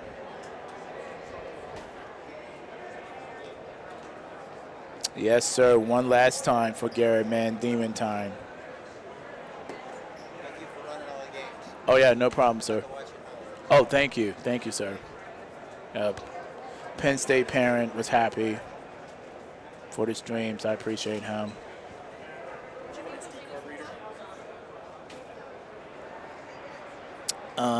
Yeah. Right here, yeah. Some photos to send over to Kevin. Okay. Cincinnati will be playing next. against GV on court 2. And yes, Colin, that was a good game. Thank you. I respect that, Tyler. I'm going to make a very strong push to also do commentating for this game as well. Because of course, I know JMU, so it's only fitting that an East Coast guy has the right to call an East Coast team.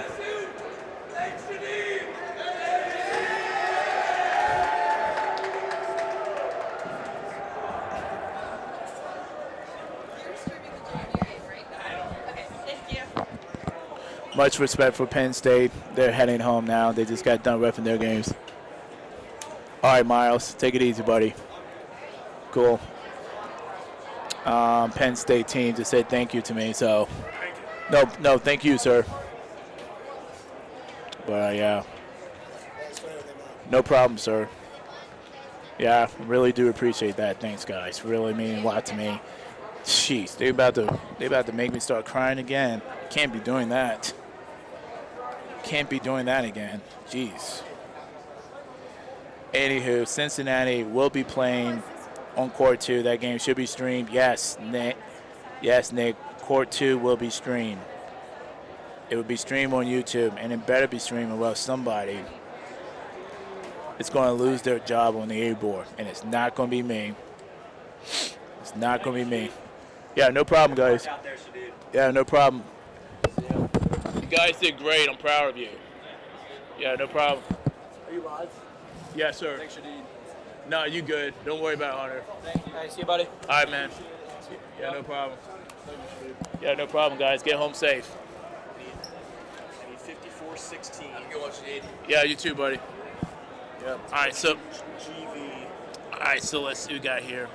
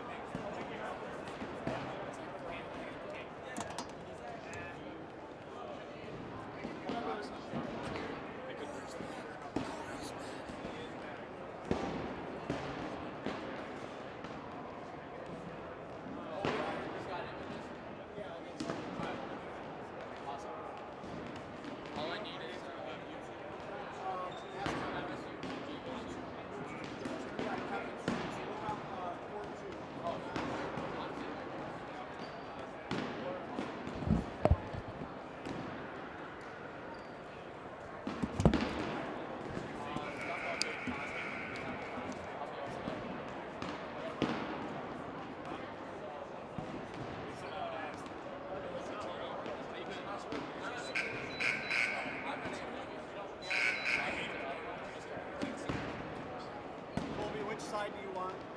Whatever side you got. I don't want to work the scoreboard. I'll do the scoreboard. First to do that. No. Does it say it has to be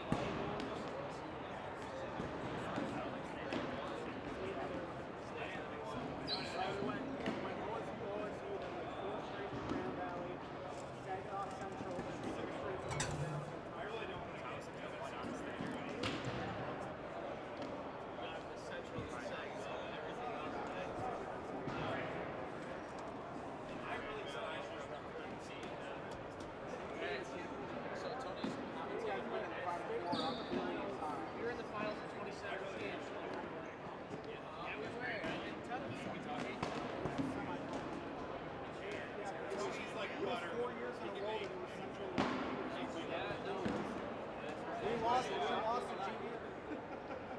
That was a tough game. We were up 2-0. Do you remember that? How could I forget? Tony! Felix? He's a dented before. He gets dented every year, but every time I see him.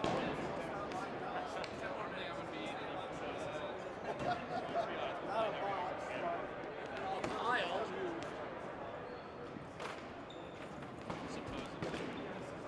well, we want to get in and start talking about stuff. Shadid, they want me to do commentary on this game. I was just told Colby got replaced.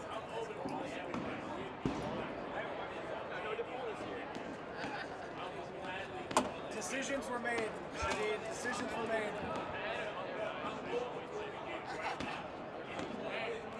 Hunter wants to commentate this round. He knows JMU. One of you will know JMU. You want to do Hunter and Felix?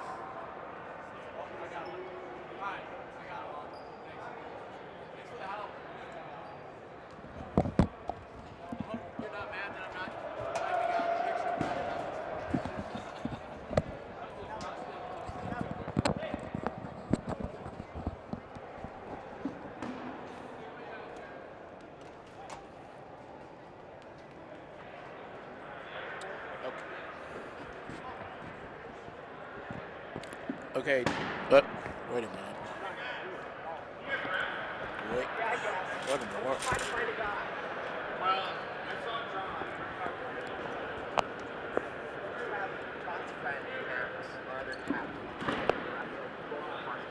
Yeah, that means.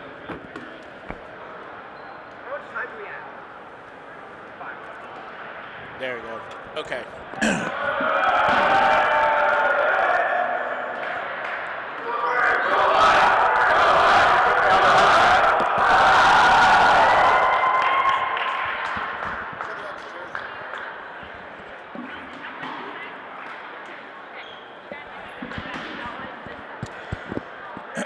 Alrighty, ladies and gentlemen. No matter what happens in this game, this will be the last time I would do commentating today. No matter what. This will be the last time I would do commentating for this season. No matter what.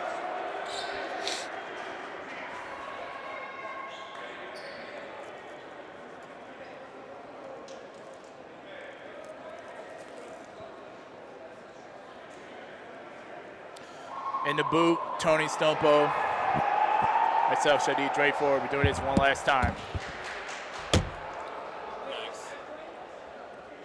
We're doing this one last time, everybody. One last time.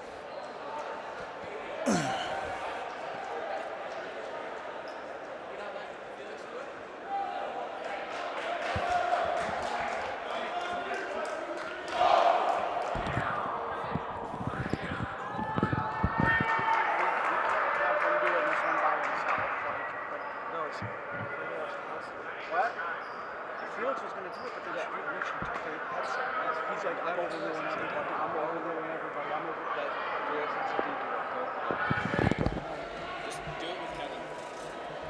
All right, Felix, you're in. With Shadid. Wow. This is unconventional. So, all right. It's you and me. So I just lost my camera operator. Yo, okay. Unless we should have enough room, Felix. What's up there? Is that she? Oh, boy. You want me to just camera operate and commentate? Yeah.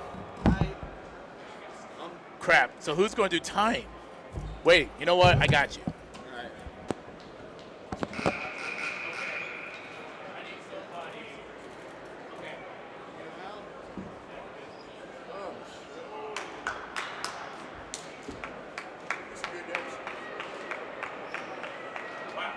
All right, here we go.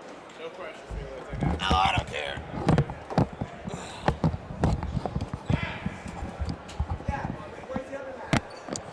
Unbelievable. Unbelievable. They got my man Felix coming out of retirement. This will be interesting. This will be interesting. Felix Peroni, captain of your Columbus Gamecocks, also one of the head coaches for the Ohio State University. Yeah, we had a pretty good season this year. Yeah, you did.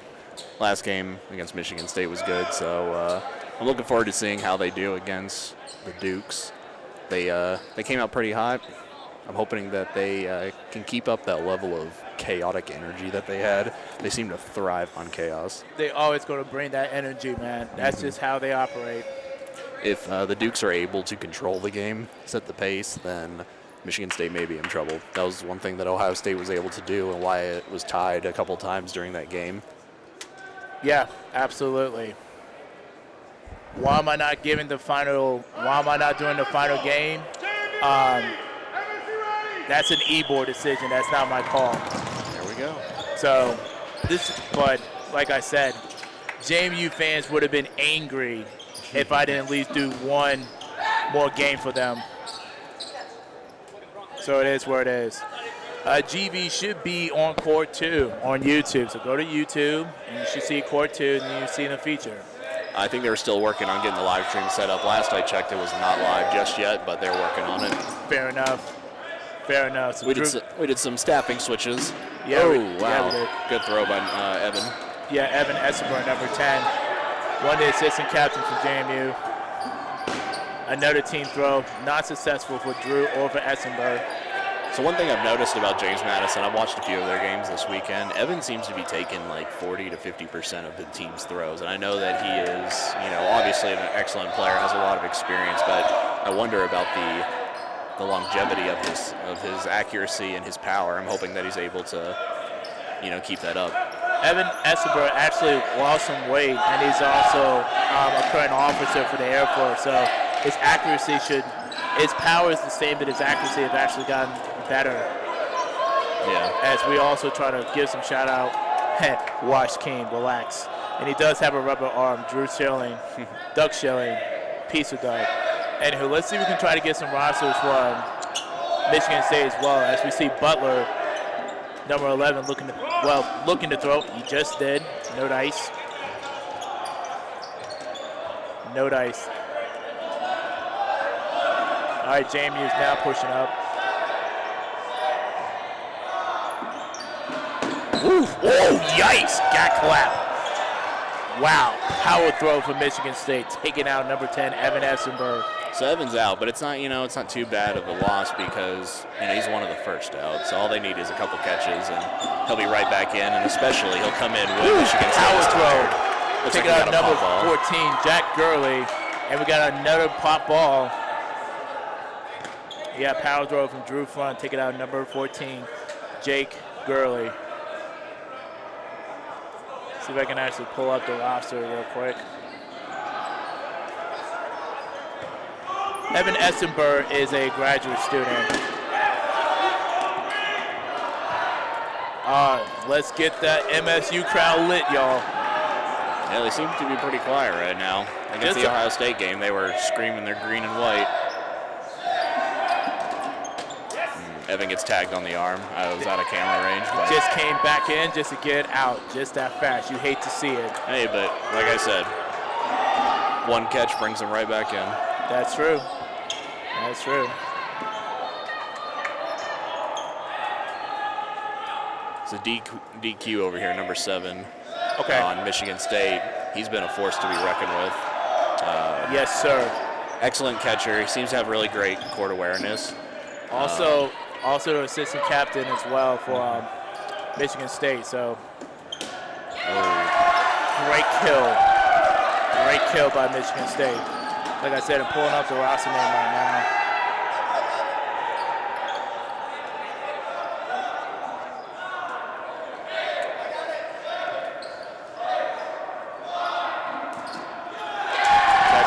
Catch by Michigan State.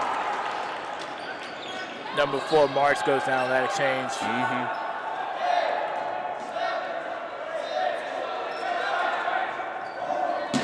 Little high of a throw. Yep, just a little high.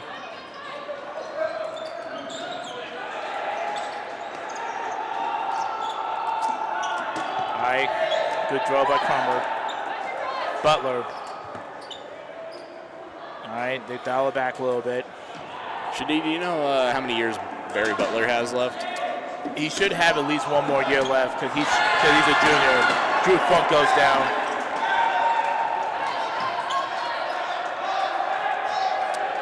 Barry's got he's going to be a problem next year. And I think that his skills have continued to develop. He won the Rookie of the Year a couple years ago. He's a problem now. Yeah, he's going to be most likely he's going to be a first-team All-American. I'm looking forward to seeing his name. All right, cool. We finally got the rosters up. So we got number 5, Josh Perlman. Looking to throw. Good reset throw. Woo.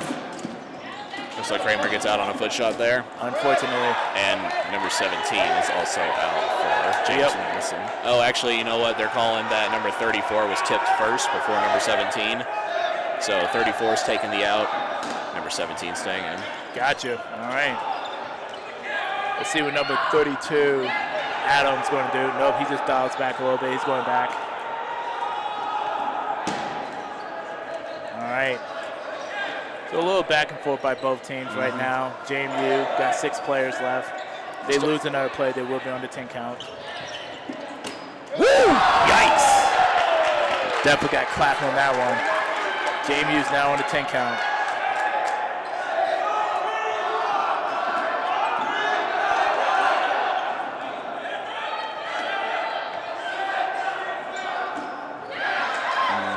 calling that a catch. Yes, they are. Personally, I think if I were reffing, I think that might have hit the ground first, but hey, that's just me. I have a different angle than the officials. That's true. The officials are not trying to change the outcome of the game. They're calling out, they see it. Oh, excellent catch. Good catch. Number 24. A good catch by number 24. Much needed. Bring back one of their players. Woo. All right.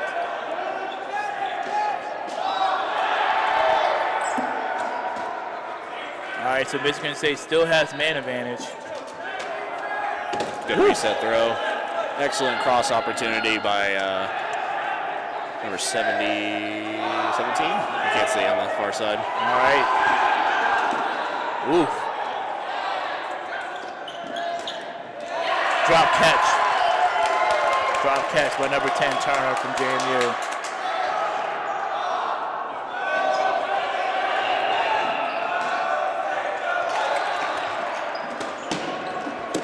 Good block. Wait. Calling that an out. I don't think number 29 got a piece of it. Man, number 13, Andrew, could not. I thought he was safe, but he was not. Where is Hunter Ford? He is somewhere around here doing officiating duties. It is a family reunion in the comment section. Oh, excellent Great catch. Number 29 out from the cross court. Wow, 29, Tyler Marks goes down on that exchange. So now we got Evan back in. Can we get some Roseray coverage? You might. I don't know. Yes, Evan Essenberg, one of the top players from the East Coast, back at it again. Do you know if this is Evan's last year? I know he's been around for a while. He told me that if James Madison win a championship, he will retire. He told me that face to face. JMU, unfortunately, still in the 10 count, but because they only have 2 balls, the clock will not start. Different story for Michigan State. Ball's over. All right. Felix, if you would be so kind, sir, to tell me how much time is left, I would greatly appreciate it. 16 minutes, 59 seconds. All right, you heard it here first, everybody. Go ahead if I can find it real quick. 16:59. 16:59, all right.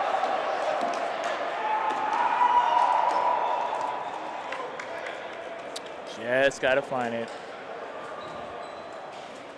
Wow, cannot find my link. Okay, but 16:59, so no worries. Looks like Michigan State's down to 3 players. There it is, got it. And the Dukes have 5. Oh, so both teams are on a 10 count. Dukes will start off with all 10 balls. There's a shot clock violation for those who are just tuning in for the first time. It means that the Michigan State Spartans did not throw an appropriate throw within their 10-second shot clock. Therefore, they've given up all 10 of their balls to the Dukes. The Dukes will have 10 seconds to throw against Michigan State and hopefully capitalize on that opportunity. Okay, Gabe, you want me to say that Evan Esper is one of the best players in the country? He probably just earned himself first-team All-American, we're just being honest, based off his performance, so I can do that for you. I can do that for you. I'm not really sure what's going on here, but it looks like 4 balls have just made their way back onto the Spartan side. That's cool. So we'll see what the official call is. I'm cool with that. And Phyllis, I gotta say, like, you have such a lovely voice. Well, I appreciate that, Shadid. I'm a little robotic and monotone, but it does its job, I guess. I don't like being complimented. Don't do that, Shadid. Okay, I'm sorry, Felix. I didn't want you to have feelings. Tell me I'm trash. No, I'm sorry. I didn't know better. We'll start the clock soon. Hold on. There you go. Shadid, the clock is at 16:40. Okay, 16:40, no problem. Oh, missed catching opportunity by number 12 for the Spartans. All right, 2 players left for Michigan State.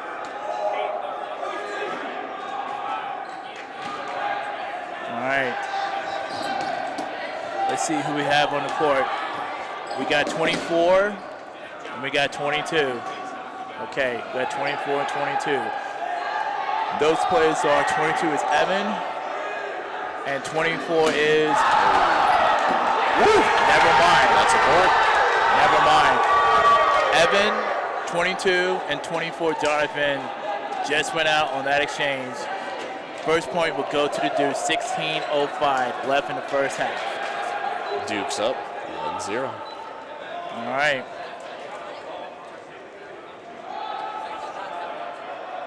$16.05.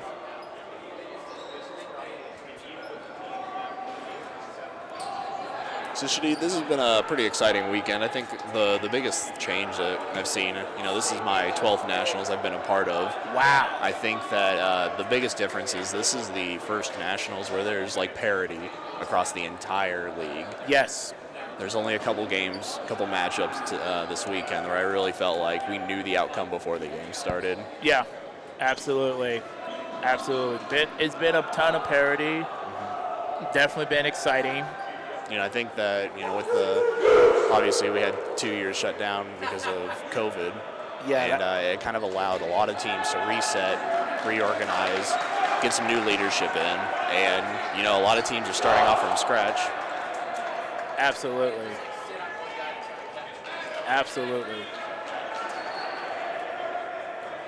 We got Coach Becca Chappelle over here on the right side of the court. Yep. For Michigan State, and then Coach Kevin Wynn over here on the left side for the Spartans. Yep, two great people, both on and off the court. Really appreciate them.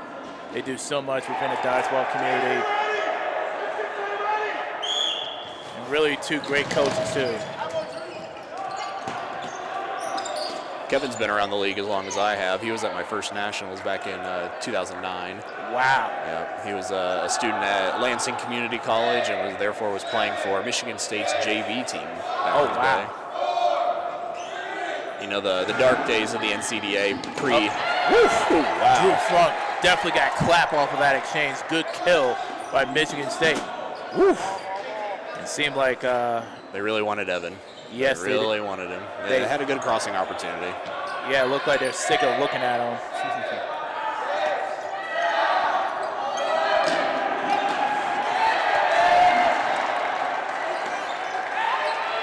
34 for the Dukes, gets hit in the foot. All right. Excellent good catch. Excellent catch by Kramer. All right, so what happened? Because Evan definitely made a catch, Kramer definitely made a catch, and it's simultaneous. And apparently Evan Esselberg will be 26 this year, so talk about being in the league for a while. He's been in the league, I want to say, since 18, and he might put in more years as a player than me. In fact, I think he already have. Yeah, I'd say that probably Evan from JMU and maybe Dylan Greer from OSU. I think they're probably the longest tenured continuous players. Yeah, I agree. Gabe, JMU alum, says they hate us because they ain't us. Traditional. But yeah. Anywho,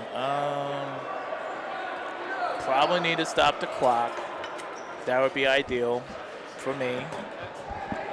Just need to figure out how much time is left. 15:03. 15:03. Thank you, sir. We have another NCDA alumni that's handling the shot clock today. Spencer Jardine, formerly of Saginaw Valley. The legend himself is back, y'all. Captain of the 2012 national champions. Absolutely. Y'all had a nice little rivalry, man. We did. Seems like every year we matched up with them at nationals, and WKU never got the best of them. One year at JMU at the Beast.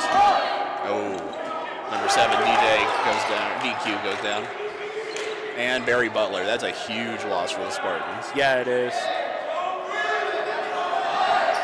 Michigan State fans are trying to get their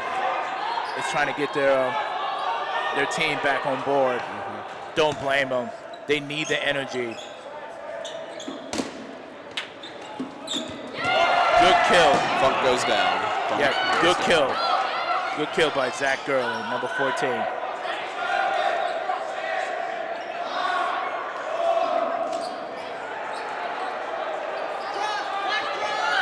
Zach has the benefit of being a lefty. Yep, he sure does. Stays on the left side of the court, then he's able to cross the entire length of the court and is able to catch people off guard as long as the right side is keeping the attention. Absolutely. All right. 24th, Jamie goes down off that exchange. Gerling with a pretty powerful throw. Yes, sir.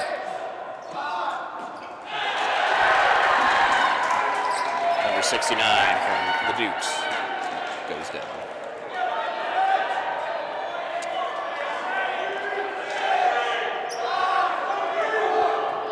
All right, so the so the Michigan fans, they're back into it now. Oh, what a catch. Oh, he caught him sleeping. Another kill by Zach Gerling. You gotta pay attention, guys. That's what we were talking about earlier. He's able to capitalize, do some crosses. A lot of teams don't have left-handed players, and so they're not used to it in practice. Absolutely. Zach is on a roll right now. Just cleaning house right now. He's feeling it. You know, the teams played a full schedule yesterday. Michigan State did have the advantage of having one bye game, so they only played 2. So they are, a little bit fresher than the Dukes, but they did have already a pretty tough game against against Ohio State earlier. Yeah, they did. Drop catch by number 1. 3 players left to beat. Michigan State is rolling right now.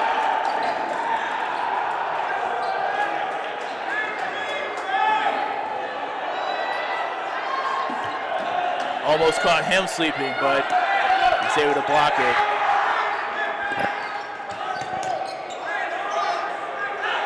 So you watch a lot of JMU. Ooh, number 12, the Spartans goes down. You watch a lot of JMU. You get a lot of experience with them. What do you think they need to do now to capitalize on this, given there's about 12 minutes left in this point? Yeah, so what they really need to do, they need to go for catching right now. That's really what they need to do. They do have some catches on their team. 69 is definitely one. There it is. Just like that. There it is. Right on time. That's what they need to do. So, with every catch, it's a huge momentum swing on the catching team. They get a player in, the thrower goes out. And they just wasted all their balls. Yep, that's not wise. Dukes are down to 1 ball for 5 players. Yep. They have 2 balls, which means that their shot clock has not started. It's a new rule that was implemented into the NCDA this year. Got him by the foot. Zach Gerling out here just cooking these Dukes players. Absolutely just flying away. It's a new rule with the NCDA. If a team only has 2 balls, their shot clock does not start. It was kind of a test year for that rule, and it seems like a lot of teams really like that. Another team throw successful for Michigan State. 32 has a really good pump fake. He seems to capitalize on that a lot. Another catch. This time Zach could not get the job done. 32 is Adam. He is a freshman. Ooh, rookie. Okay. Nice. That brings back Evan Essenberg back on the court. For Michigan State, that's not what you wanted to happen. Nope. You lose one of your top throwers and you bring in the Duke's best thrower, I'd say. Evan goes down. I like how Sean Donahue is saying that I'm biased, even though he's from JMU. So what do you want? You want from me? All right, and the game is tied. Number 3 gets hit by number 17 for the Dukes. All right. Oh wait. Oh no. Sorry. My apologies.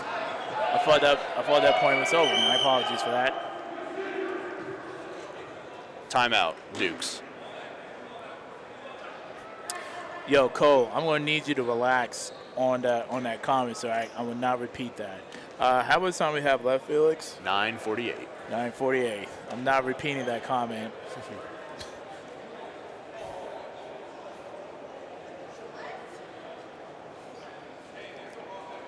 It looks like Court 2 is available on YouTube at this point in time. They are live, and Grand Valley is up 2-0 on Cincinnati with 8 minutes, 49 seconds remaining in the first half. Oof.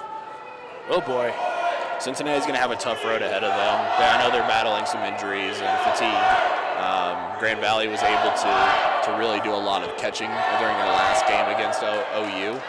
And so they got to save their arms, while Cincinnati had a really hard-fought battle against Towson that went to overtime. So it's going to come down to a game of endurance, and it looks like Grand Valley's capitalizing on that right now. Absolutely. All right, Michigan State looking for a team throw. Oh, number 17, great hit on number 29. Wow, okay. Okay. You know, the Dukes aren't out of this. They're not. They're not. Excellent catch. Excellent catch. Wow. And that brings back Drew Funk. And Kramer is out. I'm pretty sure that was number 17, Taylor with the catch. In the ground. Yeah, it hit the ground. But yeah, no, Tyler is definitely one of JMU better catchers as well. Ben Sizemore, relax. Relax, Ben.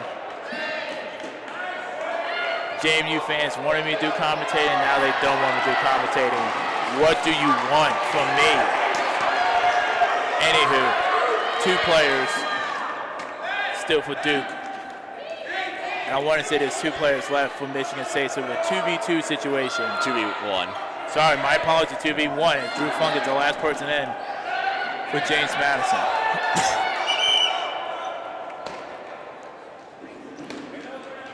All right, 8:36 left.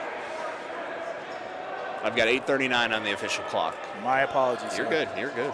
You can't see it. Shadid's both working the booth, or not the booth. He's working the, the back end technical stuff, and I'm up here doing camera operation. Yeah. Yeah. We're a little short-staffed, which always happens during NCDA Nationals. If you want to volunteer ever, hit us up. Yeah, please do. And please hit us up. I'm pretty sure JMU fans are pretty much just trolling me right now. Talk about favoritism towards MSU. As I'm still reading their names off of the roster because I did not have the fortune to actually see them play in person. I watched them via stream. I watched JMU several times this year, so. All right, here we go. All righty. All right. Someone's going to have to throw. Drew got to throw right now. Okay. So Michigan State did the right thing there, doing a good group throw. They just went on either side of the Duke's player. Just an unfortunate event that neither one of those balls connected. Good reset throw. Okay, here it comes. All right, Drew, he's safe. He's still safe. He's going to take it. Yep, that's good. That's good. That will work, Drew. That will work. Good dodging. Good dodging. Oh, wait. No way. Oh, my God. Wow. Excellent catch. Felix, yo, that camera angle was delicious. You caught that perfectly. Wow. So there's some argument right now about where the player was on the court. I was, focused on his body so much. I don't know if he actually stepped over or not. I don't know, man. So we'll see what the officials decide on for that. The Duke seem to believe that he may have either stepped over or a leg had crossed the barrier and touched the other side of the court, which means that he would have been out and the catch would not count. Therefore, it would be one-on-one. But the original call was a catch. Yeah. But yes, Evan, I can give him a shout out. Shout out to Jacob, former JMU player, going through a tough time.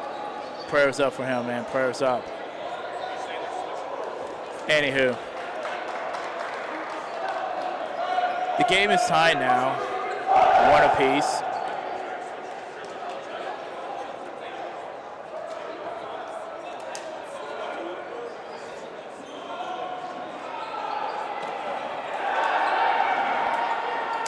This point will be played out since we are under the 4-minute portion. I'm trying to pull up. Over the 4-minute portion. My apologies. I think that was a clean catch. I'm pulling up a replay right now. I wish I could do that on the broadcast, but I'm looking on my phone right now, and it looks like it was a clean catch. That's fair. Like I said, I'm in the booth. I'm not where, you see Kevin and Rebecca right now.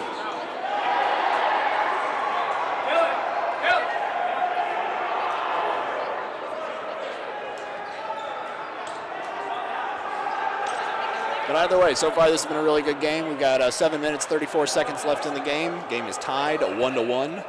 7:34, you say? 7:34. All right, let me change that real quick. Spencer.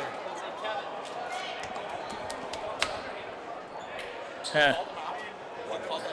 I'm about to say, maybe I should have let Hunter Ford did commentating. But we probably won't get roasted on the stream as much. If that's the case, I'll gladly give up the mic, and I'll see everybody next year. It's been fun, y'all. It's been fun. Comments on the internet aren't worth reading. That's one way of looking at it.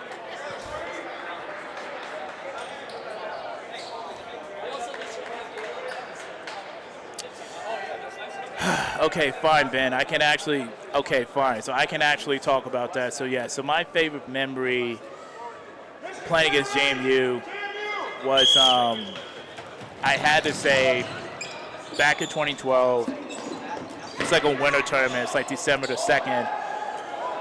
Obviously, VCU lost to JMU 12-0, but JMU played as hard for 50 minutes. So I had nothing but respect from JMU ever since because they always brought the heat. They didn't care who their opponents was. So that was my favorite opinion.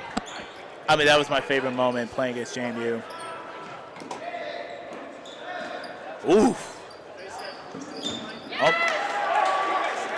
Is that a kill?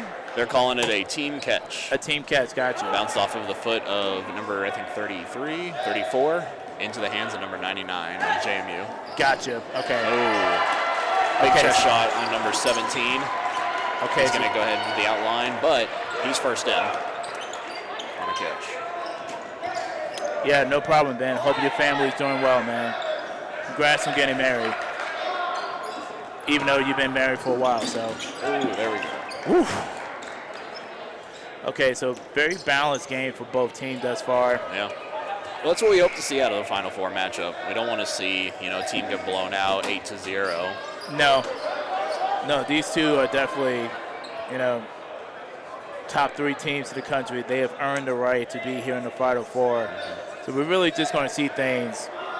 Yeah, Ben, it is going to be the last time doing commentating this season, so that's why I hop on the mic. But like I said, I would gladly give up the mic because I'm still going to be doing overlays, so it's cool. Anywho. All right, we got 5:50 left in the point. Okay. Let's see what they can do. Ideally, these teams are going to want to try to capitalize on the amount of time that's left. Pretty sure that Drew Front just got killed in that exchange off of the team throw. Whenever a point is scored with less than 4 minutes remaining in the first half, that time actually rolls over to the second half. We don't start new points with less than 4 minutes. So ideally what Michigan State or James Madison want to do is go to quickly finish out this point, go up 2-1 at half, and then have some extra time added in the second half. Yeah, time would definitely be a factor here for either team. Oh, looked like I thought DQ got hit, but DQ didn't get hit, but Josh Kramer, number 5, did. Actually, let me make sure I said his name correctly, otherwise I'm going to get roasted. Oof. Yeah. Looks like each team has 5 balls in their possession. Okay. Evan with the throw. Oh, man. That's unfortunate. Evan goes down. Dang. Whew. All right, so JMU just lost 2 of their players right there. Another JMU player goes down. Dang. If JMU lose another player, they will be on the 10 count. They have exactly 6. Oof. Michigan State with, I believe, about 10 players on the court right now. Yep. Michigan State's in a really good opportunity to take this point. Absolutely. But as we mentioned earlier,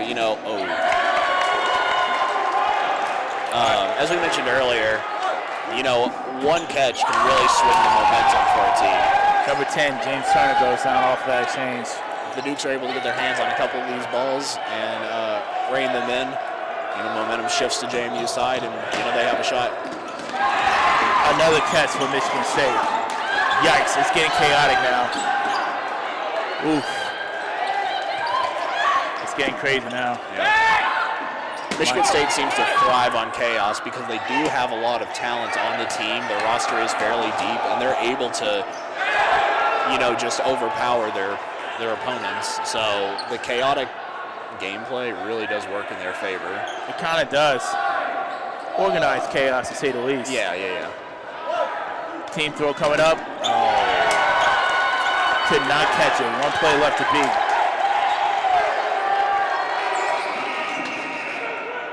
He's safe. All right, he got to get going, though. He got to get going. He's probably going to go for a reset throw here, not trying to make a kill. Oh, Lord Jesus. Barry Butler. Wow. Ended the half. Barry.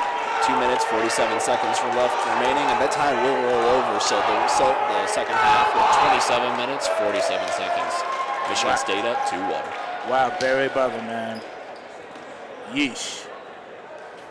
No comment. Just going to leave that alone. Now, Barry Butler, he's an incredible player. It's fun to see, how much he's developed since he won that Rookie of the Year title a couple of years ago. And, he's got some experience outside of the NCDA playing with Final Justice, which is a USA Dodgeball Premier League Tour team.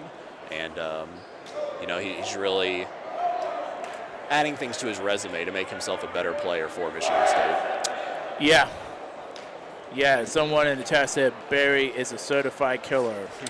No lies detected. No lies detected. With that being said, the score is only 2-1. Still plenty of time for JMU to come back. Still plenty of time. We're doing 2 25-minute halves, so that time will be rollover. So 27-47. Still plenty of time for JMU to come back. Yeah, absolutely. It's a good game. This is, like I said, this is what we were hoping to see out of the Final Four matchup. We want to, make sure both teams are able to. You're right. My bad. Evenly. You're right. My bad. Shadid, I'm going to answer a few questions. I'm going to take my headset off. I'll be back momentarily. No problem. Thank you, Gabe, for telling me about that.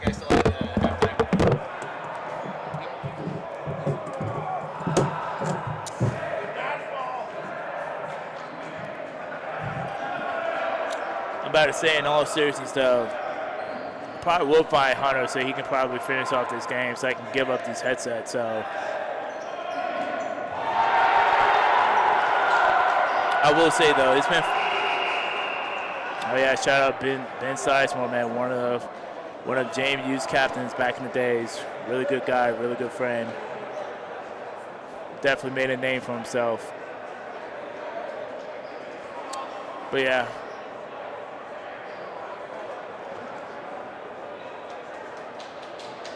We should be back momentarily. But yeah, I'll probably give up the mic though. So it's been fun, everybody. I'll see you guys next season. Hey, oh, nope, sorry, wrong one.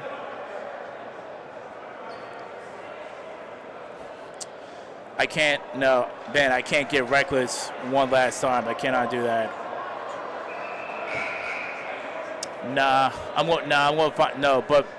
But in all seriousness, guys, I will try to find Hunter and see if he can finish this game off. So, be right back.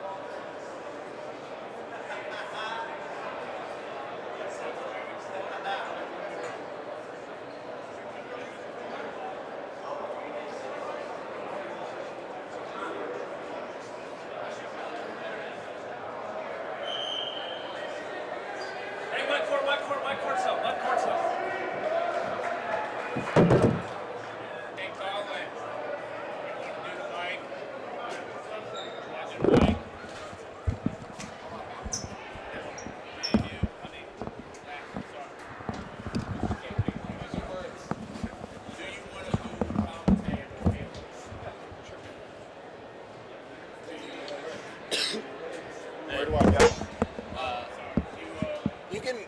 You want to sit up there? Yeah, you can sit up there. What I'm going to do. Spencer, can you hand that to Colin? There you go, Felix. We got a player sheet. Oh, lovely.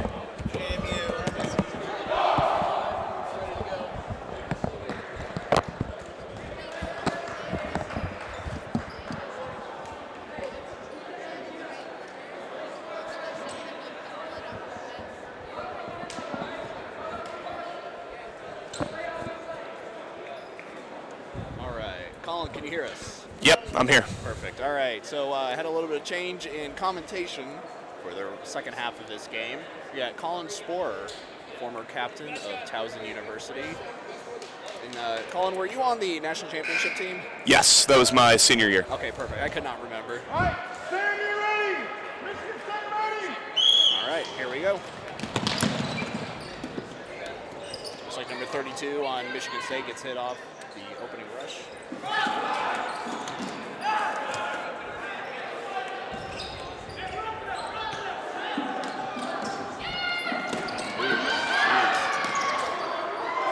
Colin, you've got a lot of experience playing against James Madison. Do any of these players look familiar to you?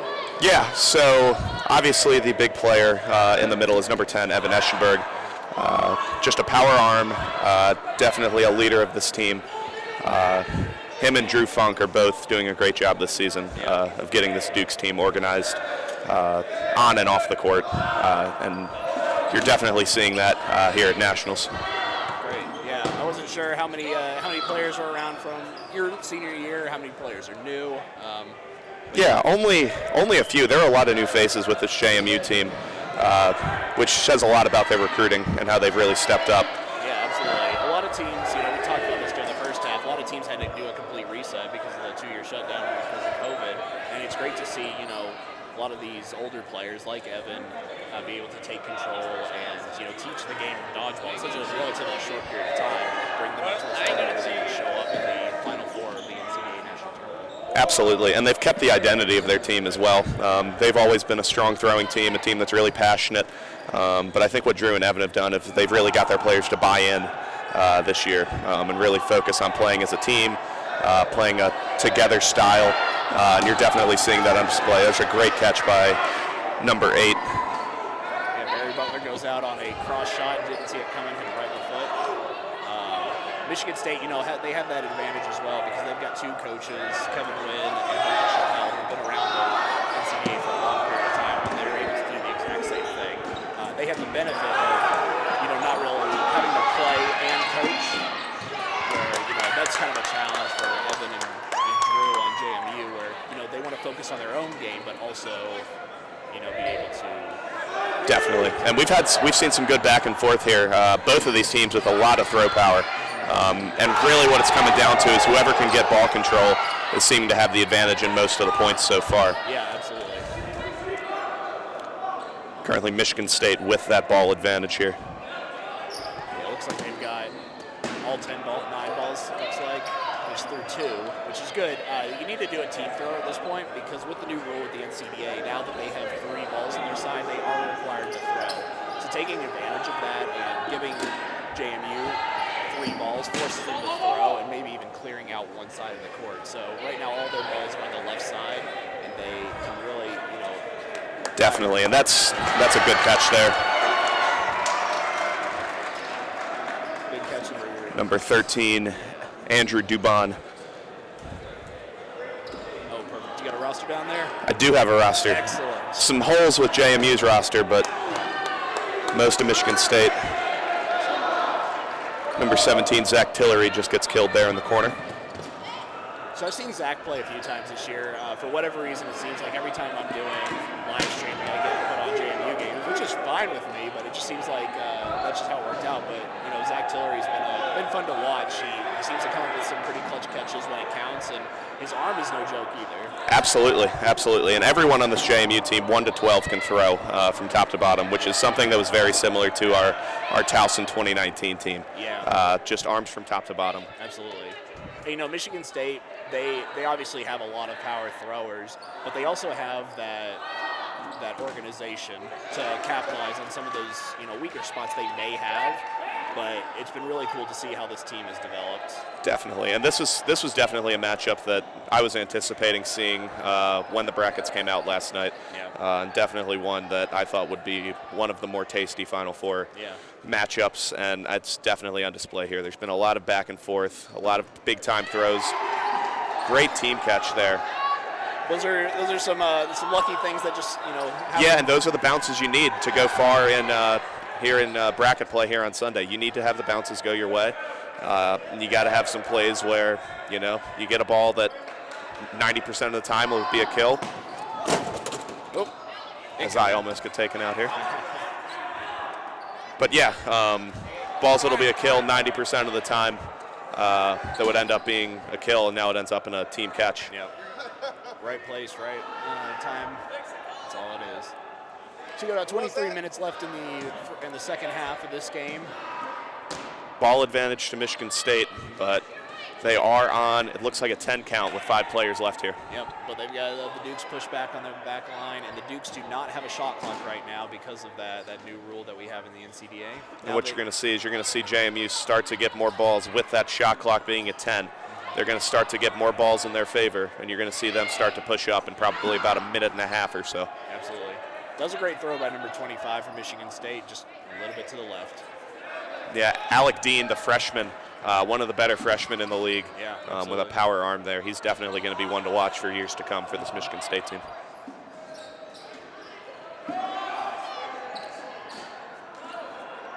We always said when I was at Western Kentucky that, a lot of the freshmen were freshmen. They're still learning the game. But that summer between freshman and sophomore year, that was really telling to see the type of player that they were going to become.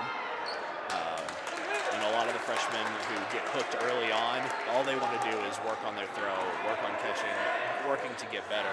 And so we'd sometimes see our worst freshmen come back in the fall of their sophomore year, and all of a a sudden they just, they spent the entire summer working on it, and now they're one of our top players. Oh, big hit by number 5. Yeah, so both number 10s for JMU, Turner and Eschenberg, have gone down in the last minute or so. There's a big kill, gets Michigan State down to 4. Ooh, big jump. Excellent dodge.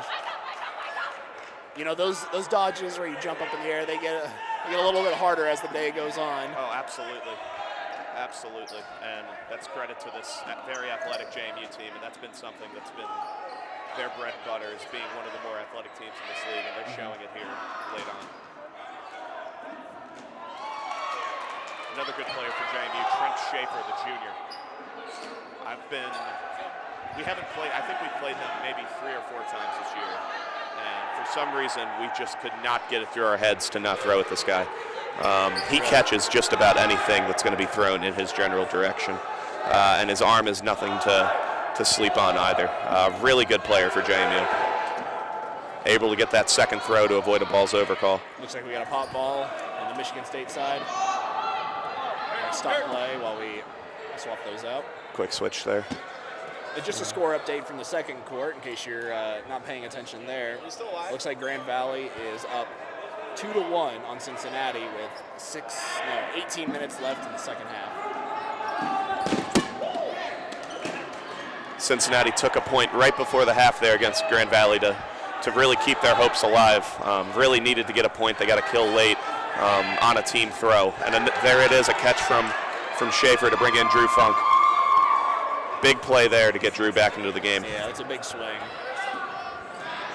3 players left for Michigan State. Freshman Alec Dean, freshman Benjamin Hackman, and then number 5, Josh Kramer. So definitely 3 big players here for Michigan State. Obviously, I think a catch would be a big momentum swing for the Spartans. Oh, absolutely. So we got 8 players against 3 in favor of JMU, who are down 2-1 here. 19 minutes and 20 seconds left. And there's a kill on Hackman. Good block by Kramer. Blocking with 2 balls is a little risky because you can't get both hands on the ball to keep possession of it. And, definitely. You get hit in just the right spot on one of the balls you're holding just with one hand. Dislodges, absolutely. And that was, I preferred the 2 instead of 1 if possible. But that's definitely one of the risks of having the 2. Yeah.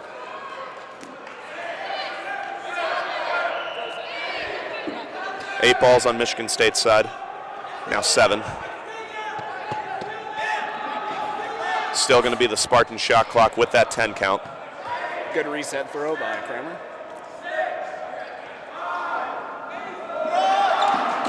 Oh. And a kill. Excellent throw. Number 69, Hoar? Ben Hoar That's probably with the kill. And a kill from Kramer. And a catch from Kramer. It's going to bring in number 24. Jonathan Crockett, a freshman, back into the game for the Spartans. This is that momentum swing that we were talking about earlier. Oh, chance at a catch from Crockett right as he steps in. Can't connect. It's 6 on 1. 6 on 5, and a big kill to get JMU down onto the 10 count now. Team throw does not connect, but he slides out of bounds. Team throw did not connect, but he could not keep that point of contact in. And that will tie this game up at 2 with 17:43 left in the second half. So far this has been an exciting game. I know we said it a lot during the first half, but this is what we really wanted out of a Final Four game, was to be very evenly matched.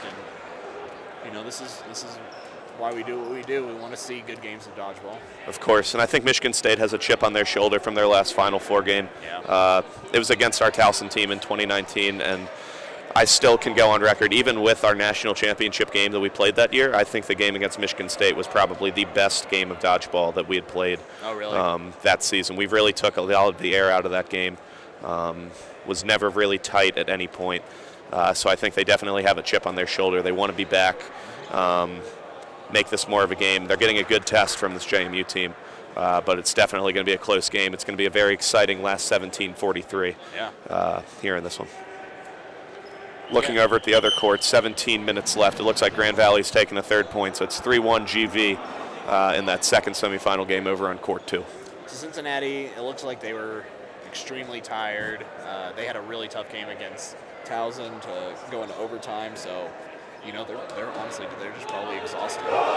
Definitely, and that was such a back and forth game between Towson and Cincinnati. In overtime as well, I think each team probably won and lost that game probably 3 different times. Just happened to go Cincinnati's way. Yeah. And no, it definitely looks like GV's a little bit more rested. Their schedule is a little bit more favorable. With their matchups, they were able to get some rotation in, and they definitely look like the better team so far. I was talking to Ray Franklin, who's a GV player, and he was saying that during their game with OU, they were able to just focus on catching a lot. Ohio University, unfortunately, was throwing a lot of catches, and so Grand Valley didn't have to throw as much. While it didn't sound like that was the case for Cincinnati against Towson. No, that was a very back and forth game. Cincinnati they're a great catching team. But if you don't have the arms late in the day, then you're going to struggle when you get into that semifinal and final round. Even if you are a great catching team like they are, you've got to have the throws to back it up.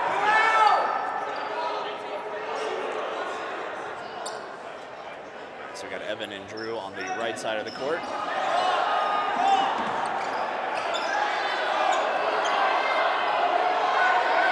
And they're saying that Drew did not get the block, so Evan is out. But you know what? That's not too bad. Evan's first one out. That means he'll come back in later into the point. Definitely, and you've got to think this JMU team is going to get at least one catch. Almost spoken into existence there with Tillery, but can't reel it in.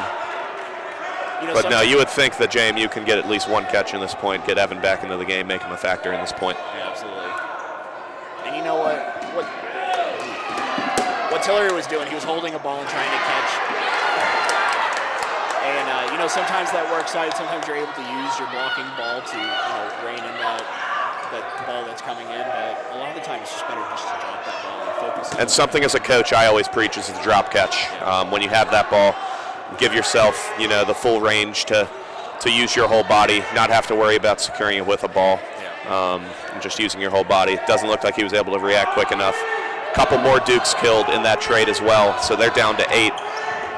Looks like Michigan State has all 12 still in on their side. Looks like slight ball advantage on the Duke side. They got 6, while Michigan State only has 4. Excellent throw by Crockett. It's one of the fun things about pinch dodgeball on a larger court is, if you're experienced, you can get some pretty good spin on a ball, and you can watch it curve through the air if you're right at the right angle. Definitely, and that's why I really love this format of play. It's such an open court, a lot of room for action. The crosses are always very electric to see, especially when you catch someone not looking in the side of the head. Yeah, and with the larger court, you get a lot of strategy you can implement as well. Absolutely.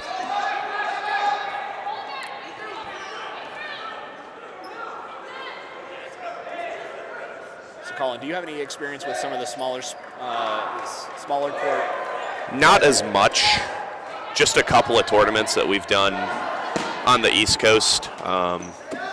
Nothing that's been. We drove up. I think it was in Boston, maybe 2019, maybe to the U.S. Dodgeball Nationals.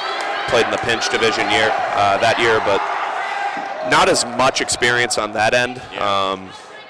It's in my opinion an entirely different game almost. Oh yeah, absolutely. It's like I don't know how familiar you are with lacrosse, but men's and women's lacrosse are completely different sports. Definitely. And it's kind of the same thing with small court dodgeball versus what we have here in the NCDA. Of course.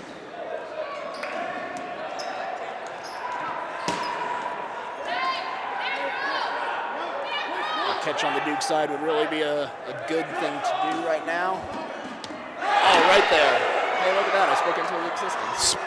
Well done, Felix. That gets Evan back into the game and immediately with the ball. And that's something you're going to see every time Evan Eschenberg makes a throw. he will have a ball reloaded into his hands within seconds. His team recognizes how much of an asset he is, and they want to make sure that he's safe and he's able to capitalize on any opportunities that come in. Unfortunately, he didn't have a ball there, and he goes down in the corner. There was the issue. They only had the one ball on their side. Drew Funk holding on to it. Michigan State's doing a really good job right now of controlling the game and the pace. Even when they don't have ball control, it seems like they're being intimidating by just pushing up and looking for those catches. Big catch. Chris Galicka, the freshman. That one's going to leave a mark, but what a great catch. And another one.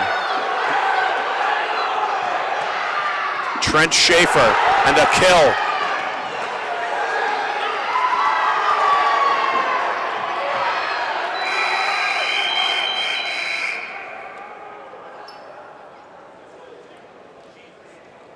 Looks like DQ is down with some sort of injury.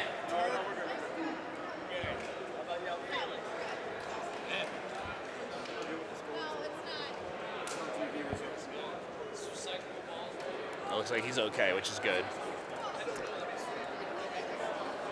We were talking about earlier, those catches, that's a huge momentum swing. We just saw that in action right then.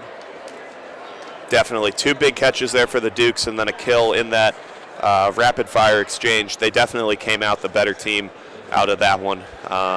2 catches and I believe a kill from Drew Funk on Michigan State's number 7, Daquan McClain. So it looks like Michigan State will be on a 10 count. No, sorry, they have 6 players in. So they've got 6 players with the majority of the balls, while the Dukes have... Looks like 8 players on their side.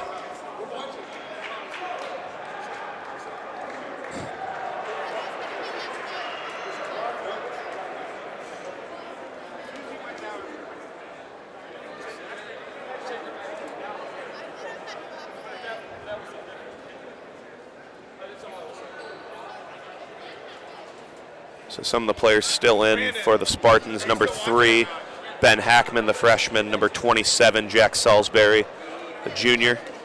13, Andrew Dubon, one of the seniors on this Michigan State team. Tyler Marks, a sophomore, number 29. Number 32. 32, Adam Arnold, another freshman for the Spartans team. So definitely a lot of promise coming up with this team. Not a whole lot of seniors on their roster, so going to have a lot of returners, and this is going to be a dangerous team for years to come. Absolutely. Especially when you have such dedicated coaches like Kevin Wynn and Becca Chappelle, who are, they're in it for the long haul, and they're into developing this program.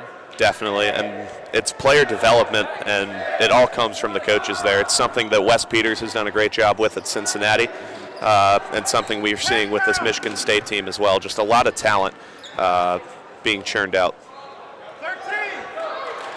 Calling number 13, Dubon out. So 4 players left for the Spartans, 8 players left for the Dukes. 12 minutes left, more or less, here in this 5th point.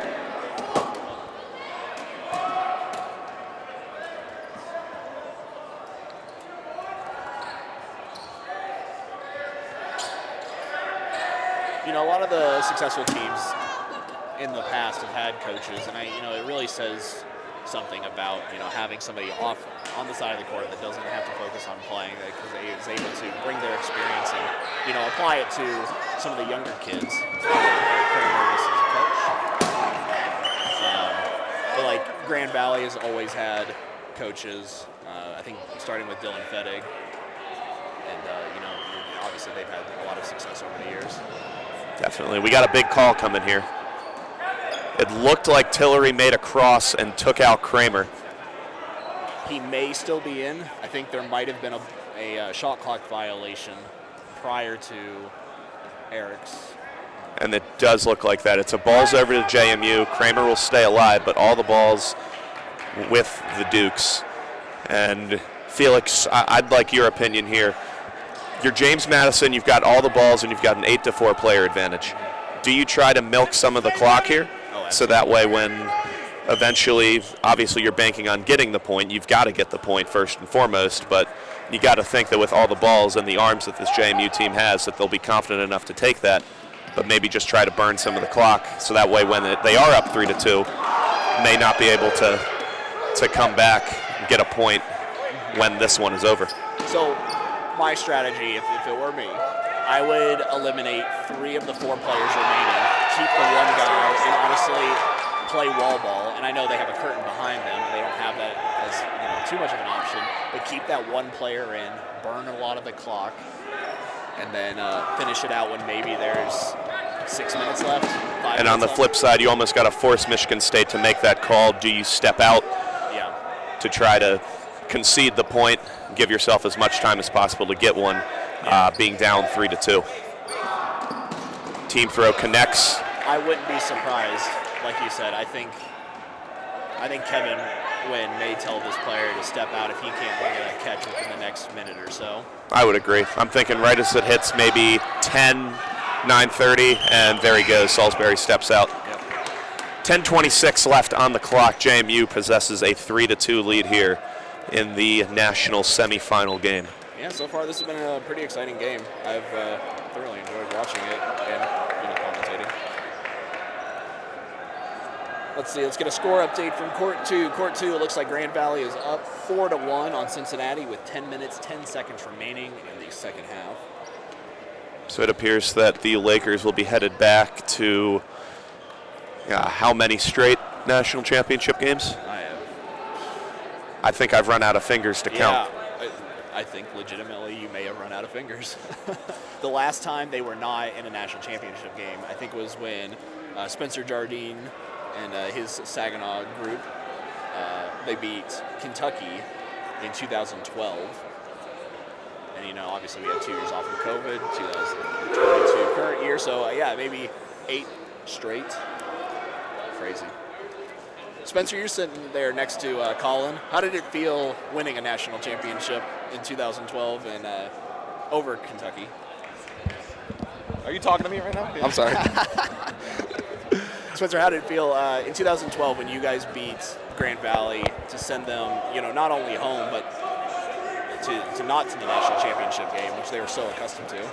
I mean, you can't get past beating Grand Valley in the Final Four on your home court in the national tournament. I mean, it doesn't really get much better than that. And given how often during that year they completely dominated us, besides the times it was ready for us to step up, specifically the MDC and the national championship, it was a very, very good feeling, especially for the seniors who've been playing for almost 4 or 5 years. Yeah, that game, Saginaw versus Grand Valley in the Final Four, that really, to me as a spectator, it felt like that was the championship game. UK, that game didn't really pan out to be a very exciting one. No, I agree. I mean, sometimes that's how the bracket shakes out. Somehow that year we ended up with all the Michigan teams on the same side of the bracket. And we literally killed each other just to get to the Final Four. So, to have that score be 2-1 and then to really handle business with Kentucky 4-0, I definitely give Grand Valley all the credit that year. They took us to the wire, and it was a great game, that's for sure. Yeah, for sure. Well, thanks for joining us, Spencer. I'm going to ask you to hand back over to Colin. Hey, I appreciate my 30 seconds of fame, man. All right, so if I'm Michigan State right now, I really want to, push the envelope and, try to get this game underway. That way we can score a point because, one of the NCDA rules is if the score is tied with less than 4 minutes remaining in the second half, it's an automatic overtime. I think Kevin Wynn feels pretty confident that his top 6 are going to take out the Duke's top 6, but... And I think JMU is going to feel the same way on their side. I think they're going to be confident in their top 6 as well. I mean, right now, big momentum swing. A couple catches there for the Dukes. And I think the name of the game here, you have 9 minutes to survive. Oof. Big hit on number 10. Not Eschenberger. The other number 10. Turner. It's the last name on the jersey. James Turner, the junior.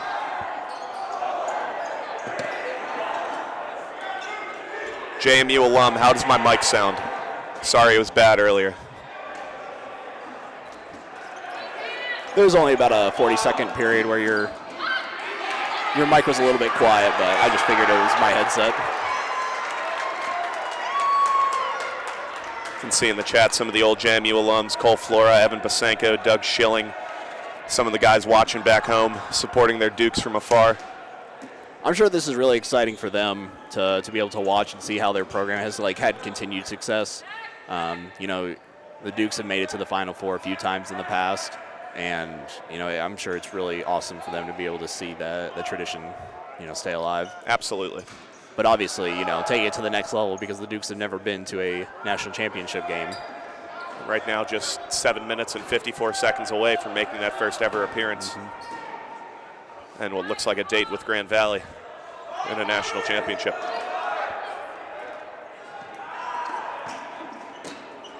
Ooh. Cross from Schaefer, got him.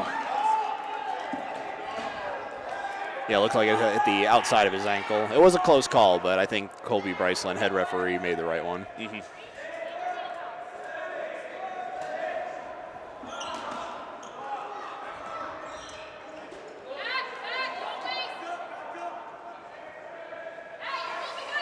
Let's see, let's do a body count. It looks like teams are fairly even. Dukes may have one more.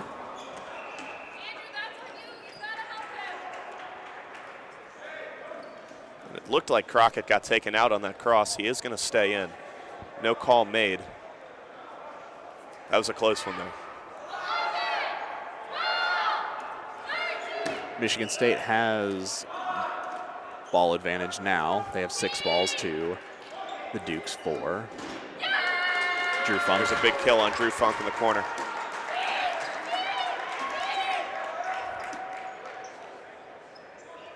Looks like Crockett's going to line up to take a shot.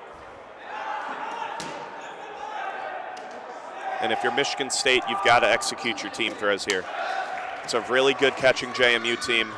You've got to be able to get 2 throws arriving at the target at the same time to take out these Dukes players. And you got to get them down onto a 10 count as well. That's going to be the goal. They should probably try to do that in the next at least minute or so while being smart about ball control. Yeah, absolutely. As we mentioned earlier, Michigan State, they have a lot of good talent. They have a lot of depth to their roster, and they can capitalize kind of on chaos. But at this point in the game, they really need to play as a team, put 2 balls on the same target to ensure that they don't make the catch, because the Dukes have been killing them with catches. We got a timeout for, looks like James Madison. 7 players to 6 in favor of the Spartans. So the next JMU player to go down will put JMU on the 10 count, which is exactly what Michigan State's looking for. Felix, like you said, only 1:48 until the clock will go under 4, meaning that if Michigan State were to take a point, the game would go straight into overtime. And Felix, do you kind of want to talk about the overtime format should we get to that point? Yeah, sure. So overtime is 6 versus 6, still on the same size court. There will be 7 balls. It is a constant 10-second shot clock, regardless of the number of people you have on the court. All the other rules stay the same. We never go above 6 players. So, if there's 6 players on the court, a catch is made. There is no 7th player that comes in. But it's just, first person to win that point. It's a pretty exciting format. Colin, did you ever play when we had the old overtime rules, or did you always play during that format? When you say old overtime rules. So it used to be a 10-minute point that was added on. I can't remember what year you started, but I started in 2015. I did not have, at least I wasn't playing in any of the tournaments where we had any of those overtime games. I think I was just, when I joined the league, it was all 6v6. Gotcha. Okay, yeah, so we used to play, it was a 10-minute point that would start off, and then this is me digging back in my memory, but I believe that, if no point was scored, it was whoever had the most players on the court at the end, which, is a tough way to lose that. That would be a tough way to go down, being a team that stays alive, but you have 4 players compared to 5 and losing a game. I think the format that we have right now is a perfect way to decide. Absolutely. Decide a winner. Looks like. All right, Hackman. So we had a couple trades. Looks like number 3 Hackman went down. JMU's number 17. Another 17, not Tillery, went down as well. And there's a kill. Number 8, Patrick. I'm just going to say Patrick K. I was looking at the back of the jersey. I was like, nope, no idea. So 4 players remain for the Dukes, 6 for the Spartans. You know, one of the cool things about this, you know, obviously these teams have been playing all weekend and they look exhausted, but they're not playing like it. There's still a lot of energy on the court, and, you know, they're able to play as a team in areas where, you know, you may just rely on endurance in an earlier game. And that's definitely a factor that goes into which team can come out on top at the end of this Sunday format, is having the endurance. You can have all the arms, but if you lose all of that throw power after 2 or 3 games, then you're going to come out and you're going to get beat by a team that has more endurance. And there's a big deflection into a team catch and then a kill by that same player, Crockett. And like I said, that's the type of bounce that you'll need to have success here. Unfortunately, I don't think there's a lot of skill involved in that. It's mostly, you know, being in the right place at the right time and being able to execute as well. Yeah. Good block. So now if you're JMU, really the focus is just trying to, as he's down to 1, does he get hit? It looked like it to me, but he's doing the right thing and staying on until he knows. Yep. Michigan State is claiming that they caught number 69's ball. We got an official timeout to try to sort things out here. Yep. And we are at that 3-minute mark, so that means that if the Spartans are able to capitalize on this and finish this point out, we will be going to overtime.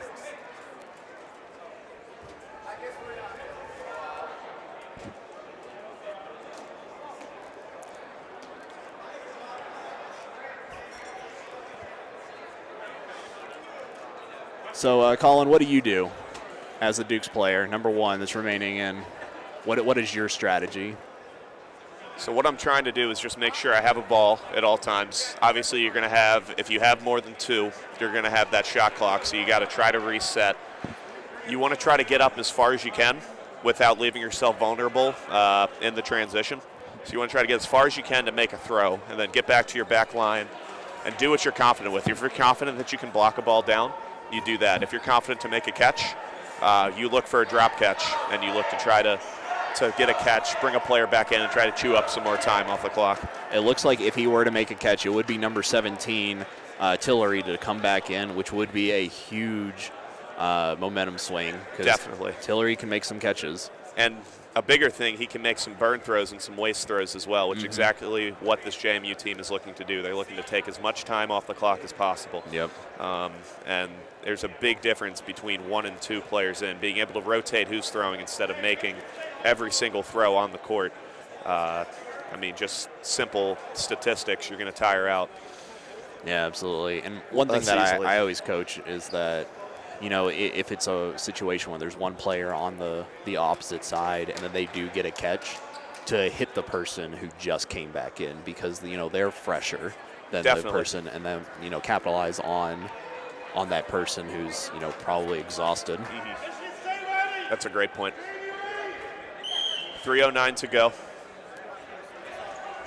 8 Spartans and a catch. We're going to overtime. All right, so I'm excited to see which of these players each side chooses to represent them in the top 6. So my guess from James Madison, we'll have Funk, Eschenberger, and probably number 69 as well. He seemed to have been playing pretty well this game. What do you think about the other 3 potential Dukes? I think you definitely include number 24, Trent Schaefer. He's got a power arm, and like I said, he is catching anything that comes his way right now. And the thing with overtime here on Sunday it's not always your top 6 throughout the season. You're taking your top 6 at this point in time right now. So if you've got a guy that's hot, who's making catches, who's making throws, you've got to include him in this lineup. Yeah, absolutely. And it looks like for Michigan State, it looks like they've decided on maybe top 3, and they're trying to pick out the remaining 3. So we've got Barry Butler, we've got Kramer, Dean, number 25, the freshman, Crockett, I believe, number 24, and DQ McLean, and I cannot see the other one, but we'll see him momentarily. So yeah, this will be a tough battle for the Dukes. These are Michigan State's top players at this moment. Dean's been on a roll right now, and so is Crockett. Even as freshmen, they've been, making some really good throws, clutch catches. So this is going to be tough for the Dukes. For JMU, it looks like we've got Evan Eschenberg, we've got Trent Schaefer, number 17, Zach Tillery, 33, Drew Funk, number 10, Evan Eschenberg, and it looks like Ben Hoar, number 69, in the corner. It looks like those are the 6. Trying to confirm. Number 8, Patrick. If somebody in the chat could help me with the pronunciation, that would be excellent. Starts with a K. When I was naming the top 3 that I thought were going to come out of the Dukes, I completely overlooked number 24. I forgot about him, but yeah, absolutely, he definitely needs to be on this point. He has been electric all game. So the way this works, for those of you who may just be tuning in, we're in overtime, which means that each team has picked their top 6 players. They'll be playing until there's no time limit. They'll be playing until one team is eliminated. There are 7 balls. The setup is 3, 1, and then 3. All balls are live off of the whistle, and we're just, going to play a regular game. It is a constant 10-second shot clock, which means that if a catch is made, the shot clock is reset. So that is a huge thing as well. Catches will turn overtime points. I mean, we just saw that with our game against Cincinnati. In the quarterfinals, we had them up 3-1, but made some untimely catches, turned the point around completely. And at the end of the day, they ended up coming through and beating us there. Yeah. So catches will definitely swing this, and we will see who it favors. Just looking at who would be the better catchers, I would have to favor JMU with their players to make some more catches here late on. But I do we'll agree see. that the Dukes will be a primary catching team. That is going to be a struggle for Michigan State. But Michigan State, they have power on their side. They do, and if they can get ball control, then it's going to be tough, especially if they're throwing team throws, 2 balls at a time with these JMU players. It's going to be tough for them to make those catches. So we'll see how it goes. I think the opening rush is going to be very telling. First couple seconds to see who comes out with a ball advantage will probably favor that team, at least early on here in this overtime. And me personally, I don't ever want to go for that middle ball. It puts your team in a really bad position to get out on the opening rush before the pointers really started. And to me personally, I just don't think that one ball is worth it. So I'm interested to see if either of these teams are going to be aggressive and go for that 7th middle ball, or if they're just going to let it go and try to set the tone themselves and the pace themselves. How did you feel about the 7th ball rushing for that middle one whenever you were playing in overtime? If you've got a guy fast enough and you know that he's faster than their guy, I would say go for it. Yeah. It's always good to have that ball, and then you get up and you're making the first throw in overtime. So it looks like what they're going to do here is they're going to do a coin flip to determine the sides. We need a coin. I wish I would have knew that this was a rule when we were playing in the quarterfinals, because I would have liked to have the other side to maybe have a wall. I'm not very happy about this right now. I had no idea this was a rule, and I definitely would have asked for at least a coin flip. I wonder if it is a rule, or if it's something that one of those on the spot things. Yeah, it's unfortunate that not every player in the NCAA knows all the rules, and if either team is kind of crafty and is bouncing penny. Michigan State wins the toss, and they're going to stay on that side. They're going to have the wall. So the importance of winning that coin toss, Michigan State gets to keep the left side of the court, which means that they have this wall to throw against. And, there's more opportunity for the balls to bounce back when they throw and if they do miss. The problem is, and I wouldn't say a problem, but something to keep in mind is there are these angled pads that are against the wall, and so the balls don't always bounce back. No, and you can get definitely a ricochet that can just send it straight up. Yep. They've got some gates back there that can send them diagonal, so it's not a perfect system. Yeah. I almost like the curtain because if you've got a hard enough thrower. Oh, 2 right off the opening rush and a catch. Now, Barry should be off the court because he did not exit the court. That's going to be a bad break for JMU. He did not exit the court there. But he remained on the court because of the catch. So, it's tough to officiate dodgeball. There are a lot of players and a lot of balls flying all over the place.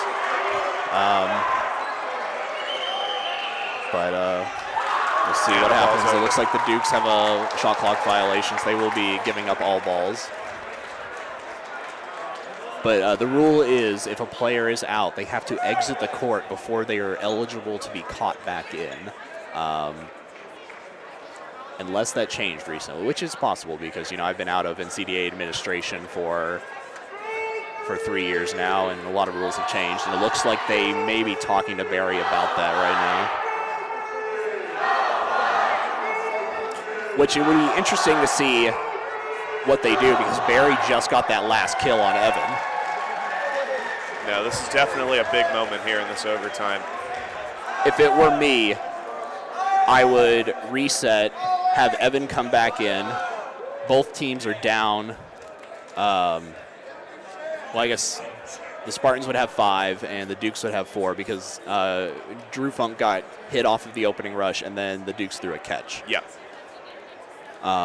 But I would have Evan come back in because Evan was hit by Barry.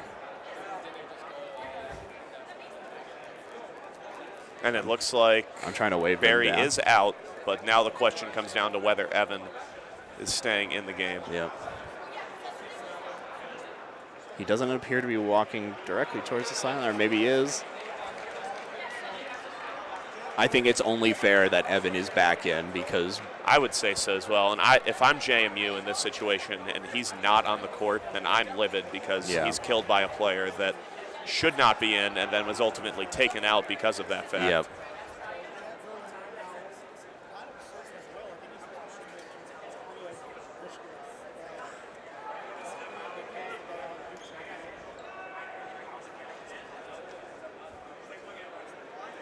Waiting on an answer here. This is tough because, the referees that we have, volunteer referees. We've got a member of the executive board, Colby Bryceland, as the head referee, and then Dylan Greer has stepped in as the assistant referee. He's one of the longest tenured NCDA players currently, and I think he's in charge of writing up the rule book quiz and things like that. So, they have a good officiating crew, but we have to have eyes on everything, and that's the tough part, and that's why especially Barry, in such a fast-paced sport like what we have, it's tough to see everything. I mean, it looked like that one was pretty clear that Butler didn't exit the court. Unfortunately, they weren't able to catch that right away, and we're going to see hopefully if they could make a right decision. Yeah, and I'm up on the. I've got some good angles to view things. I'm up on top of a platform working on the cameras, so I was able to see that where everything is at eye level for Colby, and he may have missed that call. Something else to factor in is that a balls over was called as well. So you have to kind of figure out, is the balls over still going to count? Will Evan Eschenberg be in the game? Would it almost? I would hate to say just reset because. Two outs were made at the very beginning of the game. I'd hate to reset for it, but I wouldn't do a full reset, but maybe put a ball in the middle, go 3 balls and 3 balls, or see where the ball count was. I mean, like I said, it's tough to say, and I don't know if they're using any type of review with a phone out there at center court. Yeah, it's tough. But at the same time, you've got to get this call right because it's going to decide who's playing Grand Valley in the national championship immediately following this game. Yeah.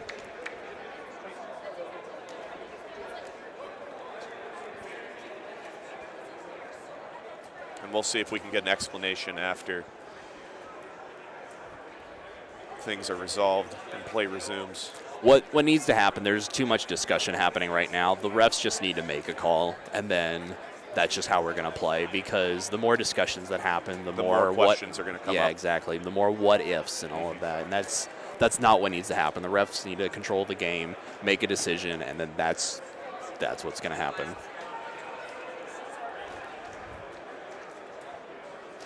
But you know what? I'm excited to see how the rest of this goes. If I'm a Michigan State player or a Dukes player, I'm warming up right now. I do not want to be standing still, because even this small break can really kill your momentum, and your muscles will start to tighten. Looks like Crockett is taking advantage and just lightly tossing a ball against the wall. And you can see it's definitely a pro Michigan State crowd out here. Mm-hmm. Very short trip from East Lansing here to Kalamazoo. So we've heard a lot of go green, go white chants here in the stands. JMU trying to silence all of them and make their first trip to the national championship game. We do have a good crowd today. I'm going to try to pan the camera around just to see all the people that are standing next to me. And we've got a crowd on the other side as well.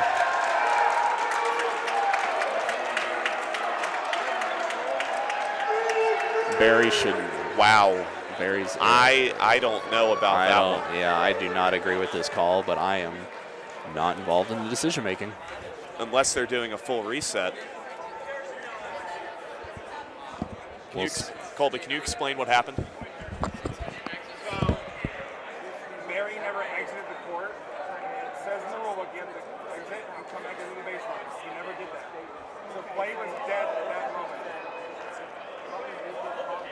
So they're still in, and nothing that happened at that time, nothing that happened past that ever happened.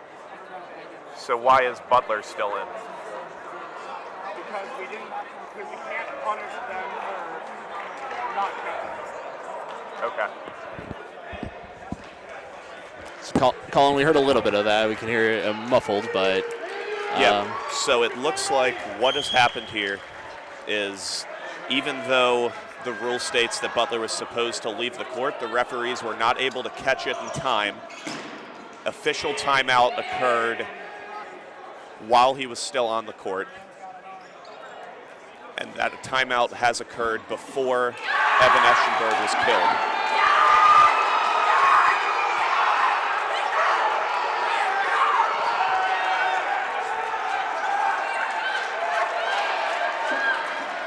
And just like that, 3 JMU players killed in a matter of seconds. Yeah.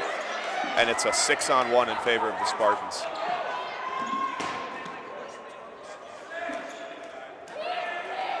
So what we need from number 69, he needs to come up with a catch. You need a catch. Right now. And it's tough against all these Michigan State arms. And that's it. Spartans are headed to the national championship game. It was an interesting game. Overtime, a little bit probably more controversial than we'd like to see, but the calls were made. Yep, calls are made. That's how it's going to have to go. Definitely controversial, I would say, but that's how the calls were made. And ultimately, Michigan State had the balls on their side. They made some good team throws. Were able to take out the 6 remaining JMU players. Yep, heartbreaking loss for the Dukes, but, they had a great showing. Hopefully, they don't have a lot of seniors. Hopefully they'll be able to come back next year and, make some noise again. Definitely. I know a lot of the guys who were on the court for that overtime were in their senior year. So we're going to have some, definitely they're going to lose some talent, but I think with some of the guys coming through the pipeline and the style that JMU plays, I don't think they're going to have any problem coming back next year and being a force in this league, and definitely a power on the East Coast. So it looks like we will have a Michigan versus Michigan national championship game. We'll have Grand Valley State University versus Michigan State University. We are going to take a little bit of a break, and we'll be back in a bit. All right. Thanks, Felix. Thanks.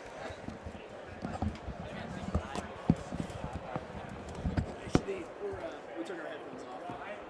We took our headphones off if you want to mute us or whatever. What's up? Thanks. I don't know who's supposed to collect it. I'll take it. What's your vendor? I'll send out a message. What's your vendor so I can vendor you for sure? I don't know who you vendor. You take one, we'll find a way for you to vendor. Thank you.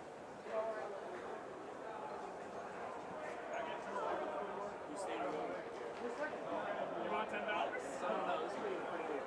No, sorry. It's okay.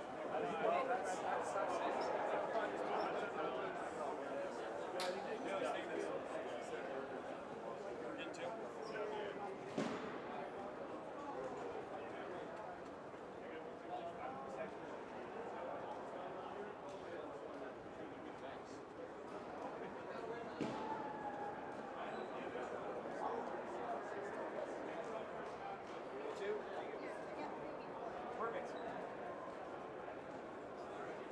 Hey, Wes, you're on the e-board? Yeah. Here's t-shirt. People just don't like t-shirts. All right. Someone from OSU. That's a beast, right? Who was recording that? Who's rapping this last night? I don't know. He was singing to Paul.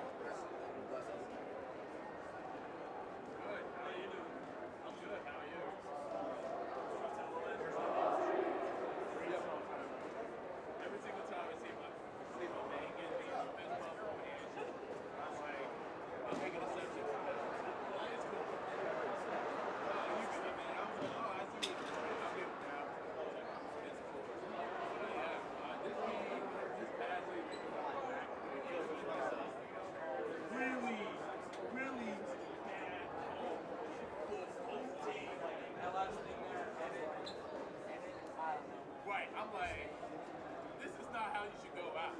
And Butler didn't go out. Obviously, like, I watched it, like, the good bench count was that line, made it to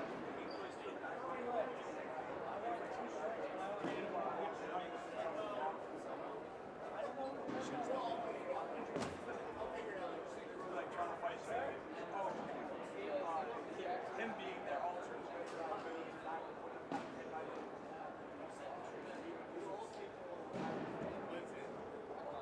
We just have to speak.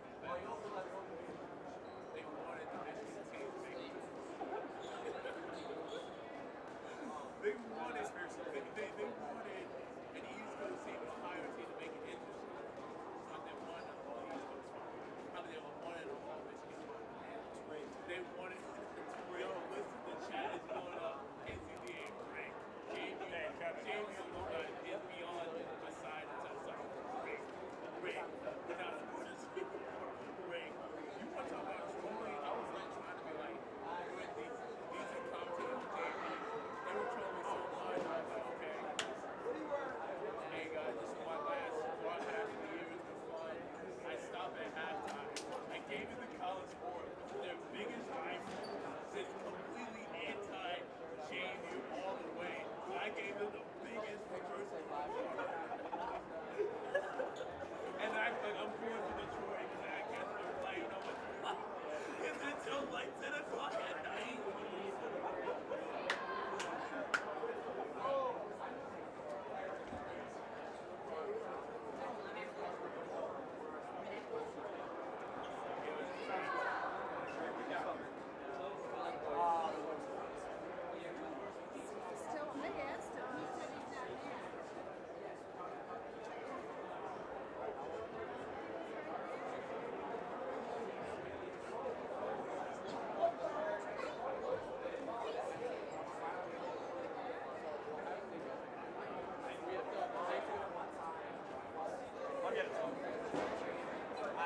I know people. I'll get it to you.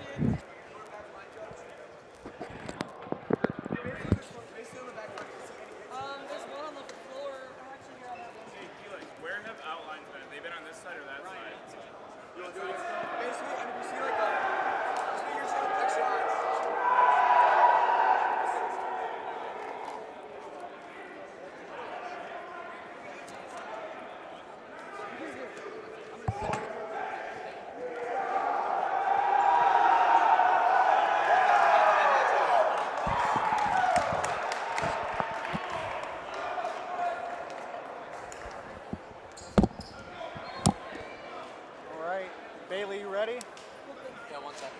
Here.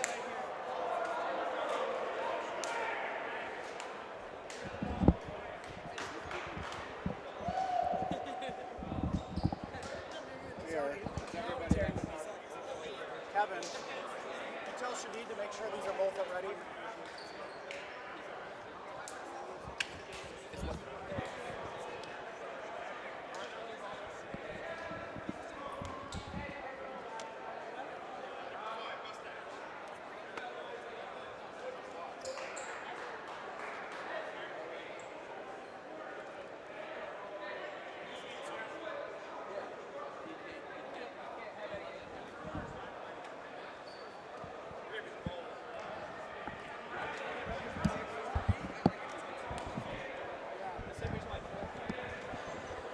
All right. I could hear you. Can you hear me? Austin, you might have to be our messenger. Tell him that we can't hear Shadid's, or we can't hear Tony. Here, say something again. All right, folks. Tony Stampo will be joining us shortly. How far does this one reach that way? Like the cord? Would you be able to, like, if we moved everything to right here? Well, actually, you know what? Let me just test this cord first. We just have like no reach. This one. It'll be fine as long as we don't pull it. All right, folks. We are live. We are live. National championship game, number 1, Grand Valley State. Number 3, Michigan State. We have the national champ from 1 decade ago in the booth with us right now. Spencer Jardine, running the clock. 10 years ago, he was on the court. Man, we're old, aren't we? Hey, if you want, Alex can do it. I've been doing it all weekend. Oh. Yeah, you're good. All right, we are just set to go. Refs and captains, coaches for each team will confer here. Wes probably saying something along the line of want a good clean fight, lots of rabbit punches, things like that. All right, so captain's meeting, mid-court right now.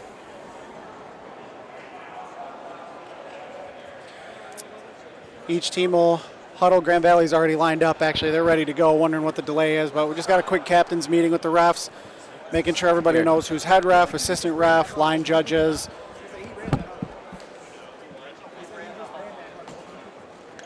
Again, I'm Tony Stumpo. Been with you most of the weekend here on various streams and things of that nature. Kevin Bailey joining me in the booth as well.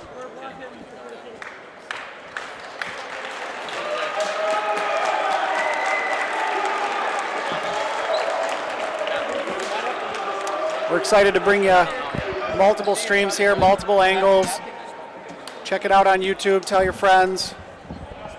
Like it, share it. This is the final match of our season. We are so happy to be back here live, Kalamazoo, Michigan, where we will crown a new national champion. Ideally, just stay either way over there or way over here. So, like, you guys I won't move stand back in and front of it. forth. I'll walk in front. Yeah. You gotta get the call. So Michigan State making their first title game appearance in a very long time. Grand Valley back, familiar territory, playing for a national title. Hey, Colby. Haven't crowned a new champion since 2019, given some of the things that have happened between then and now. We are just so happy to be back. All right, sorry about that. We're figuring everything out here. Shout out to VCU alum Shadid Drakeford setting this all up. And we're off.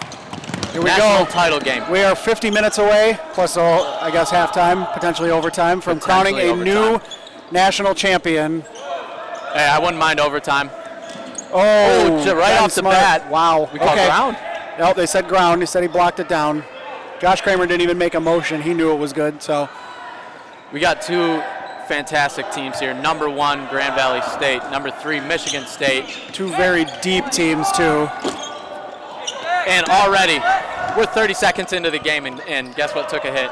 The tripod. Go figure. It's a magnet. Michigan State just coming off an OT thriller. Barry against Butler James Madison. kind of missed the mark on that one. He gets taken out by Josh Hill on the sideline there. Yeah, Josh Hill's got to be careful not to go up and leave himself open. Michigan State will take advantage of that. So DQ McLean will kind of take that middle area that's normally patrolled by Barry Butler. You're going to have Kramer and Alec Dean on the side close to us, their right side. Tony, for the fans that are tuning in that might not be super familiar with college dodgeball, let's talk about the format of this game and how it's a little bit different from some other dodgeball formats. Absolutely. So it starts off, each team, there's going to be 10 balls in the middle, 4 in the middle, 3 on each team's throw line. Each team will start with 12 players on the opening rush, playing on a full basketball court, 2 25-minute halves. You do not get a point until you take out every member of the opponent, opposite side. So a little bit different. In that aspect, it's very similar to stuff we've seen before, but 2 25-minute halves. So if you don't close it out before halftime, there's not going to be a point scored just for having a man advantage or something like that. So overtime rules, we'll cross that bridge when we get there, although if you're tuning in, you might have just saw the classic between JMU and Michigan State where 6-on-6, play till it's all done. Oh, and there's a kill. Owen Israel's in his first nationals. Ooh, Ben Smart taking went a big for, kill. Ben Smart was going for Alec Dean. Nice block by the rookie. Keep an eye on this guy right here. Rookie of the Year candidate. Future MVP candidate. Yep, absolutely. One of the better arms on Michigan State's team. Oh, and there's a kill by Alec Gonzalez. Right on Andrew Dubon there. He kind of whiffed the block a little bit. Oh, Ben and Smart Ben takes Smart. out Alec Dean. Vintage Ben Smart right there. Ben Smart reminding the rest of the league, hey, I'm still here. Yep. Hey, and he's looked good this weekend after coming off an injury earlier in the season. He's been as advertised, and Grand Valley quickly has Michigan State down to 6 players, it looks like. Oh, what a hit by Peach. Good coverage Saving by Ben Peach. Smart. That was huge by him. Oh, Peach had a shot there to just kind of dunk on Marks there and did not take it. So the last time these two teams played, Grand Valley came out hot, got a big lead. They were up 3-0, and then Michigan State came back to win 4. Oh, and Ben Smart goes down. But Tyler Peach takes Hackman out there on the counter. So as I was saying, Michigan State went on to win that game 4-3. This is Grand Valley's redemption opportunity. Josh Hill with a big kill. And you see both teams. Oh my goodness, the amount of communication here. You didn't see this earlier in the season. No. Folks, you got to remember, there's been COVID to deal with over the last 2 years. And Jack Gerling, one of the best players in the league, just got knocked out. That's they're going to say ball's over. Ball's over. I think it's going to be before the throw. Yeah. Tom Williamson did get a late kill on number 12 from Michigan State there. I do not believe that will count. number 12 there, Brandon Lawson, the sophomore for Michigan State. So Michigan State down to 2 players and facing a balls over. Grand Valley 7 left. Looks like they've got at least 4 of their overtime players out there too still. So and President Hunter Ford is also acting as one of the referees here. We'll start them off. Grand Valley charging, team throw. Nice catch. Arnold gets taken out in the corner, but Barry Butler, another MVP candidate, back in. Oh, long throw. We're just catching the time up here. 21 minutes.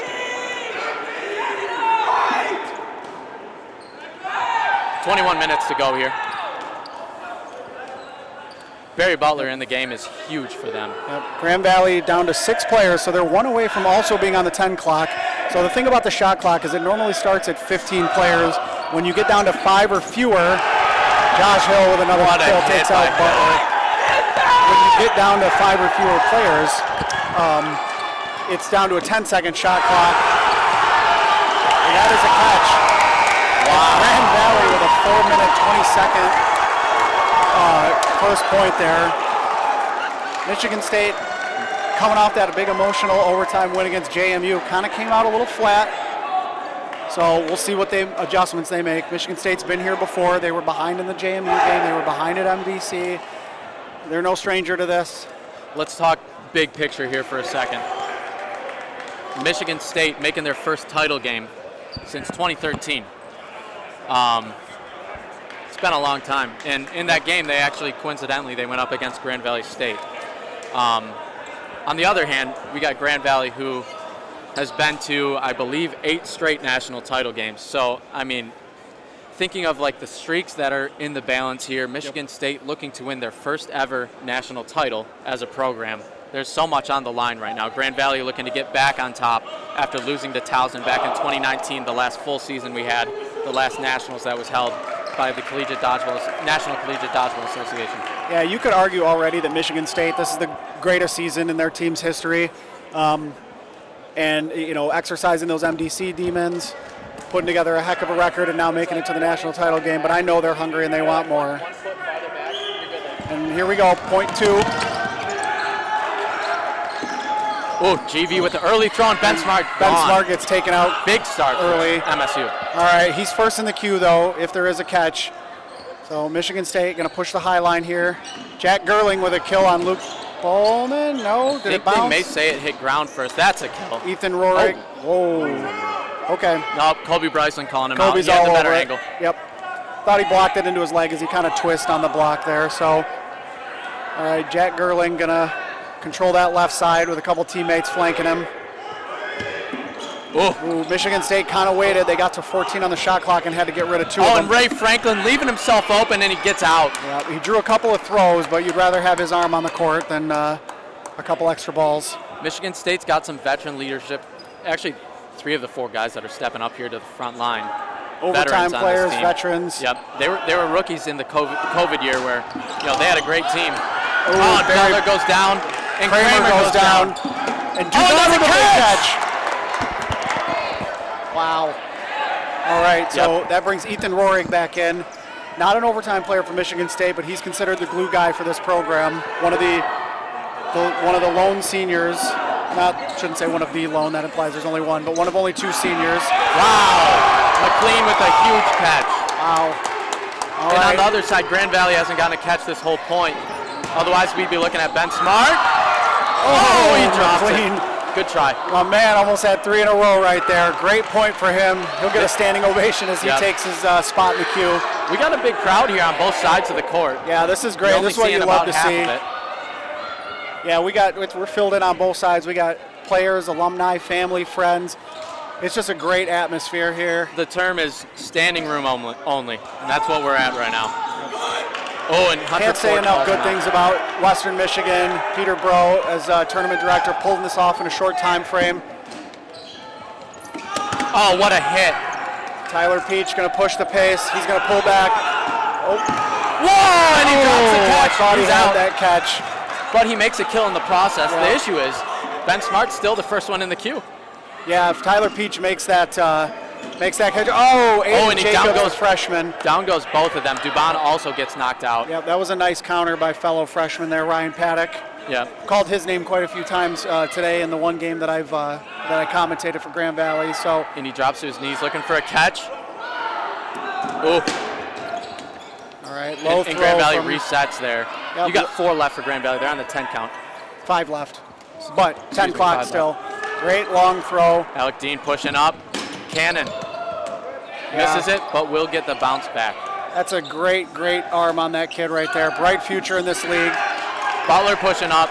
You got to be careful if you're Michigan State. One throw that floats a little bit too high, all of a sudden Ben Smart's back in. And keep in mind, Michigan State's got 5 players left as well. They're on the 10 count. I'd say, 5-on-5 here. Each team with a couple OT rostered men left here, so we'll see. Yeah, even match. It looks like Dean's going to make a throw. Good placement. Good placement by the rookie. Gonzalez got to be careful there. Nice job. Grand Valley. Nice job by Michigan State pushing back. Grand Valley has 3 balls now, so they will have, in fact, have a shot clock. Great throw by Jack Gerling. Yep, fantastic throw. Ooh, Matthew Boudet over there, number 11. Yep.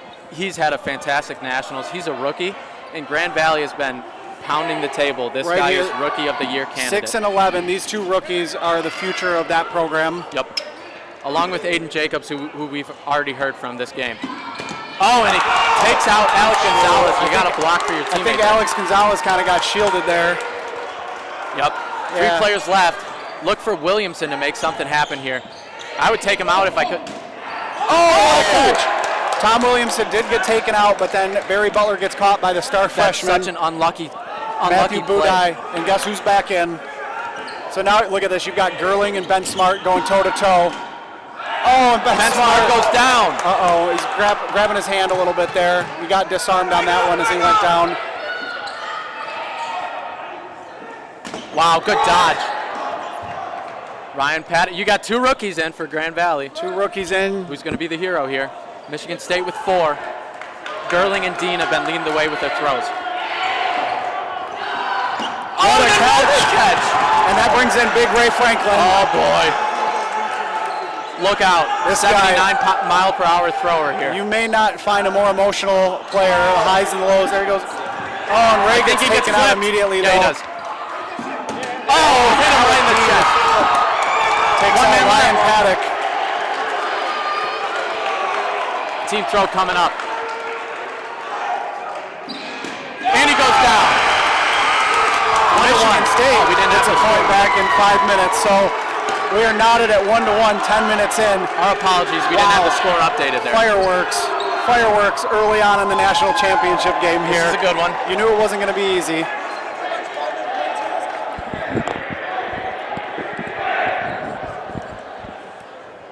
Wow. So just as quickly as you thought, wow, okay, is this going to be a runaway from Grand Valley? They get a point in 4 minutes. Michigan State says not so fast, point in 5 minutes. Yep. I'll see your 4-minute point and just about match you here. Action-packed stuff. Can't ask for more than that out of this game so far.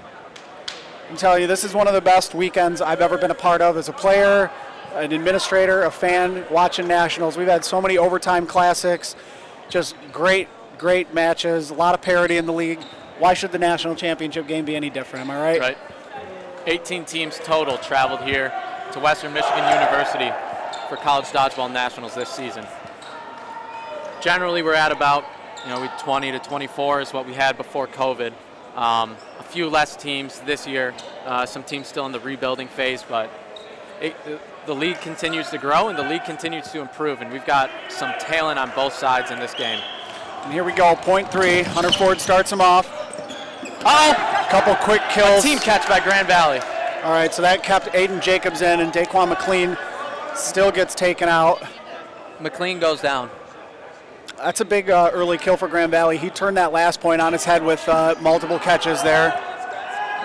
Jack Gerling. Oh, good arm. Yeah. Or good throw there as well. Return fire from Owen. Owen's been one of the primary counter throwers out of that middle right area for Grand Valley. I think they got a lot of trust in him. Ooh, Ray Franklin takes out then with the catch on Marks, and that's what he can do for you. This is a momentum game here. Michigan State, I don't know if any team, Tony, rides with the momentum more than Michigan State. Correct, and I think that's a program thing. That's been since even when I played. We were the ultimate momentum team. Oh. Hunter Ford's making the call. I do not agree with that. Nope, they're calling. There's other folks are saying no, it's definitely ground, but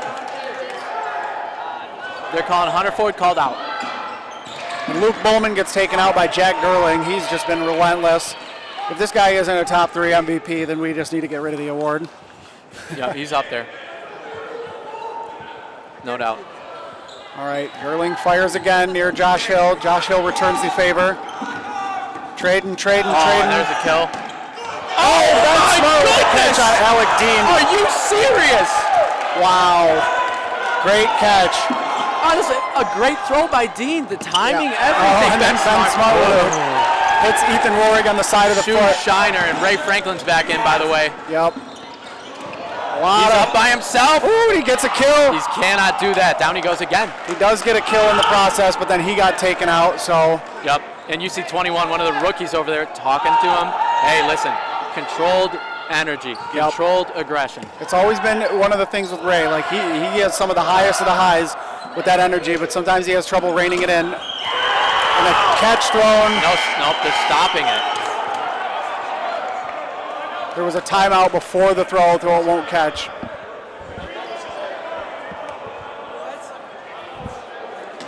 Okay, so it looks like there was a timeout called. Kevin Wynn, he's kind of got that cobra position, realizing he wanted the timeout, but didn't realize that it was going to cost his team that catch happens. there. Just kind of bad timing. If he waits 2 extra seconds on that timeout, that catch probably counts. But an interesting trend in the league is we've got more alumni stepping up and into the coaching role.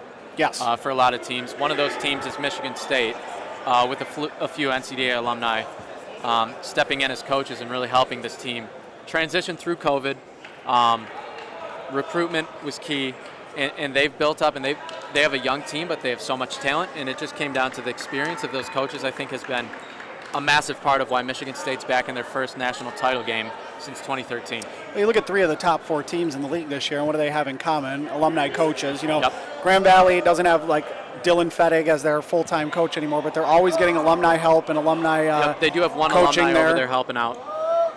Yep, and then so Cincinnati, Michigan State, you think about that, like round of applause for Wes Peters for proper ball placement there. All right, so we got, it looks like 6 left for Michigan State.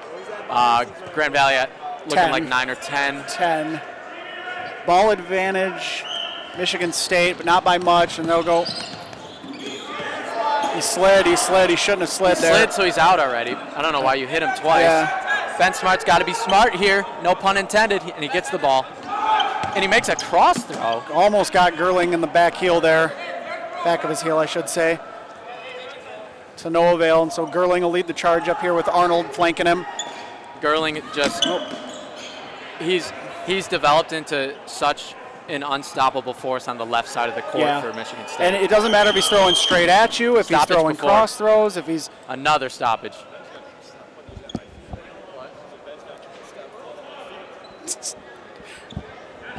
Josh Kramer providing us a little extra commentary here. He's always in a good mood, and why shouldn't he be? He's knotted up in the national championship game halfway through the first half. They're counting the balls. So while we got a quick stoppage here, who were the teams that surprised you this season this year at nationals? Some colleges that maybe haven't made deep runs in the past, but showed up and made some noise. Yeah, so I'll start with JMU, honestly. It's maybe easy to say that because they made it to the Final Four. The knock against JMU for years has never been talent. It's been like, oh, they just never show up at nationals. They don't play together. That was a good team, and they were an overtime away from playing for a national title game. Yes, sir. Also, University of Nebraska. Those guys are still here cheering on. They got a long trip home, and they're still here watching this. Those guys are full of energy. They only graduate a couple players. I'm really looking forward to that program, and I hope we get some westward expansion so those guys can play more events. Travel's not easy for them, and they came and they balled out today. Yeah. Ooh, and a couple missed throws there. Yep. Ooh, Ben Smart almost got hit in the foot. Ben and Josh Kramer trading blows there. Yep. A little bit of a rivalry here between those two.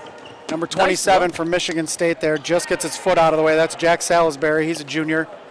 Oh, Ben Smart gets caught by Josh Kramer there in front of our screen. Nice block by Alec Gonzalez. That ball's out of play. We'll get that one in. That's unexpected from a player Josh like Kramer's Ben Smart. moving a little gingerly here, but yeah, Ben would like to have that one Was back. that Kramer with the catch? Yes. Wow. Yeah, those two are going at it. And then on the other side, you have Hill going at it with Jack Gerling. Yeah, they're just powerhouse players just littered up and down these lineups. Yep.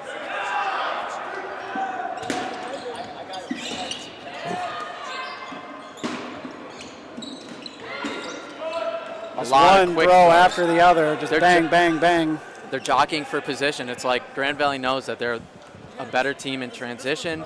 Michigan State wants to get some catches and then overpower with their arm strength. And there's one right there, Barry Butler's arm. And Alex Gonzalez shaking his head. Yeah. That one just slipped through. Oh, and we got 11 minutes to go now in the first half. 1-1 score. This point's been a little bit slower. Yeah, both teams have kind of had their chances to really take momentum, and the other one has just thwarted it. So 7 players left for GV, 6 for Michigan State. Arnold there, the junior. Now they're on the 10 count, so that's a swing. And Peach over here, he's not forcing any like tough throws. He's just resetting and waiting for them to throw at him. He knows he's one of the best catchers in the league, and he's not alone on that Grand Valley team. Just occurred to me that Adam Arnold, number 32, who's been flanking Gerling up near the top of the screen, is also a freshman. For some reason, I had it in my head that he was one of the few upperclassmen. So, freshman with a very good arm. Josh Hill gets crossed up by Butler there. Yep. Impressive for any freshman to make a starting lineup in a national title contender. Yeah, Michigan State's got 3 of them. Grand Valley's got multiple. Owen Israel's slid under that just barely. Wow. Evaded that. Great dodge. Michigan State is one of those teams that really loves when they get the ball advantage, and that's when they thrive, and right now they've got it. But do they have enough players left? They've got 3 of their best players in still. 5-on-6 here, really evenly contested point. This one's a little more methodical. Team catch. Aiden Jacobs saves. That brings in Luke Bowman. He was on their overtime roster at MDC. Yep. That's a big get for them right now. Really talented arm. He's got a quick release. Oh, that's a bad bounce for Israel's goes down. For Budai. He got the stop off the wall, and the ball just rolled off his foot and kept going right back to Michigan State's side. And Tyler Peach looks so comfortable in the corner there, just waiting for someone to throw it. It's like Michigan State's avoiding that side of the court. Oh, and an easy catch. That's a mistake by Salisbury. Oh, and Bowman goes down, but Ray Franklin in. Let's see. Peach has to be careful of those crosses. Gerling comes up, one of the best cross throwers in the league. Peach and Kramer now going head-to-head, 2 of the best catchers in the league. All right, Peach did try to cross up on Gerling there. You've still got three of MSU's top players in the game. This can easily be Michigan State's point, despite being on the 10 count right now. You can always tell when someone really gears it up and gets an extra little heat on the ball. The crowd just ooh. Oh, and Peach just snags that one. We might have missed that on camera. Yeah, nice drop catch by him. That brings in Franklin. Darnell. Oh, good block by Peach. That one takes out Ray Franklin there. Yep, just got to get couldn't get his foot out of the way. He's playing a little flat-footed there. He is not thrilled with that. He's not happy right now. He's got to be careful, though. He doesn't want a yellow card. They're giving him a yellow card. No. There's right, a stoppage for a ball. Yep. Sounds like there's blood on the ball. We've got one. Yep. So safety paramount here. There's blood on the ball. That can sometimes happen after 2 days and half a dozen games. This is shaping up to be a classic. Yeah. These 8 minutes left. Knotted at 1. Again, thank you all for joining us. Our final match of the 2021-2022 season. Michigan State, Grand Valley State, jockeying for a national title here. Again, play stoppage for blood. You can't have someone bleeding on the ball, so we're going to have to address that. Either sanitize the balls, just trade them out. Can sometimes happen in dodgeball.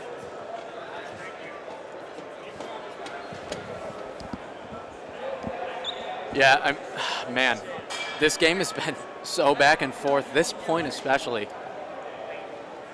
Again, those of you who have joined us that might not be too familiar with the collegiate dodgeball format.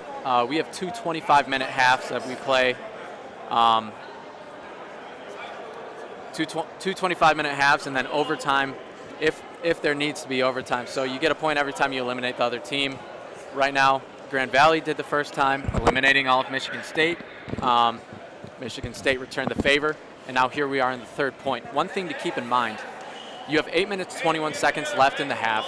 If we reach halftime without a team being all the way eliminated, we reset. We go back to full roster to start the second half, 12 on 12. So that's just something to keep in mind because it does come into play a lot, and it's one of the things that I love about this format is you not only have strategy against the way the other team is playing, up and down the court, the flow of the game, but you have to strategize against the clock if you're trying to get a point. If you're the team that holds the advantage from a player standpoint, if it's 6 on 2 and you've got a minute left, your strategy is going to be different than if it was just best of 7 type of thing where you can take your time with it. Yep.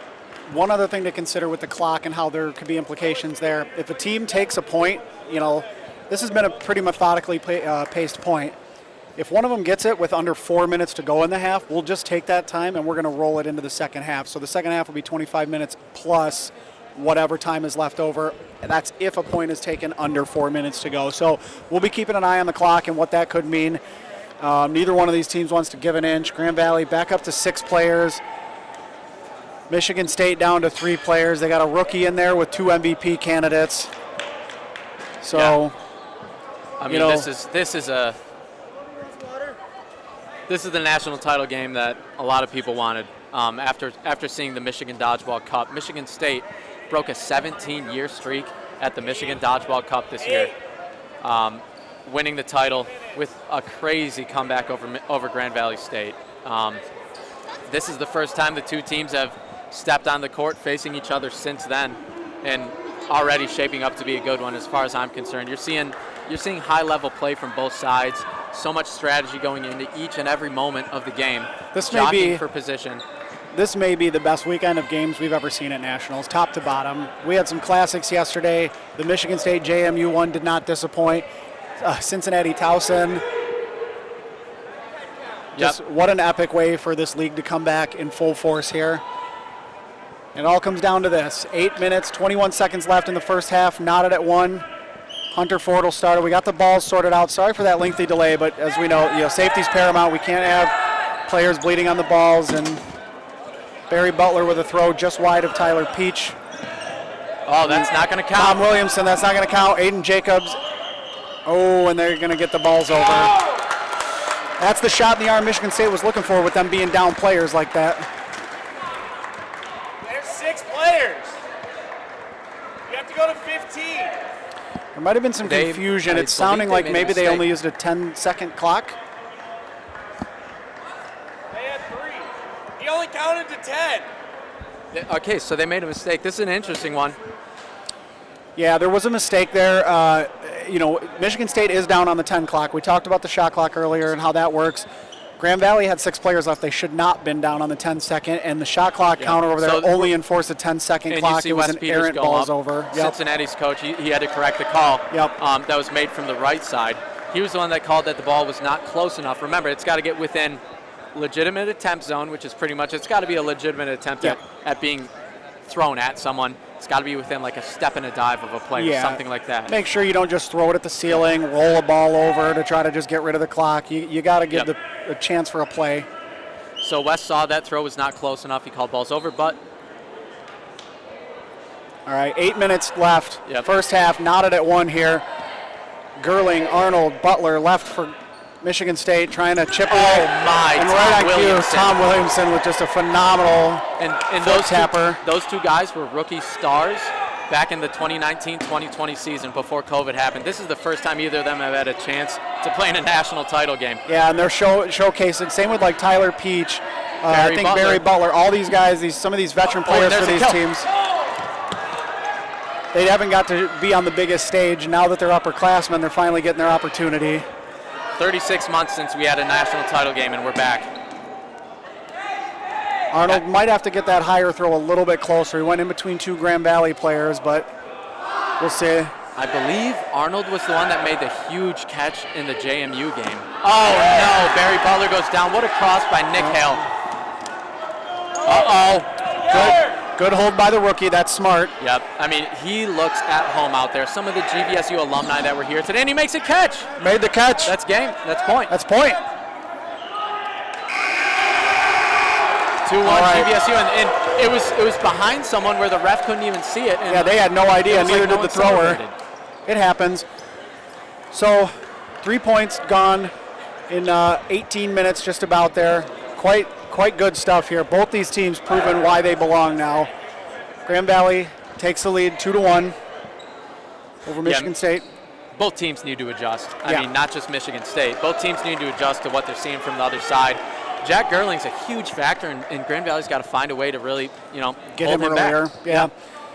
But if you're Grand Valley, you also don't want to just target one guy. It's not like Michigan State's a one-trick pony. They're as deep as anybody in this league. So, if you get Jack out early, well, you got to deal with Kramer, and you got to deal with Butler and McLean, and same with on the flip side, if Michigan State targets Ben Smart, okay, well, cool. You've still got Owen Israels and Tyler Peach, Tom Williamson, Josh Hill.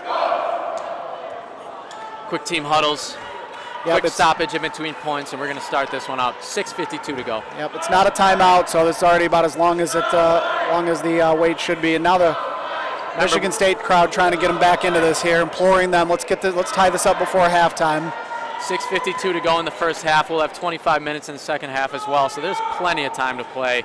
This is either team's game. It's going to come down to who executes here.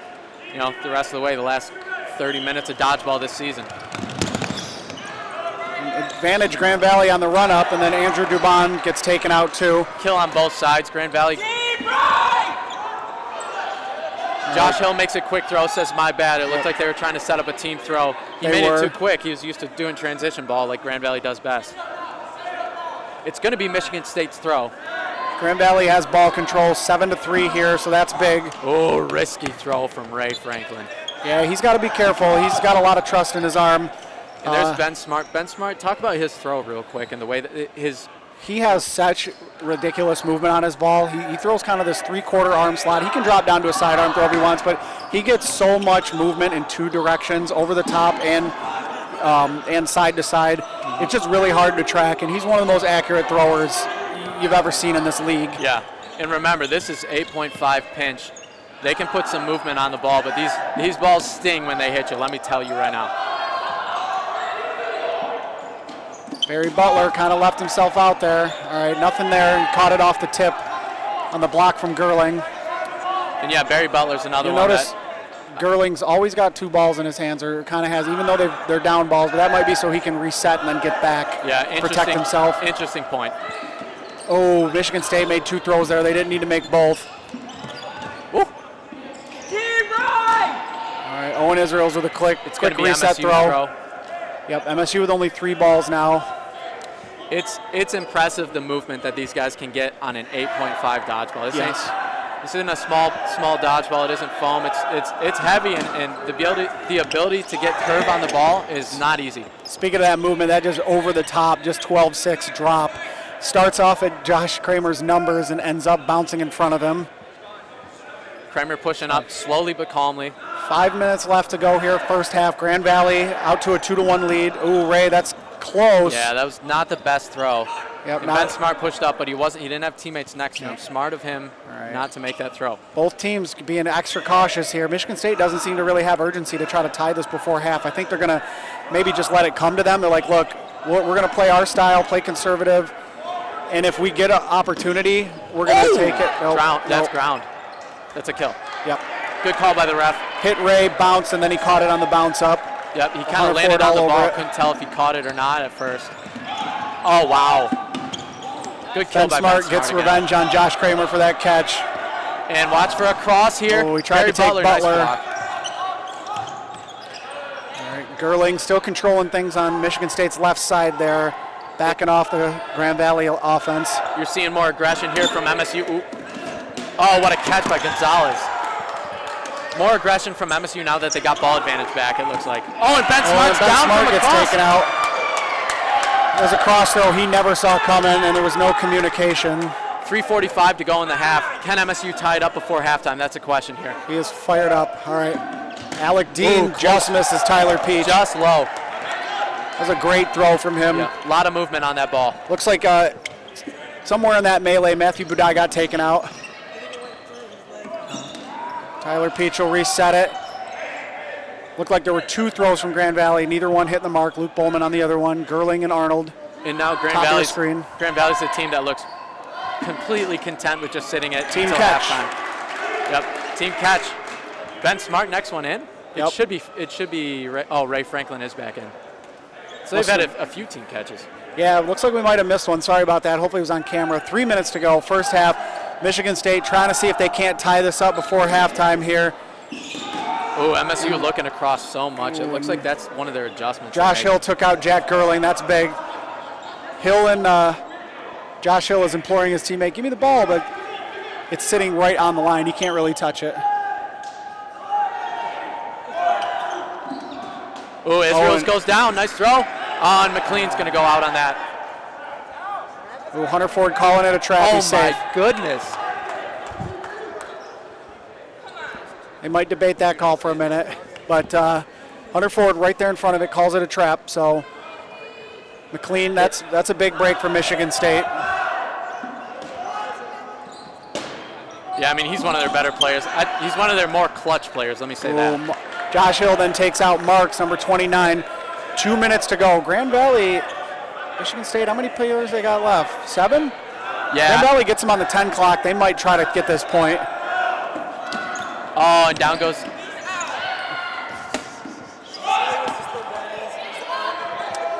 There's been a few touchy calls where Grand Valley wasn't sure if MSU was going out on it. Some the other way as well. I mean, this is what happens in the title game. I think that it's been. Ben Hackman took his out, by the way, over there. Yeah, he took his out. There's so many close calls. Pop ball. Keep playing. Oh, there's stoppage. 132. 132 till halftime. Yeah, at this point, Michigan State, they just got to get to half down 1. Yeah, advantage Grand Valley right now. So if you're Michigan State, don't force anything. And they're going to use a Michigan timeout. State's going to use their timeout, talk it over. Grand Valley. Oh. Kevin Wynn was signaling for one. He's smiling now. He's laughing. He's like, who called it? We'll keep ours.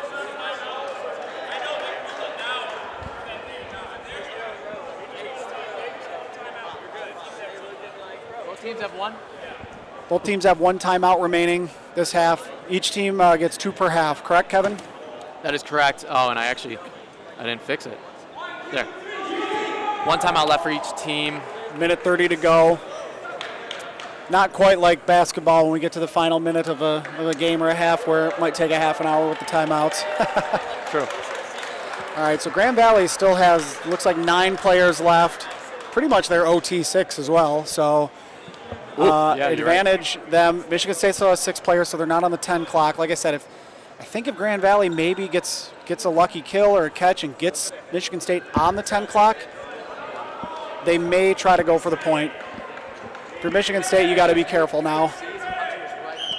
All right. Hunter Ford gets them started again. We're running. Yeah. Buck 20 left, even clocks, a lot of posturing. And you can tell Michigan State, this is the stall ball here for like a minute or so. Yep. Michigan State just wants to get to half down 1, and that's it. All right. Ray and Ben Smart both missing the mark. Safe throws, though.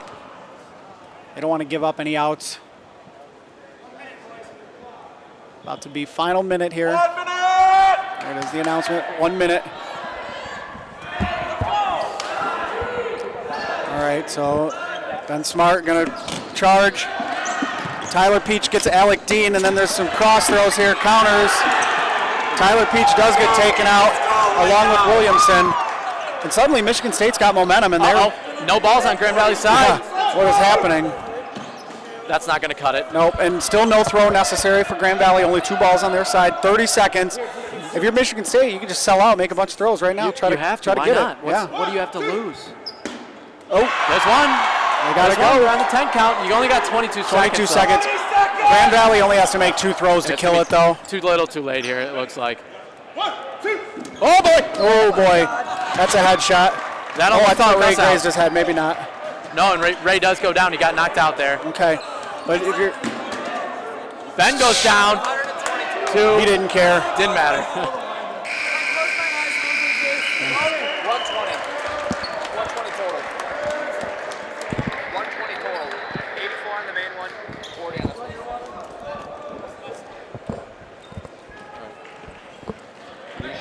Reshare that halftime, maybe. It's fine. All right, we're at halftime. Halftime here, so we'll take a quick 5-minute break. Michigan State trailing Grand Valley State by 1 here, national title game. Live Kalamazoo, Michigan. No time will roll over. Nobody gets a point there at the end. I think we explained that earlier, but for those of you who don't quite understand the rules, in order to get a point in this format, you do have to eliminate every player on the other side. So I think Michigan State finished that half with a man advantage. You don't get a point for that. So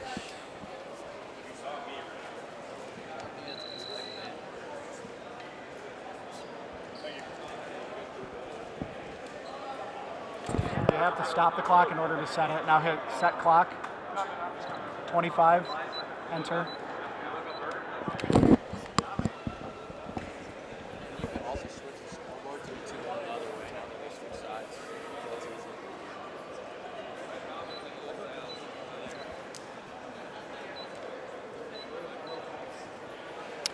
So, Kevin, kind of give me your impressions of each team in that first half. Yeah. Exciting, to say the least. Yeah, so what I would say is Grand Valley came out firing at first, and they looked really good that first point. Michigan State was able to make some big plays in the second point, but it looked like since then, Grand Valley hasn't been playing as, I don't want to say overly aggressive, but, you know, the intensity hasn't been up at that level that they did to start the first point in terms of the way that they play transition. When they're at their best, they're playing transition ball. They're starting on their back line. They're forcing Michigan State into the neutral zone, and then they're running them down. Yep. And I've noticed that the first point, they had a lot of that. Against Cincinnati in the Final Four game, they had quite a lot of that.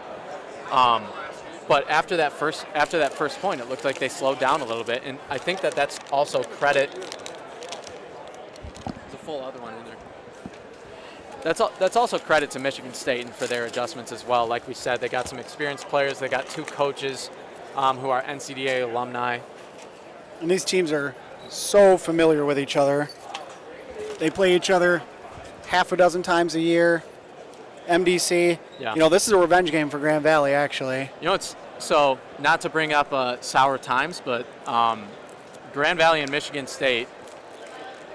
Since the league started 16 years ago, Grand Valley won the first 38 or 39 games in the rivalry. Before Michigan State finally won their first time, it was in the fall of 2016. 2015. The guy next to me was actually on the roster for that one. History was made. Yeah, and since then it's been a more even rivalry, still leaning in favor of Grand Valley. But I mean, what do you think about that?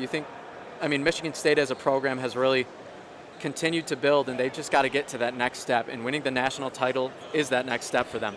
Absolutely agree with that. Michigan State's been a good program for a lot of years now. Going back to 2013 when they did make the title game, they've always been a contender.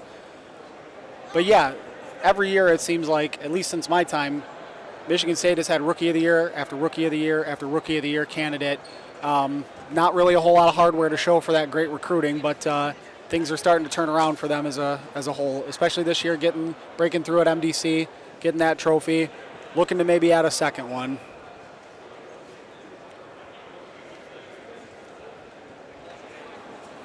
Kevin just hopped out of the booth for a minute, so he'll be alone with me. Just a couple more minutes here of halftime. We'll get this second half started here live from Kalamazoo, Michigan. Thank you so much for tuning in, everybody. We appreciate you guys sticking with us, watching. Shout out to Shadid Drakeford for the work he's done on the live stream. We've got a couple different streams going today just to kind of give you different options and angles. Great camera work all weekend. And I think we're just so happy to have this league back, and there's a bright future. A lot of good teams. All comes down to 2 right now. You know, it's kind of funny. The more things change, the more they stay the same. Grand Valley back seeking another national title. Michigan State looking to finally break through. Yeah, and like I said, with the historic implications of this game with Michigan State looking for their first ever national title. One thing to keep in mind, though, is this hasn't been a poverty program by any means. No. They've made 11 Final Fours. In the 16 now, this is the 16th Nationals. In the 16 years that the NCDA has been around, they've made 11 Final Fours. That's astounding. Grand Valley's made 14. We've been over that. 10-time national champion. Yes, they have the most history, but Michigan State is legit. They have made 11 Final Fours, the second most of any program in the country. And they just need to get to that next step, like I said. Both of these programs have players that were on the roster in the 2019-2020 COVID-shortened season, where we never got to crown a new national champion, or Towson never got to defend.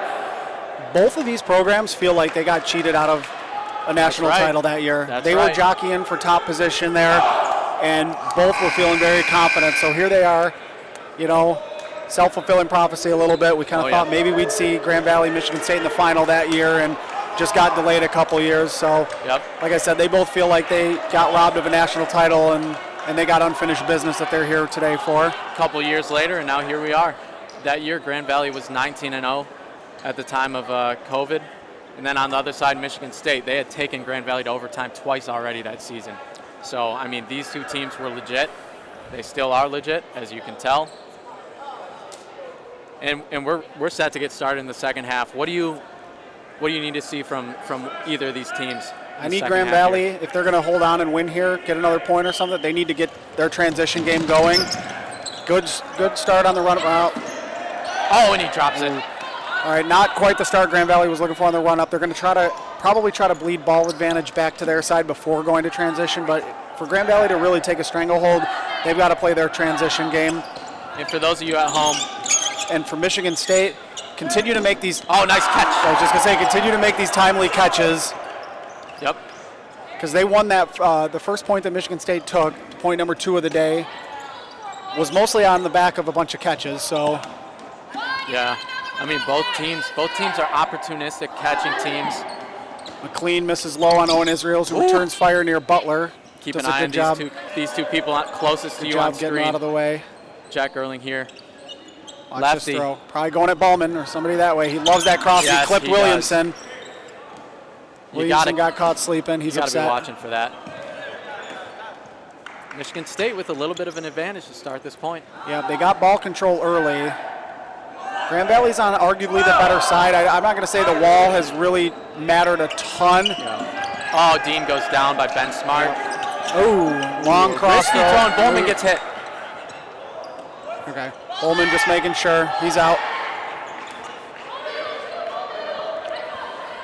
Josh Hill was pleading his case to the ref, but I Colby think he Bryson got hit, but it was a tough call. Barry Butler gets Alec taken Gonzalez out. gets taken out. They were trying to go for Ben Smart, I think, and they took out Gonzalez instead. So, I mean. And then in the process, Barry Butler got taken out from the middle there. Oh, some long throws there. Grand Valley quietly down to, I want to say, 7 players. Yeah, you got to play smart here if you're Grand Valley, down to 7. Ben Smart pushing up for a ball, gets it, makes a quick throw. And good block by Kramer. Yep, blocked into the ground by Kramer. So that's sometimes what Ben Smart will do too on the outside there, is he drops down to a little bit more of a sidearm angle and tries to get it to sweep across and clip people's feet that way. Andrew Dubon with the throw, Tyler Peach with the counter. Good look by Tyler Peach. We haven't heard his name too much in this game. Oh, there goes Josh Hill taking out Gerling. Oh, Israels misses McLean, but then Ray Franklin almost gets the catch. And look at him put his arms out. He's like, good try by him. Ray Franklin had his arms out like, challenge me. Wow. Okay. Michigan State, Grand Valley, even number of balls. Good 7 block. left. Still 7 left. And Franklin with the catch. Michigan State's got to get under control right now. They got to slow it down. You can't go down 3-1 right now. Yes, they have the firepower to come back from that, but you don't want to put yourself in that situation. This point is crucial. Get into a tie game. Oh, and Franklin goes down. Oh boy, we got a stoppage. And the ball's over.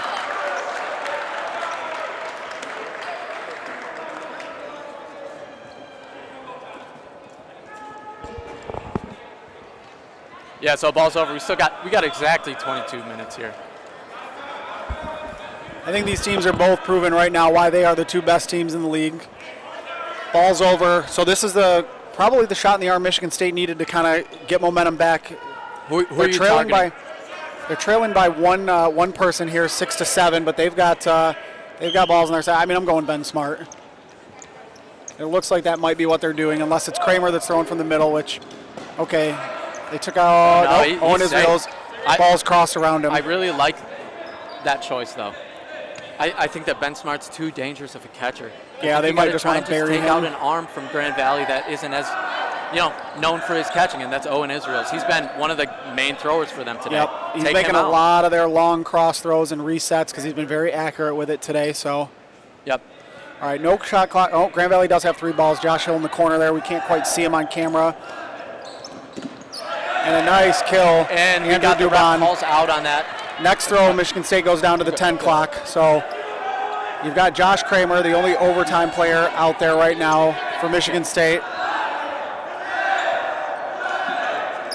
Ooh, Ben Smart looking for a kill over there. 27 for Michigan State. Jack Salisbury. He's come on strong towards the end of the season. He's a guy to keep an eye on. What year is he in school? He's a junior.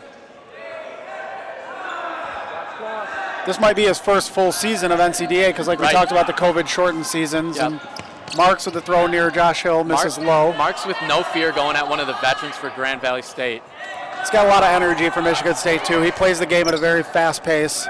it feels like GV's in control. Ooh, Lawson looked like he was maybe going to try to get low and drop catch. Got to get a throw. Smart. Marks comes up and he makes a throw. Great placement by him. I think he's a rookie, but that's a fantastic throw. We're calling safe on that. He blocked that into the ground. Yep, that's number 15, Matthew Zivian, another freshman from Michigan State, part of this loaded freshman class. Ooh. Ben Smart, again, looking for the shoes over there. Jack Salisbury playing with fire, getting that close to Ben Smart like that. The issue right now is you look at this side of the court, you got a lot of younger guys, and then Kramer. Kramer's got to be, and a drop. Salisbury got caught reaching a little bit. Oh, and Smart takes him out while he's picking up a ball. You got to keep your eyes on a swivel, your head on a swivel. Now, Tyler Peach is sniffing the momentum here. Now, for Michigan State, at what point do you consider a possible step-out situation? That's a really good question. I think with 3 guys left, including Kramer, who, in my opinion, he's as clutch as it comes for Michigan State. I keep riding it out right now. Marks has a good arm. All right. Kramer's an all-around player. We got number 15 in as well for Michigan State. That's Matthew Zivian. I believe he's a rookie too, but he's holding his own out there in the national title game. Great spot for Marks on that throw to get back. Under 20 to go now, though. So, as you said, Tony, you got to start thinking about the clock if you're Michigan State. Yeah, clock's a factor in a 2-point game. Ooh, Josh Hill was daring Marks to throw at him. Marks, I think, made the right decision to kind of pull back. Marks has been really impressive in terms of, I thought Kramer had that catch, but just rolls away from him. You can't fault him for going for that with the situation they're in. Nice throw there by Zivian. Owen Israel's just kind of got crossed up there. Could barely get out of the way. GVSU still huge advantage right now, and it looks like they're taking their time. Yeah. Grand Valley knows the pressure's not on them to score a point here. Next point.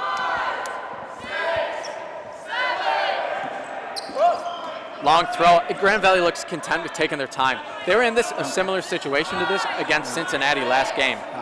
I think also, if you're Michigan State, you're thinking Grand Valley's actually only got 6 players, 1 catch, and we're both on 10 clock. That's a great point. Absolutely, we're playing this one out. They're stopping it. They're calling a balls over against Michigan State. I thought that throw counted. I wasn't totally sure. Hunter looked like he... Dylan Greer, I think, is counting on that side, so I'm not sure if he's trying to... Aiden Jacobs getting a little screen time here in the middle of a national championship game here. And they're talking about it over there. It looked like NCDA president Hunter Forty is the head referee for this game. He looks frustrated about what's going on. He motioned for a balls over. And I believe they're Let's see if we can get a ruling. What is the ruling? Is it just a balls over? Okay. So they stuck with their call, so now Grand Valley has balls over, and unfortunately, that might be the death nail for this point for Michigan State. Yeah. Oh, boy. All 3 balls on the button on Marks, even the late follow throw. So now you've got the freshman Matthew Zivian, number 15 by himself. I'd be eager to know who's first in the queue for Michigan State. That's a big deal. That's very true. Oh, good try. Oh, he had one in the stomach there. And so Grand Valley, doing Grand Valley things, takes a 3-1 lead here.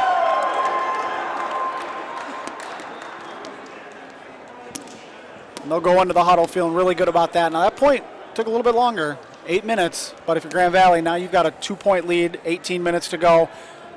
But Kevin, you and I were in the booth for that. We've seen this. Feels kind of familiar. Before. This is far from over. In the old format, probably over, right? You might not even get a 3-1 game in the old format. 12-on-12, powerhouse teams like this is not over. 10 not years even close. ago, Stick with us, folks. Yeah, 10 years ago, it's a different story. But right now, with the firepower on this roster for Michigan State,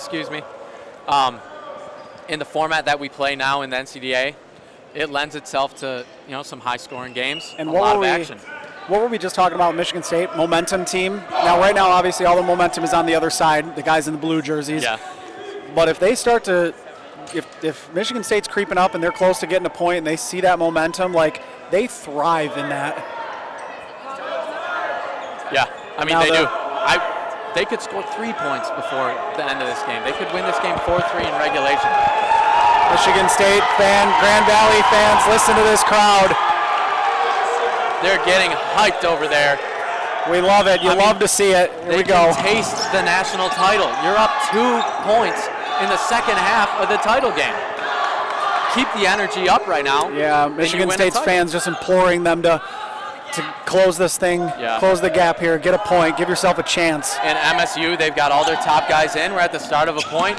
Oh, and Ray Franklin throws a catch. That wasn't supposed to get there. You could tell he was trying to get that throw past McLean. Keep an eye on these two guys on this side of the court. court. It just sailed. You have number 14, Jack Gerling here, and then you got Barry Butler as well. Keep an eye on them. They're going to have to make some plays down the stretch here. Here comes a throw. Nope. I think it's going to come from the middle. Oh. Barry Butler not pinching. I just noticed that. Ow.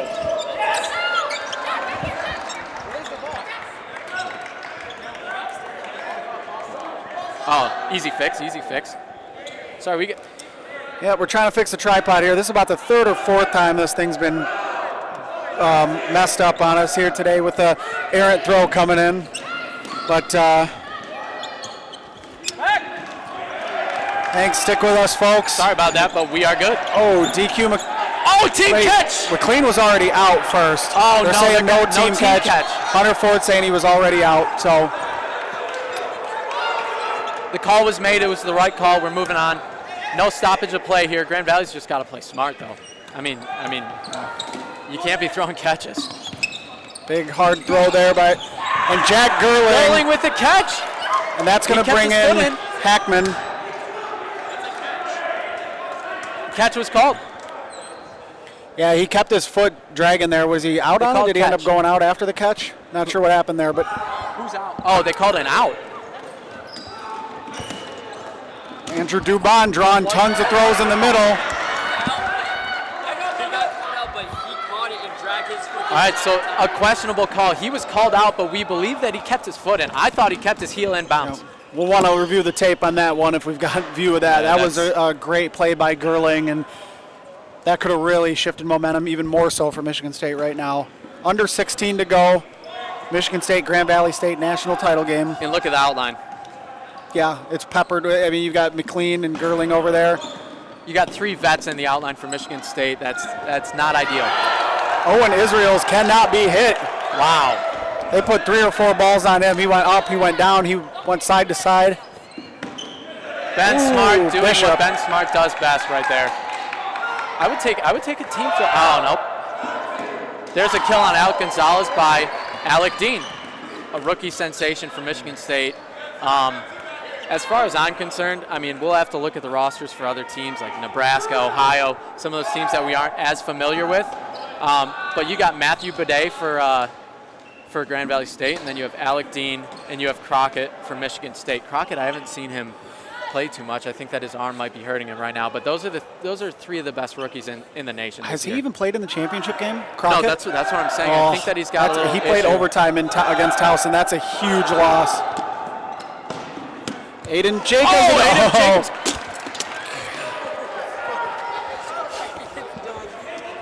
And this This tripod has been to hell and back twice. My goodness. Tony Stumpo does it all. Voice of college dodgeball, and he's the repairman over here. Watch, I'm going to get plunked in the face now. Sitting down here, this is a dangerous spot.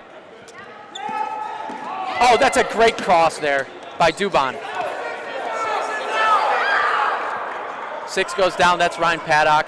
He got hit by a cross. He wasn't sure if it was a deflected ball maybe, I don't know. I mean, it hit him square. I can't get that one piece to. I got it. So Owen Israels gets tagged out here, and suddenly Michigan State has the momentum. But there was a catch. Ray Franklin's back in. Michigan State trying to get a little momentum here. They've got 5 players left. Grand Valley's got 5 players left. Ben Smart with a low throw. 2 more back at him from Kramer and Dean. And Dubon with the catch on Nick Hill. Andrew Dubon fired up, launches one in between Budai and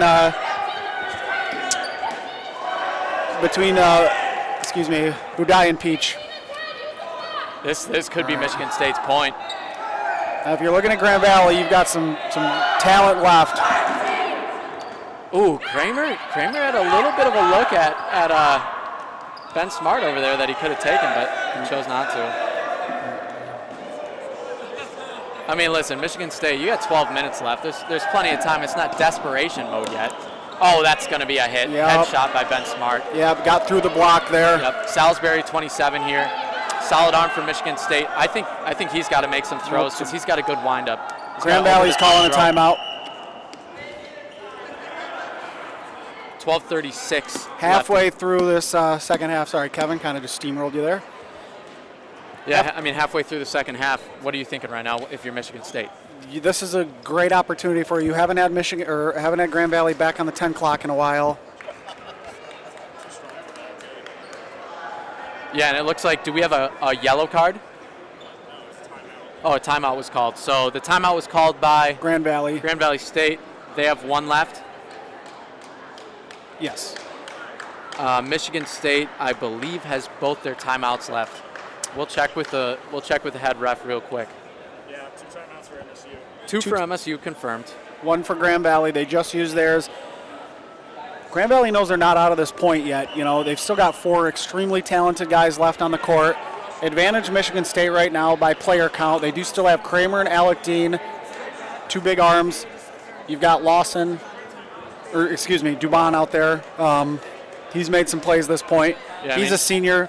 I don't know if this is his last game. I don't know if he's going to be a 5th year or grad school or what. But he ain't, as a senior, if this is his last game, he's not going down without a fight. No, he's really impressed me with the way that he's developed. I mean, earlier in the season, he was not the type of player that we're seeing today in the title game. The crowd getting into it again. A lot of Michigan State and Grand Valley State fans at this one. Looks like they might be coming after Ray. Yep. Team throw, and he goes down. A ball that hit him squeezed out. He had a shot to make a running catch for it here. So Budai, Kramer looking for the catch here. Good spot there. Oh, and Tyler Peach, he can't throw it right to the guy's chest. Dubon. Bowman comes in on that, another veteran for big. GVSU. This could go to GVSU's way now. Oh, Peach goes down. Salisbury, I was saying we got to see arm or throws from this guy. All right, 4 on 3. This point is not over. Oh, and there's a Coleman kill. gets taken out. Alec Dean with a nice throw. So you've got MVP candidate Ben Smart, Rookie of the Year candidate Matthew Budai. Is that what I said? What did I say? Dubai. Just dreaming of a vacation, that's all. Yeah. Maybe that's where they go after winning instead of Disney World. Ooh, Lawson almost ran himself into an out there to try to help protect his teammate. Wow. So we got Josh Kramer right in front of the camera here. He's gonna. Ooh. Is Ben Smart safe? He is safe. Listen, Alec Dean over there's got a cannon of an arm. He needs Budai to do this. Oh, Kramer went down for the catch. again, you don't blame him for going for that catch. You have to in this situation. Michigan State's got 2 points to earn still. But they still got 3 guys left. This is still man advantage for MSU. Oh. Kevin Wynn gets taken out by Ben Smart.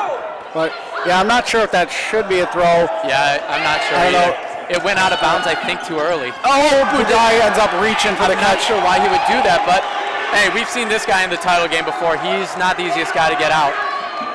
Oh my goodness! And that brings in Josh Hill. That's a big arm. He's fresh now. He's running the show right now, Ben Smart, saying quiet down to his bench after they started screaming. He needs to communicate with his teammate. 10 minutes, 10 seconds left here. Grand Valley holding on 2-1. You've got 2 of the most experienced players for Grand Valley, and that's ground right in front of Alec Dean. Good idea by Alec Dean to look for that catch. Ooh. Stoppage. Okay, now they're going to call a balls over against Michigan State. You're good. As long as you're back there.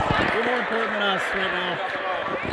What was it called? What was it called? There's a balls over against Michigan State. Oh, so wow. Now you have 2 dangerous throwers in Ben Smart and Josh Hill against the junior Salisbury and Alec Dean, the freshman.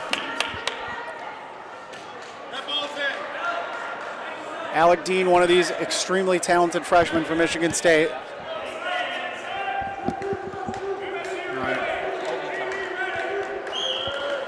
All right, here we go. We've got Ben Smart. I'd go for Salisbury. They go for Dean, and they get him. I mean, it was a good team throw. Yeah, and I think he's more of the throwing threat, although Salisbury put a great throw on Peach, so not to discredit him. What's he going to do in that situation with 2 balls right there at the same time? They don't have a Michigan State. Does have a 3rd ball. Okay, so he does have to throw. It was at. Ben Smart's hurt.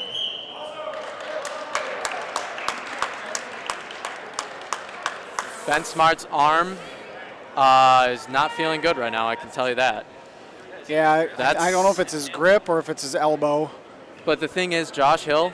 I was talking to someone earlier. I said, I think Josh Hill's going to get some All-American votes. He said, and he looked at me like I was stupid, as if it was obvious this guy needs to be on the All-American list. I think he's he been may not Grand make the Valley's list, most consistent player in the second half of the season, and his arm has been outstanding. Yeah. I think he deserves a look, but we're looking at both these teams have he a was couple Grand guys that Valley's, need to be on it. He was maybe Grand Valley's best player at MDC. Yeah. And you could see what happened when he got banged up in overtime. I'm not saying that's why Grand Valley lost, but it certainly was an impact. So here. Yep, and he's a former captain for GV. Wow. So Michigan State at timeout made a sub. They brought in the freshman Matthew Zivian. Not sure why they took Salisbury out in that spot. I think 17 is a better catcher. I'm not sure. I'm not sure what the plan is. Neither one of those are going to be throws. It's going to be a balls over. This is going to be a catch if he floats it. Oh, no, that's a good throw. Wow. Exclamation point for Ben Smart. And you got to think that will do it. 4-1, under 10 minutes to go. GVSU. We've seen crazier things happen, but a 3-point, you got to average a point every 3 minutes. The end to that point is where legends are made for GVSU. That sealed the title right there. I mean, Michigan State, it seemed like they had the advantage throughout that point, but still it looked like they just weren't comfortable at any point in time. And I think the reason why is because they had some of their top guys like Barry Butler, Jack Gerling, buried into the outline. Yep. Those guys dictate no the pace Jonathan of the game. Crockett at all. I mean, that's got to be a factor in this game. Crockett was humongous in the MDC game that Michigan State won. Overtime 6 player today, literally to get here. So. Yep. So 9 minutes left. I mean, you have no choice if you're Michigan State but to go all out right now. National title on the line. Like I said, they haven't been here since 2013. I mean, play like you have nothing to lose. Play like you have nothing to lose because we've seen them do that before, and they're pretty darn good at it, actually. They've scored a point on Grand Valley in under 3 minutes. can they do it 3 times in a row against this team, against this Grand Valley team? That's the question. But if they were able to force overtime, it would be the craziest comeback in college dodgeball history. Let's just say that. Play with your hair on fire. Yeah. And make throws right there. You don't need ball advantage. Andrew Dubon should have dropped that ball in the middle there, but that's all right. Kramer making a quick throw, and there's a quick kill right off the bat. Owen Israel's. Jack Gerling right in front of our camera here and he's has got 2 balls. You know that means he's going to make a throw here at some point, and they need him to. He's going to throw not right at, he's going to go at Bowman or, no. Josh Hill and Gerling have been going at it all day. Yeah, that's been a fun matchup to watch. Along with the Ben Smart, Josh Kramer matchup over on the other side there. The score to this game, Tony, is 4-1, but it has been far closer than that score indicates. This is probably one of the most stressful 4-1 wins you'd see for a Grand Valley team, assuming the final score stays this way. Yep, without a doubt.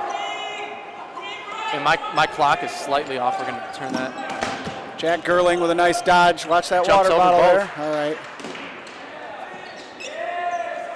Tom Williamson on the left side there with Tyler Peach. They came in the same recruiting class for Grand Valley. Never have they had a chance to win a national title. COVID definitely put a break in the college dodgeball history, but we're back, and after 36 months off, 36 months since the last nationals, it looks like we're about to crown a champion in under 8 minutes. Oh. A lot of just boom, boom, boom, boom. Andrew Dubon misses Josh Hill low. Yeah, and you're looking at this as a casual fan, you might think, what are they doing? They look too reckless, but you have no choice right now. That's exactly what MSU, you have to do. this is your only hope. Oh, and Tyler Peach is taken out. Peach goes down with the hit, yeah. So we've got MSU still, a lot of players left. Grand Valley down to, looks like 8. So 7:15 to go. You're going to want to get one, I'd say, within the next minute, 45 seconds if you want to get a win. It's not looking good for Michigan State right now. Yep. The clock is absolutely as big a factor as anything now. Mark's pushing up. Good throw by him, just a little bit short. Josh Hill, really good job blocking for himself in this game. He's been going up against Gerling for most of the game on the same side of the court.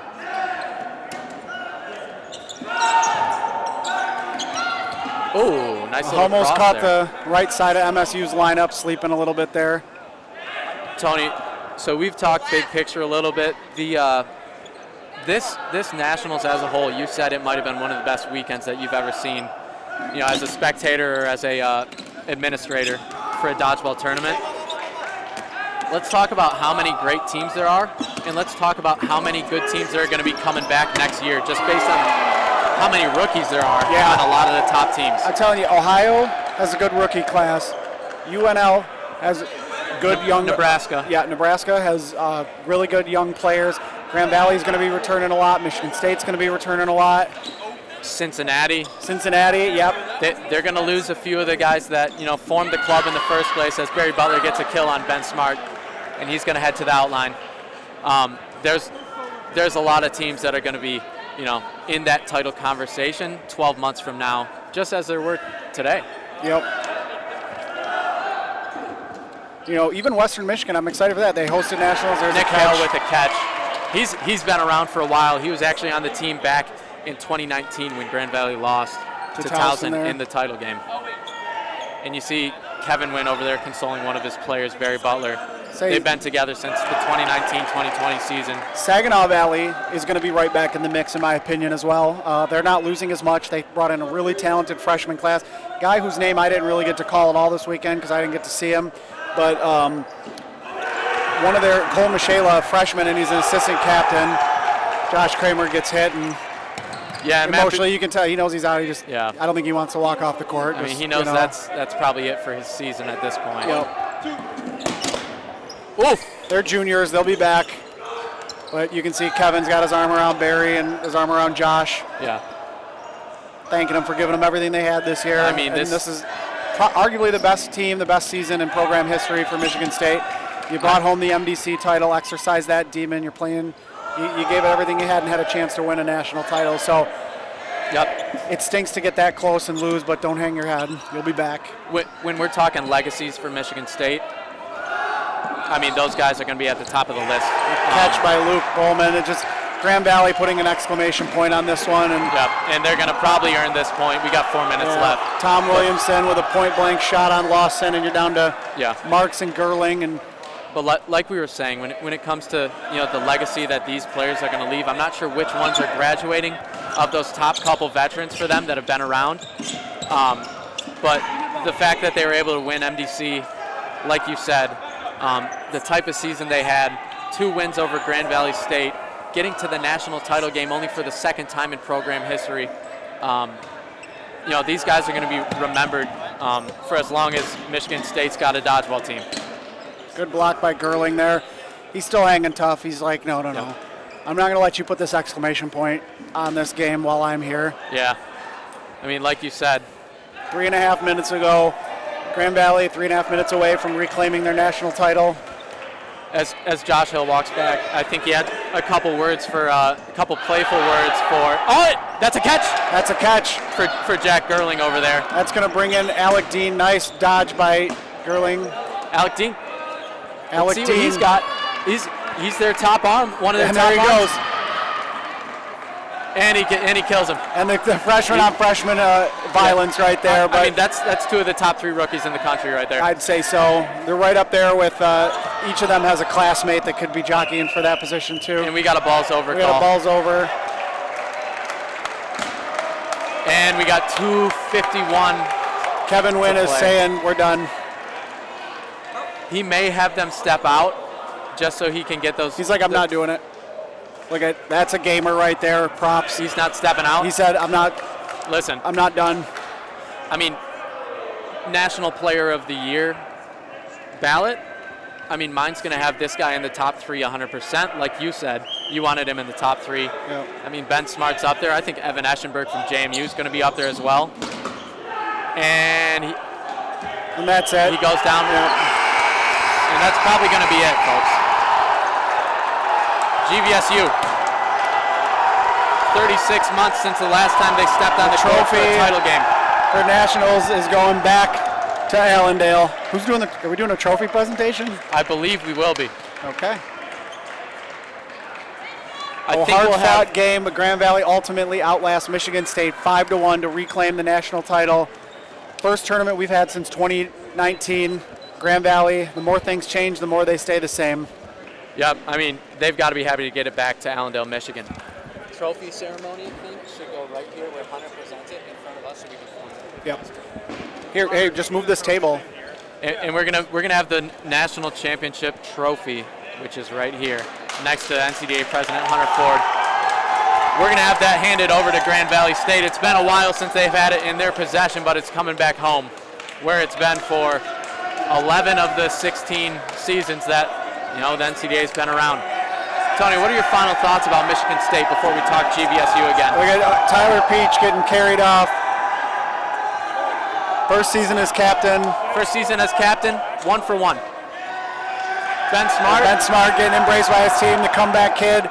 We weren't sure if he was going to play again this season after the injury at the home tournament. And for MSU, nothing to hang your head about. It sucks getting that close and losing, but we can do it right here. Michigan State they're not graduating much, in my opinion, and they'll be back. They will absolutely be back.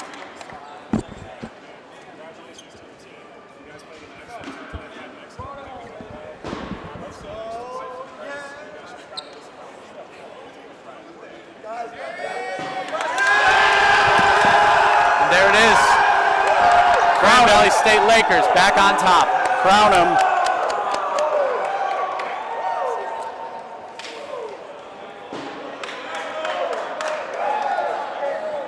Kevin, what about you? What are your final thoughts after this weekend for the league, for these teams? Yeah, that's a loaded question. So I'll start by saying for the league, the NCDA is in an amazing spot right now. The league continues to grow, and we've got talent up and down rosters across the league. It's not as top heavy as it used to be. I mean, we've got we've got teams all across the country from Nebraska to the East Coast Yeah. to Michigan, the historic, dominant team. I very much enjoyed. We don't have to film us talking. I just wanted to sit down.